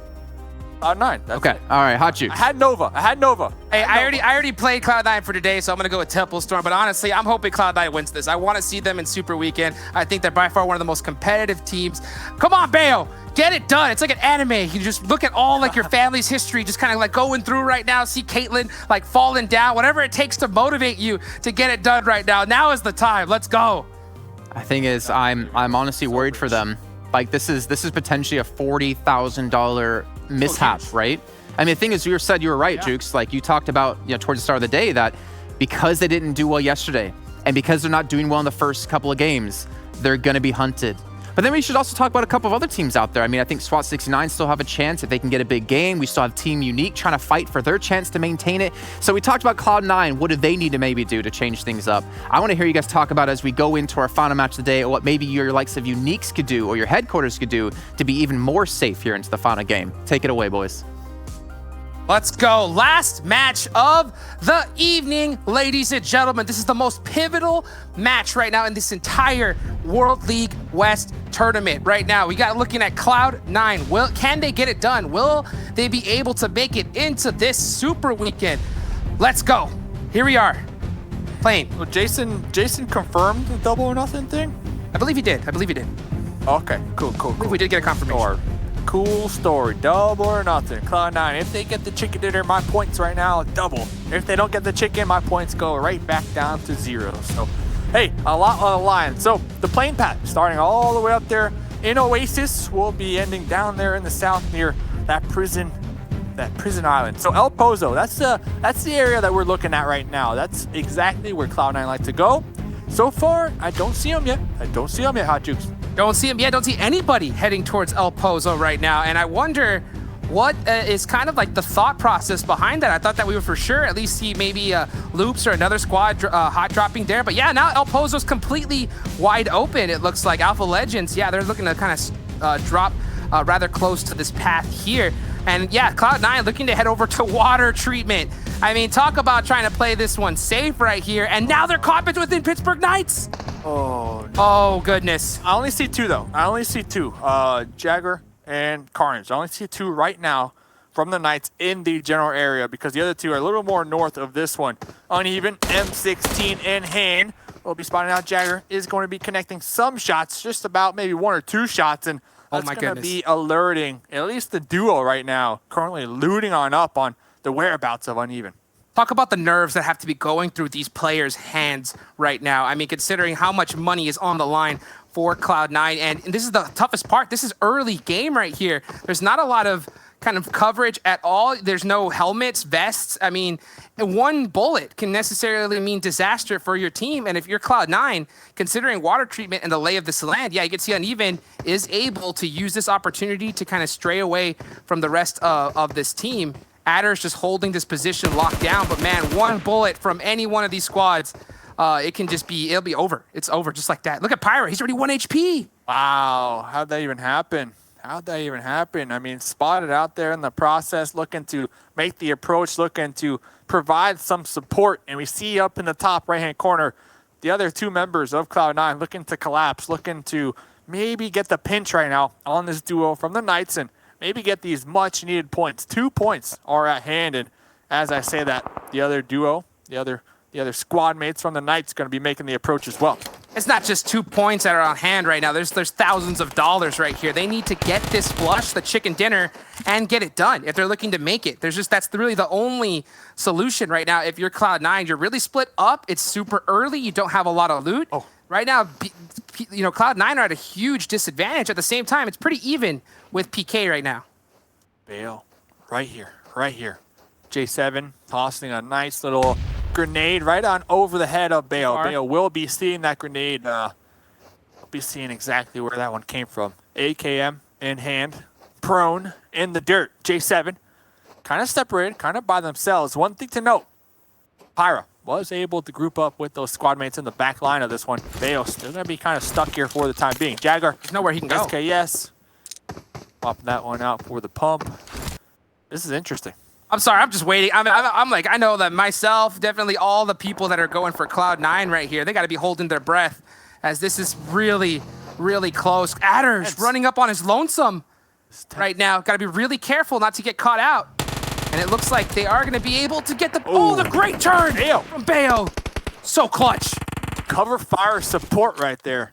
Adder's low. We spotted J7 with that mini, holding that off angle down here by the road. We'll be connecting onto 1. Uneven, going for the lead peak. 7! J7 instantly connecting the shots right there. Bayo pushing on up, attempting to get the revive.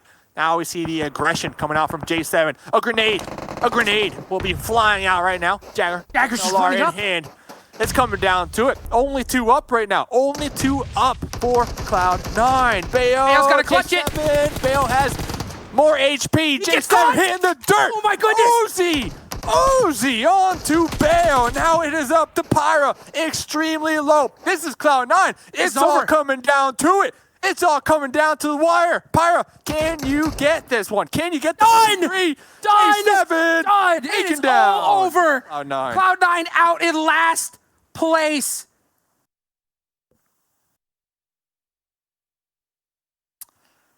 J7 knocked out 3 of them, right? I mean, wow. What can you even say about that right there? I mean, this is just devastating for this Cloud9 team. Everybody going for them right here. And I know that right now, if you're Loops, you're any one of these teams, you're looking at this kill feed, you're screaming at the top of your lungs in happiness right now. And everybody that is a Cloud9 fan watching, oh man, the devastation right here. What an insane turn of events. I don't think that this is something that any of us would have possibly predicted right here. Cloud9, one of the top North American teams, best performing team so far in the Super Weekend, not making it this week. Wow. Yeah. And you have to guess, too, if they would have went to their drop spot El Pozo, nobody went there, it might have been safer. It might have been the safer bet out here. I mean, just unlucky.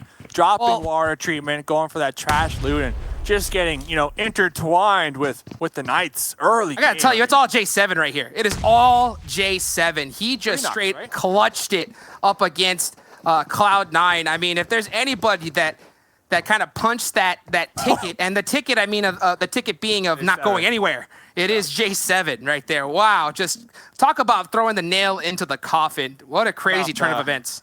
Reaching in the pockets of Cloud9 and just, yanking that money, all that money right on out right there. That's going to go on over to J7. Big thanks to them from the Knights. So over here, Picado, we had the lockdown, the rematch. SWAT 69 looking for that rematch onto Tempo from last game over there in Pochinki. Gonzo all day long has kind of been, that off-angle specialist for the squad, but always getting spotted out here. Always getting knocked out. Now there's just going to be 2 up right now for Konita Power. Yeah, Dixie cooking this grenade. They're going to be up against frag machines here. Doesn't connect, and you can just see, I think that is a great point. Gonzo always kind of off that spot, and just unfortunately not having, the best locations picking as an off-angle specialist. You can see Tixie. Tixie, he's quite the big fragger for Konita Power. Does kind of have an idea where Hamidi is from those shots.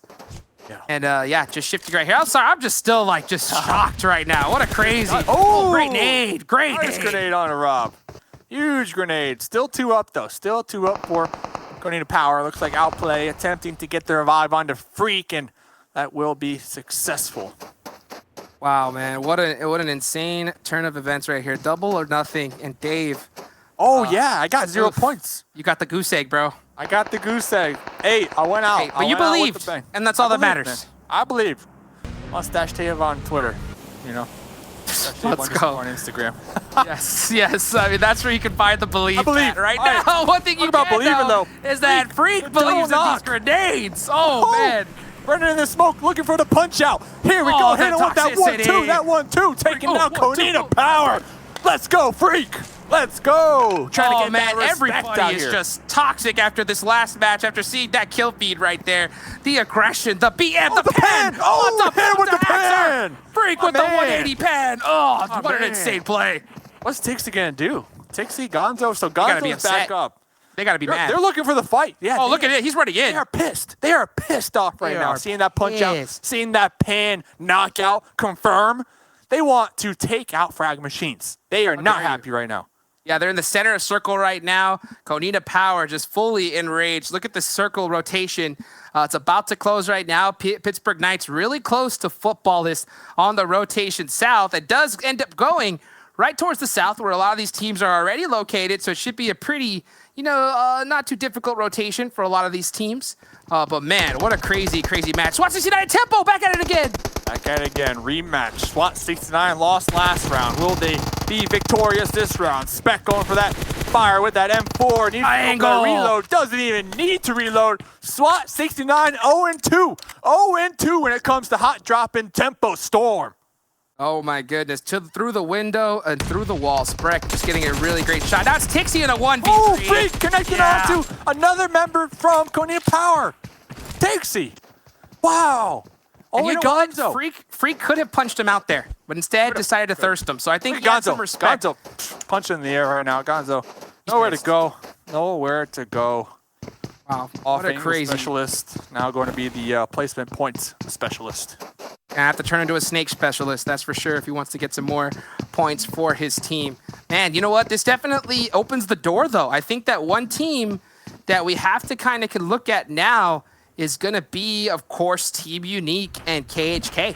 Because I think KHK still has an opportunity here to be able to sneak on by Team Unique if they have a really big performance. Now, they haven't been able to do it so far. At the same time, though, Miramar, if you get the right zone, the right circle, you can get a ton of kills and the chicken dinner. So, yeah, really looking forward to see how that ends up turning out. Gold all over my Oh, the wheelie. Okay, able to... Whew, it's a beautiful Murado. Look at that. Beautiful. Beautiful. Team Queso's got to be pissed. Queso, they're pissed. They're pissed.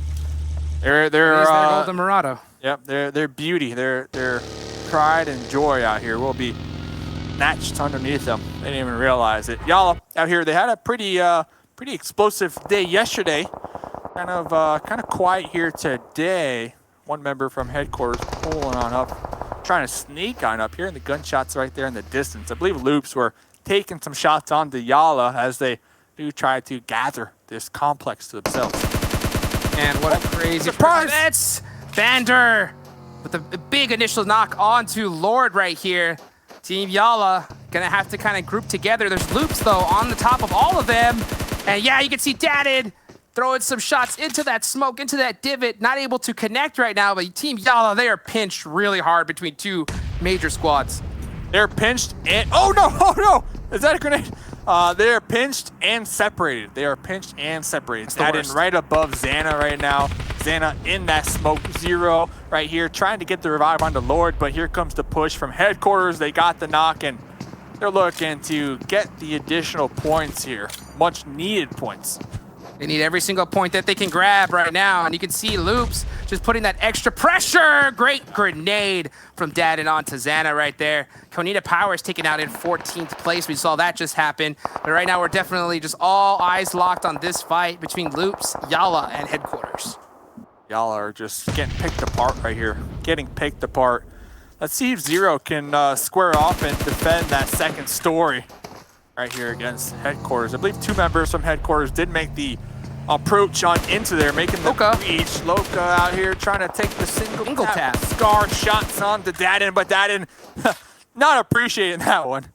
Well, the one thing that they can appreciate is the fact that this circle has shifted on top of them. So that's just going to give more time for Loops to be able to kind of finish out this fight. Now, considering where the zone does go, I don't really expect Loops to push this too hard. But man, they are just picking apart this Yala team one by one right now. Yeah, definitely feels bad. We did see that next zone shift. They went a little further down there to the south. B4 right there on the coast looking really good as center as you can get when it comes to the zone. Everybody else, Los Ionos, they are on the approach. They are on the move, on the reposition. We see Tempo going for a wide rotate all the way out there to the west. But yeah, this is like the main hotbed right here. Right here, a lot of teams are going to be either passing by or collapsing in on. And I believe that's why we see Dadded, Kowalski trying to regroup right now for the time being. Yeah, and this is just getting really intense right here. This is the last match here of the PUBG Mobile World League West League play. This is what I'm talking about. This whole entire tournament has just been really intense. Big nades right now onto J7 from Team Queso. Oh! It's caught! Oh, but Carnage! Carnage. The return fire. The return fire. And then hops in the motorcycle to go pick up J7. Oh, look at Marco. Marco's baiting out J7. Baiting out J7 right now. Oh, look at that. Look at that. Big jump right there. Will they be able, the driving skills from Carnage put on full display right now, just bobbing and weaving through these buildings. And it looks like they are able to make it to J7. Marco, do you have sightlines to PC? Marco, Marco's going to be unleashed in the M4 right now. Carnage going to be pulling up right behind that truck, using it as cover. They are in the blue zone. Jagger able to get the revive onto J7. This is getting so intense right now. You can see Carnage stuck in this blue zone right now. They got to be feeling good after being taken out Cloud9 right there, but they still have a lot of work ahead of them against this Team Queso and the Blue Zone. Marco holding this gatekeep right now. Carnage on the bike, just sending it right now into the zone. I mean, they just destroyed Cloud9's opportunity to make it on into the final Super Weekend. So honestly, Carnage just enjoying it right now, enjoying life as they do decide to try to make their way on into this next zone. Now, we saw just a moment ago, UDR seemed to have stumbled upon Loops. They caught the bad end of that one as Loops did take out a couple of those members. Oh no! We're checking in with the Carnage cam right here, the Carnage rotation cam, and not looking like it's doing too well. He needs a four-wheeler bike, you know, in order to be able to make it over those. Yeah, a helicopter would be a lot better, that's for sure, right here. But here we go. This next circle is about to pop. We see Footballists on the north side. Wow. We're gonna have to head on south as this circle just rotated right here, and it's got quite a bit of it in the water as well. So that's gonna go ahead and kind of reduce the amount of area that these players have to really kind of sit in right now. Okay, so that's right. KHK, they're sitting out of this match. They are done and out right now. Team Unique, they are sitting pretty right now. They pretty much punched their ticket on over into the Super Weekend. But right now, you know, this is about amount of pride right now on the line. Who's going to be able to take the final match of the World League West? Dagger the Fragger going out to the zone right there. J7 really low. Carnage will be swapping out that bike for a vehicle. Kowalski M4. Can he make it out alive? M4 pulling off though, pulling off. You got two members of Loops right in front of him. Carnage hearing those shots. Carnage gonna be popping out. Carnage is hungry right now for some more kills. Jimmy in full effect right now from Carnage, just trying to, you know, minimize that hitbox the best as he can. Loops though, they know that this circle has shifted. They opted to just go ahead and just take on out. And yeah, it looks like Pittsburgh Knights is in the same boat on the rotation, trying to just find a spot in the zone. Nice disengage. Nice disengage from both teams. Will we have a bridge ending here? I mean, that bridge, it is still in play. It is still in play. We see Nova, we see Tempo Storm currently going to be taking that one up. Lightning trying to connect onto D7 as they do make that pass on by. And one member from headquarters spotted. Instantly thirsted. Big plays coming out right now. You can see headquarters just holding the edge of this circle right now, just trying to gatekeep Yala Esports from getting into this zone. But everybody is just so, this is a tough circle right now. I don't think a lot of these teams are used to it. And Footballists getting in the face of Alpha Legends. Yeah, Kato right behind this boulder. Grenade. Folks out there. Here comes a nice little grenade. There's a molly as well. Won't allow Kato to pop onto that left-hand side. Rom trying to get the fire. Oh, Kato ended up walking on into the molly. Mistakes have been made on fire. Rom looking at this one. Drop down shot, able to connect onto Kato, who was on fire. Solke on that off angle. Lutz going to be making the pull up as well. I don't believe Alpha Legends will be able to get this revive as they do have 3 up out there. Oh, Federal! Oh, with the multi! Getting it done right here in Miramar 2.0. Shator gets taken down from an off angle as well. Faker, it's up to these last 2 members from Alpha Legends, and there goes Rom with the thirst, getting that flush right there onto that remaining member from Alpha Legends. This is going to be an intense fight right here, holding the north side of this circle. Og A3. Let's see if they can use it. 2 up right now. 2 up for Alpha Legends. Will they opt to attempt to get their revive? And it does look like they are doing just that. Lutz, M16, doing a little bit of scouting, trying to acquire as much information as possible. Might have spotted out B4 all the way out there on the opposite end of this. Yeah, and you can see right now, J7 goes out to the play zone. He takes out Cloud9, goes out to the play zone right there. That's going to be it for him. Still got Carnage up from Pittsburgh Knights on the southeast side. We're looking at a lot of these teams start to rotate in as the circle just starts shrinking smaller and smaller. And speaking of that, it's about to go ahead and get even smaller right now as this zone's about to pop, Dave. Wonder which team is going to be favored by the zone legend. It's going to be B4. Okay. B4, they got a little 2-2 split going on right now. They have a really good opportunity to, you know, gatekeep all those squads up there, but they might want to group up, use their numbers to their advantage. And Lutz out here, still hungry as ever, trying to take out Alpha Legends in this final game of league play. And this Footballists team, if anybody can have a great game at the end, it is them. They had an insane performance yesterday in game number 5. Looking to have a repeat. Oh, some big nades coming out, though, between the both of them. One of these nades right here could spell disaster for each one of these squads. Oh, really close. Raum, so close. Just getting up close and personal. Faker wasn't able to heal on up, swapping on over to that AUG. Okay, with the barrel right behind this truck. Faker's going to be immediately spotted. We still see the other 2 members of Alpha Legends just tossing out all the grenades. We'll be connecting one. Oh, that was Faker connecting on Soke. Oh, and Lutz blew up the vehicle. Postpartum death grenade, and now it's up to Old Man coming on around for that spray down, and Lutz pinned down right now. Great shot. The 1v1. Old Man going for that jump shot. Will be taking out some of the health from Lutz, but Lutz going for that trade. Going for that trade. Both members. Old Man! Old Man saving the day, taking out such a big team in the lobby as well. I mean, footballers. And at the same time, we saw the Knights also got eliminated. Goodness gracious right now. Oh, this is just intense. Way to finish it out. Tempo Storm, there they go out at 9th place right there. Unable to get it done. Still a few squads left right now. And looks like we have quite a few teams. Well, look at this. I'm still thinking about Old Man. Just how many feet of air did they catch? Like at least 7. At least 7 feet of air off of that jump right there. Got them hops. Got them hops. So close. B4 over here. B4, they got 4 up. Loops also have 4. Loops, 7 kills. Really taking advantage of their position right here on the edge. Memphis from Unique still on the outskirts. Same thing with Outplay. Trying just to survive and remain undetected.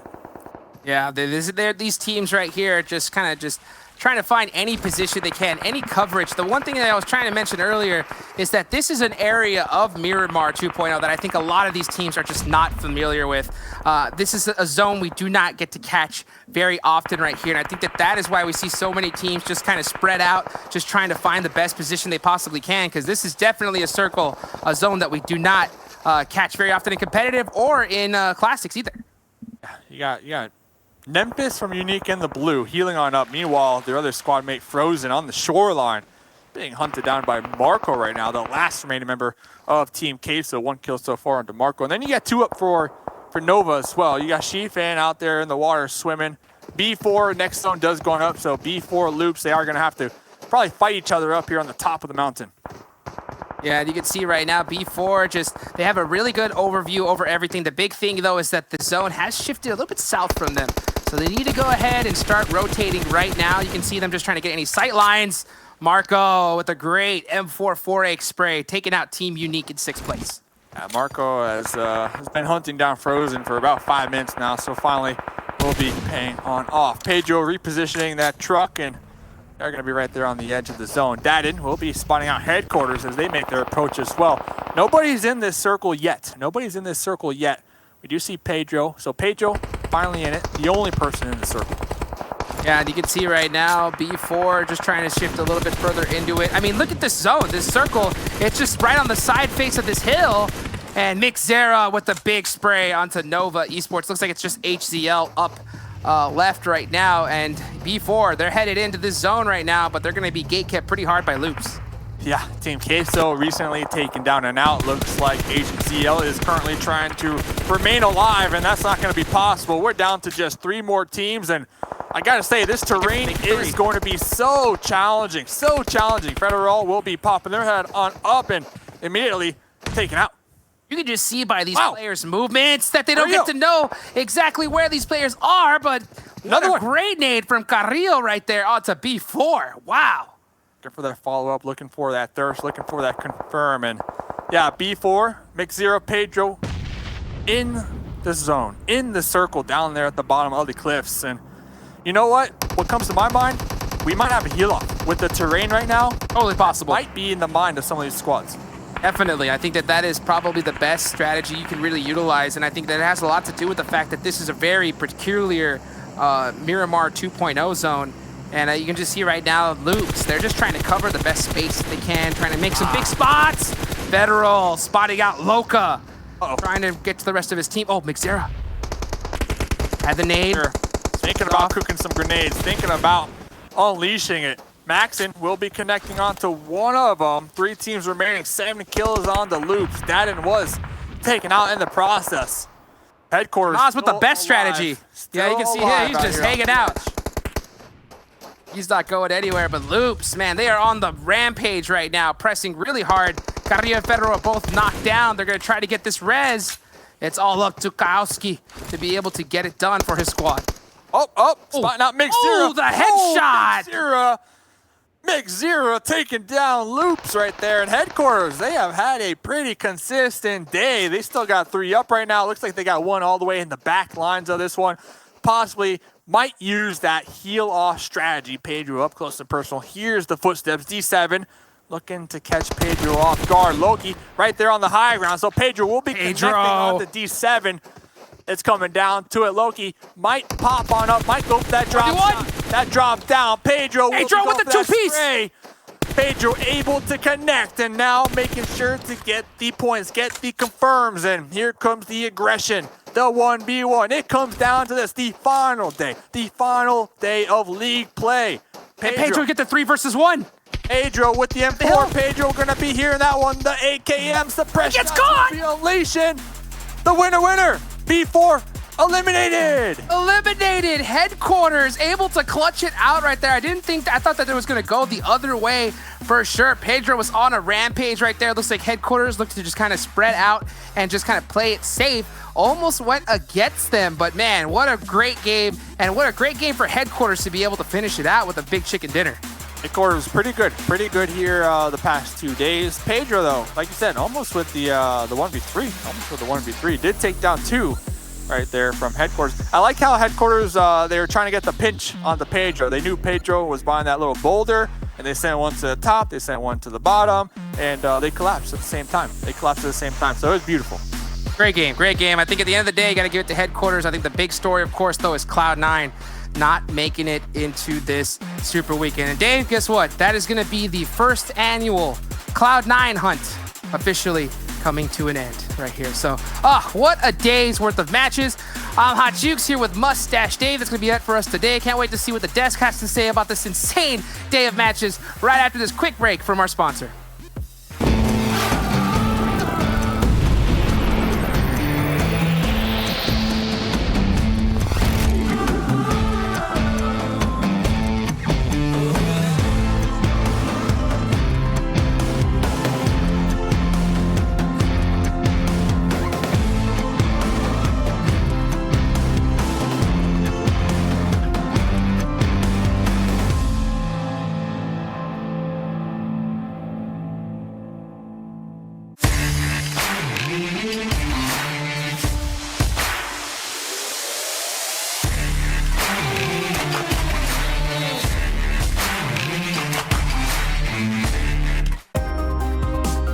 The PUBG Mobile World League is brought to you by the title sponsor, Qualcomm Snapdragon Elite Gaming, and the official beverage sponsor, Mountain Dew.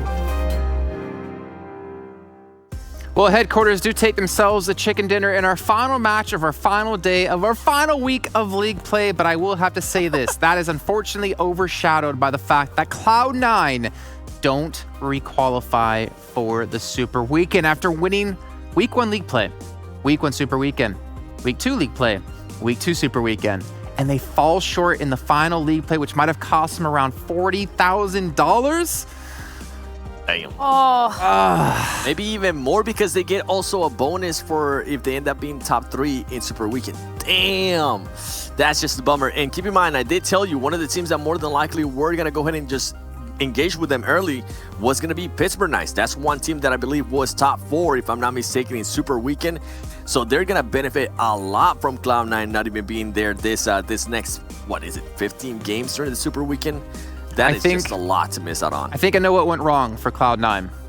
I think when they were playing, they didn't have their Qualcomm Snapdragon processors in their phones, and that's obviously going to cause you to have a tough time when it comes into these matches when they matter. Let's take a look at our map standings from that last match and our final match and see that Headquarters take themselves 27 points. B4, though, get themselves 23. Glitter and 7. You know, you guys are doing a fantastic job. You guys are looking great. Your predictions are great, as some might say. But you guys get yourself 23 points. Heck yeah, we get 23 points. Yo, shout out to Glitter Mom and shout out to Glitter Dad for saying we're doing good with our picks, as our pick does end up getting 23 points. But we got to go ahead and give some credit here, Glitter, to headquarters. Them being able to go ahead and pull out a win. They pretty much qualified to Super Weekend. This is going to be, I believe, their first Super Weekend ever, if I'm not mistaken. And coming in off a win, that is huge for them. Oh, this massive, and this just shows what the team is really capable of because they've had multiple strong showings today alone. They finally figured out whatever they need to do as a team, and it is working out super well for them. And then moving down the list, we're actually able to see Frag Machines getting themselves some more points, which they definitely needed as they were towards the lower end of the overall standings. Queso being way more consistent today. Nova doing well, just continuing to kind of get themselves these points. And like you said, PK had, you know, a really strong last game, but then they continued with some of that aggression with 7 kill points into this next one. Yeah, and for PK, I think we have to go ahead and give a shout out to the man, J7. He was hitting some nasty shots. This man hit a double headshot on uneven while falling down. Can I get a what in the chat? That is so hard to do here in mobile, man. Even if I tried it like 1,000 times, I probably wouldn't even be able to hit every single headshot. Double tap right there. That was just amazing to see. As we're now seeing here the second page, as we mentioned over and over again, Cloud9 ended up with just 2 points. They ended up with they were the first team out. They ended up killing Raven there, so that was at least a little bit good there. But I mean, overall, I think the main storyline here, as we see some of the other teams, Team Unique is going to be able to qualify as well to the next Super Weekend. Cloud9 not being able to qualify. I cannot wait to see what's going to happen here coming up on the next Super Weekend and seeing which teams are going to take advantage of that, because I believe Headquarters is also going to be able to try to fight for that 16th spot against UDR Killers, and UDR Killers has been looking like absolute destroyers lately. Well, not only Headquarters, I believe Frag Machines as well have a chance to fight for that 16th place to get into the league finals, but they have like, what, 93 points gap to close? So not only do they have to get themselves the points to catch up to UDR Killers, they have to get the points to stay ahead of them, as UDR Killers are getting points while playing as well. So it's going to be very tough for them going into the Super Weekend, but they do have a day to prepare for that coming up tomorrow. Let's take a look at our stats, though. For Headquarters, kind of give them a little bit more light. 1,000 damage done with 7 kills. But I think for them in particular, as we saw for PK, as we saw for many teams out there, just getting that one win, maybe even for Nova, that one chicken dinner takes so much pressure off your shoulders, and maybe now they can kind of come in refreshed into their first Super Weekend here at Glitter. Yeah, absolutely. They were probably one of the most stressed teams, right? Coming into this final week of league play, knowing that they had yet to qualify for a Super Weekend. So if anything, there was that much more weight on their shoulders. And after their performance here this week, so much of that has to be alleviated because now they know what works for them, and hopefully they can continue to carry that through into our final Super Weekend. Yeah, I think this is a good, nice learning experience for them, right? For them to deal with like more of the higher pressure, how to play out the later zones as well, considering they didn't really often make it there, unfortunately. Let's see actually who the top players were for that last match. Obviously, the top 4 from our final game. Did Dean going to make it through with a 790 damage? And of course, Mixera and Pedro as well here. But for the first time, we're seeing Jammas actually 7. This is nice to see Headquarters but a breakthrough onto the top damage. It is, and something that we talked about going into the last Super Weekend, going to pretty much the last stretch until we go to League Finals. It's good to see some of these players perform so well. B4, we've seen B4, especially Pedro, over and over again here in Mixera as well, and then Daden. I mean, what can we say about that guy?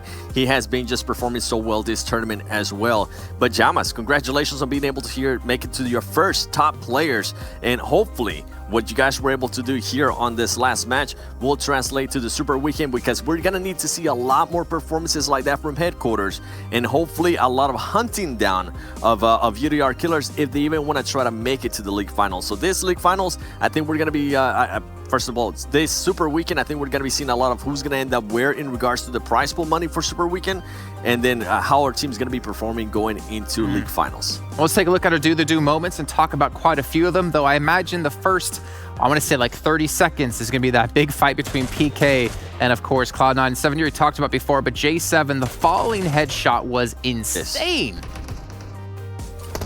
What? That right there. Bro, that is so hard to do. That just blew my mind. I remember once yes, exactly. Once I saw that, I jumped out of my seat and I said, let's go, J7, because you just don't see that often. And then Frag Machines, one of the other teams that we mentioned, they needed to go ahead and have a good performance just to solidify that they were going to be going to this next Super Weekend. Guess what? They were able to, the disrespect, they knocked some people down. They're like, yo, come over here.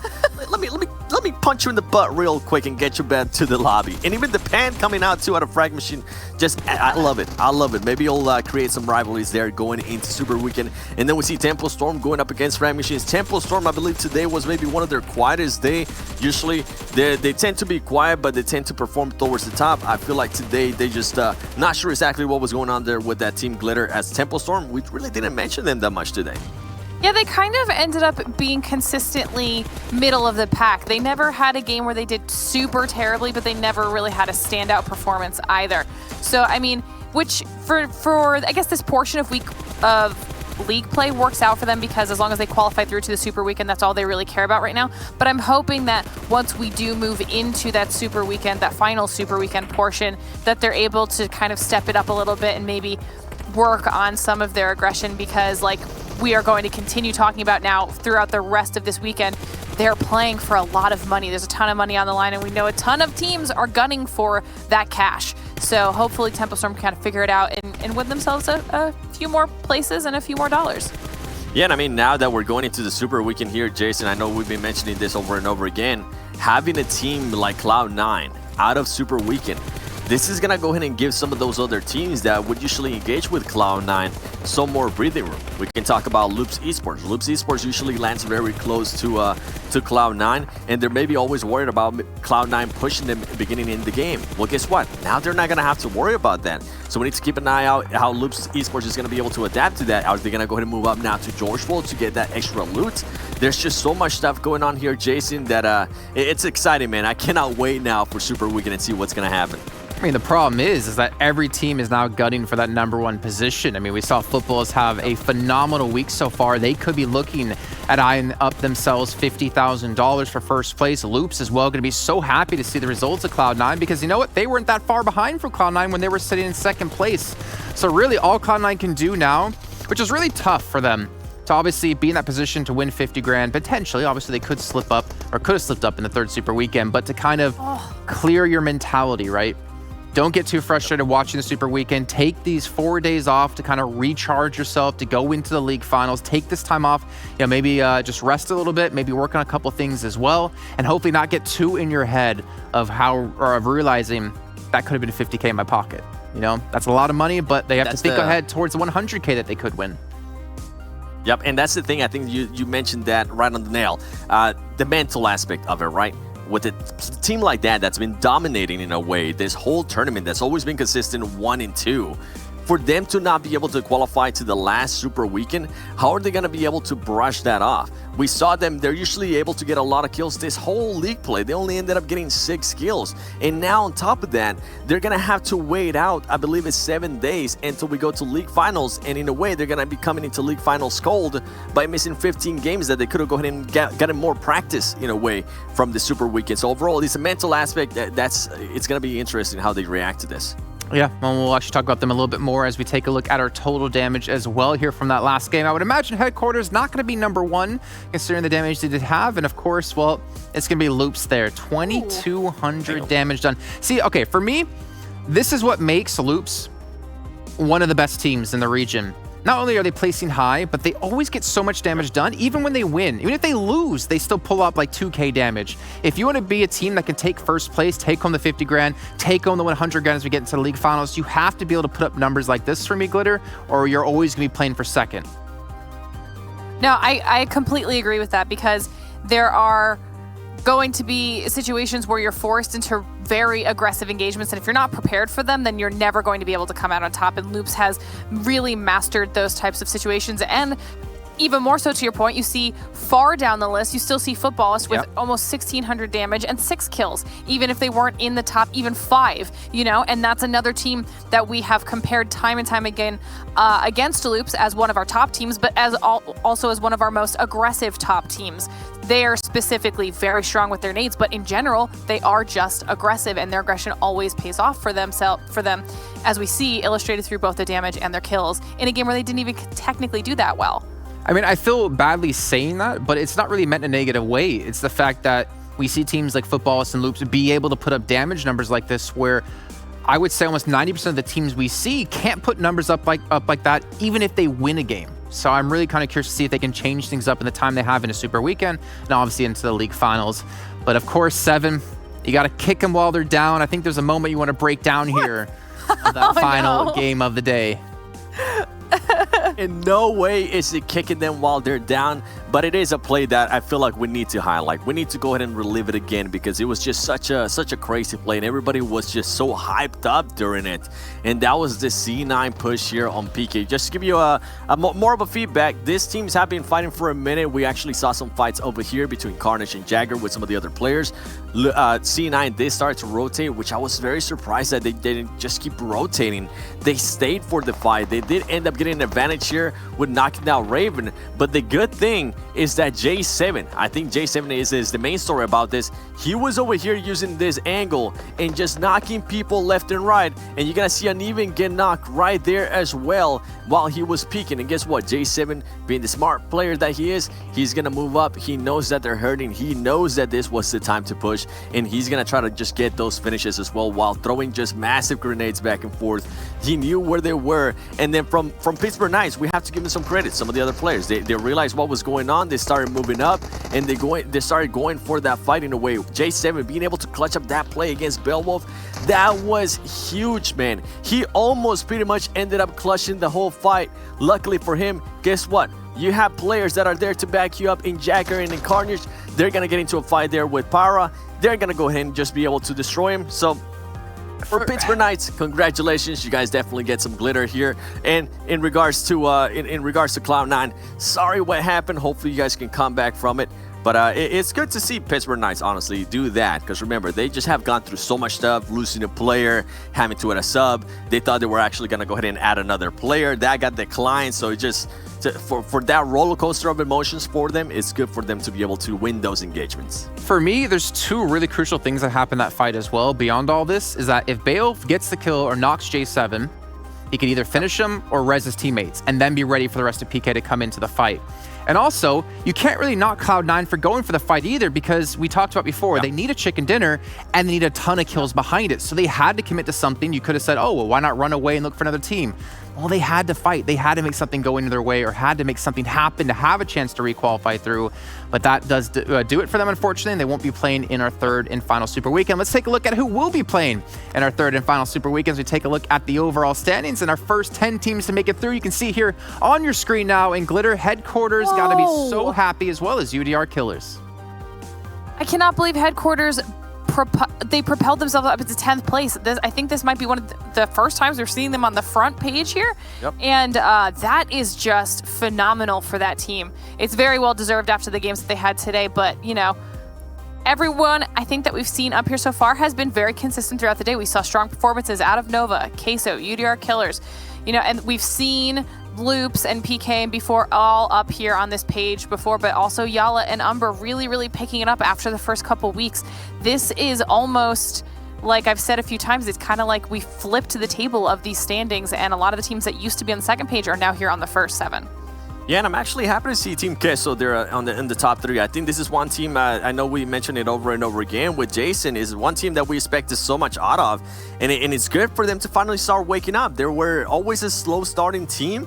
And I guess in a way it's good that they're finally starting to wake up as we're going into the last Super Weekend and also until the last before the league finals as well. Hopefully we can go ahead and switch here to the second page, as I am interested to see who is going to be able to make it and who is going to be out. I know this is one that everybody's been waiting for, and there it is, ladies and gentlemen. The teams qualifying: Team Unique, Frag Machines, Temple Storm, Dream Eaters, Corina Power, Wildcard Gaming, and the teams that are out, definitely a surprise, even getting past. Alpha Legends passing Cloud9 there for 17th place. Cloud9 only getting 28 points, 6 kills as mentioned. KHK Esports 26 points, and then SWAT 69 25 points. Wow, what a surprise. I mean, what this says now, with SWAT 69 not requalifying, all the points they accumulated in the second Super Weekend, their first of playing, means nothing. And now you have, what, Frag Machines, and you have Headquarters on the chase for UDR Killers, who are up at 93 points, if I'm not mistaken. Glitter, that is a ton of points that they're going to have to clutch out. And not only is it a lot of points that they have to go after, but we do need to take into consideration that the games are potentially going to be different now with Cloud9 not in the lobby. And we've seen that happen time and time again throughout all of League play, that things were changing when Loops were out early or when Cloud9 were out early. There's potential for the standings to be different in the Super Weekend the same way that they are here for the League play portion. And now I'm kind of really hyped to see how these teams that haven't been able to qualify and have a little bit more to like lose than some of these other teams, how they play and how it all works out for them. Well, you say that, but I think UDR Killers are not hyped about it. They're more like, all right, guys, come on, just have some solid games so we can close this out and get into the finals. Let's take a look at our prediction scores, though, overall, and see how things went down for us. I wonder who's going to be in first place. I wonder how many zeros Hot Jukes got today. And we can see here. Where's Hot Jukes? There we go. 0 for Loops. I mean, I didn't want to say it. Clearly, my skill in predictions doesn't matter when it comes to Glitter's parents and how good a job I'm doing. I gotta give you some credit. Close to Jukes. I gotta give you some credit here, Jason. You have been on the money, man. You kind of slacked off there for a bit, and now you've just been destroying us. Today wasn't one of your strongest day, and I'm not even gonna talk about myself because I have a. I'm only 10 points behind you now. Let me point something out real quick. Because, you know, Dave, remember he said he voted for Cloud9? Look at him, a liar. He had Nova the entire time. He didn't truly believe in them. So who do you really want him as your commissioner? Come on, chat. Use your brain. This guy is a liar. You should get him out of here. You should kick him off the show. You know, obviously the predictions. I caught up today, okay? Yeah. She's doing work, man. Y'all remember? Yeah, what the I remember when she was bottom there. I remember when she just started up and she's been growing over time. It's great. It's great to see. I told you I was a sleeper. All right. Well, don't worry. We're going to be resetting all of our points after this next Super Weekend, go into League Finals, and we'll start anew and maybe design a trophy that we can give to the winner. Maybe we can get that done. I don't know. Anyways, you guys, you're done for the day. You have a day off. Go enjoy it. Go do whatever you want to do. At Glitter, I think you're going to go stream if you guys want to check that out. 7 probably going to be doing the exact same later on as well, if I'm not mistaken. We'll see you guys in 2 days' time. Don't worry. Don't get too sad. You always have me to talk to. No, I'm actually really happy they're gone. I don't want to talk to them on my day off. Are you kidding me? I get enough of them on the show. Anyways, guys, that's going to wrap up our entire last day here of our last week of League play. We have 1 Super Weekend left. 3 days separates all these teams for a chance to qualify into the finals. And we'll see you guys on Friday, 11 a.m. PDT. You're not going to want to miss this.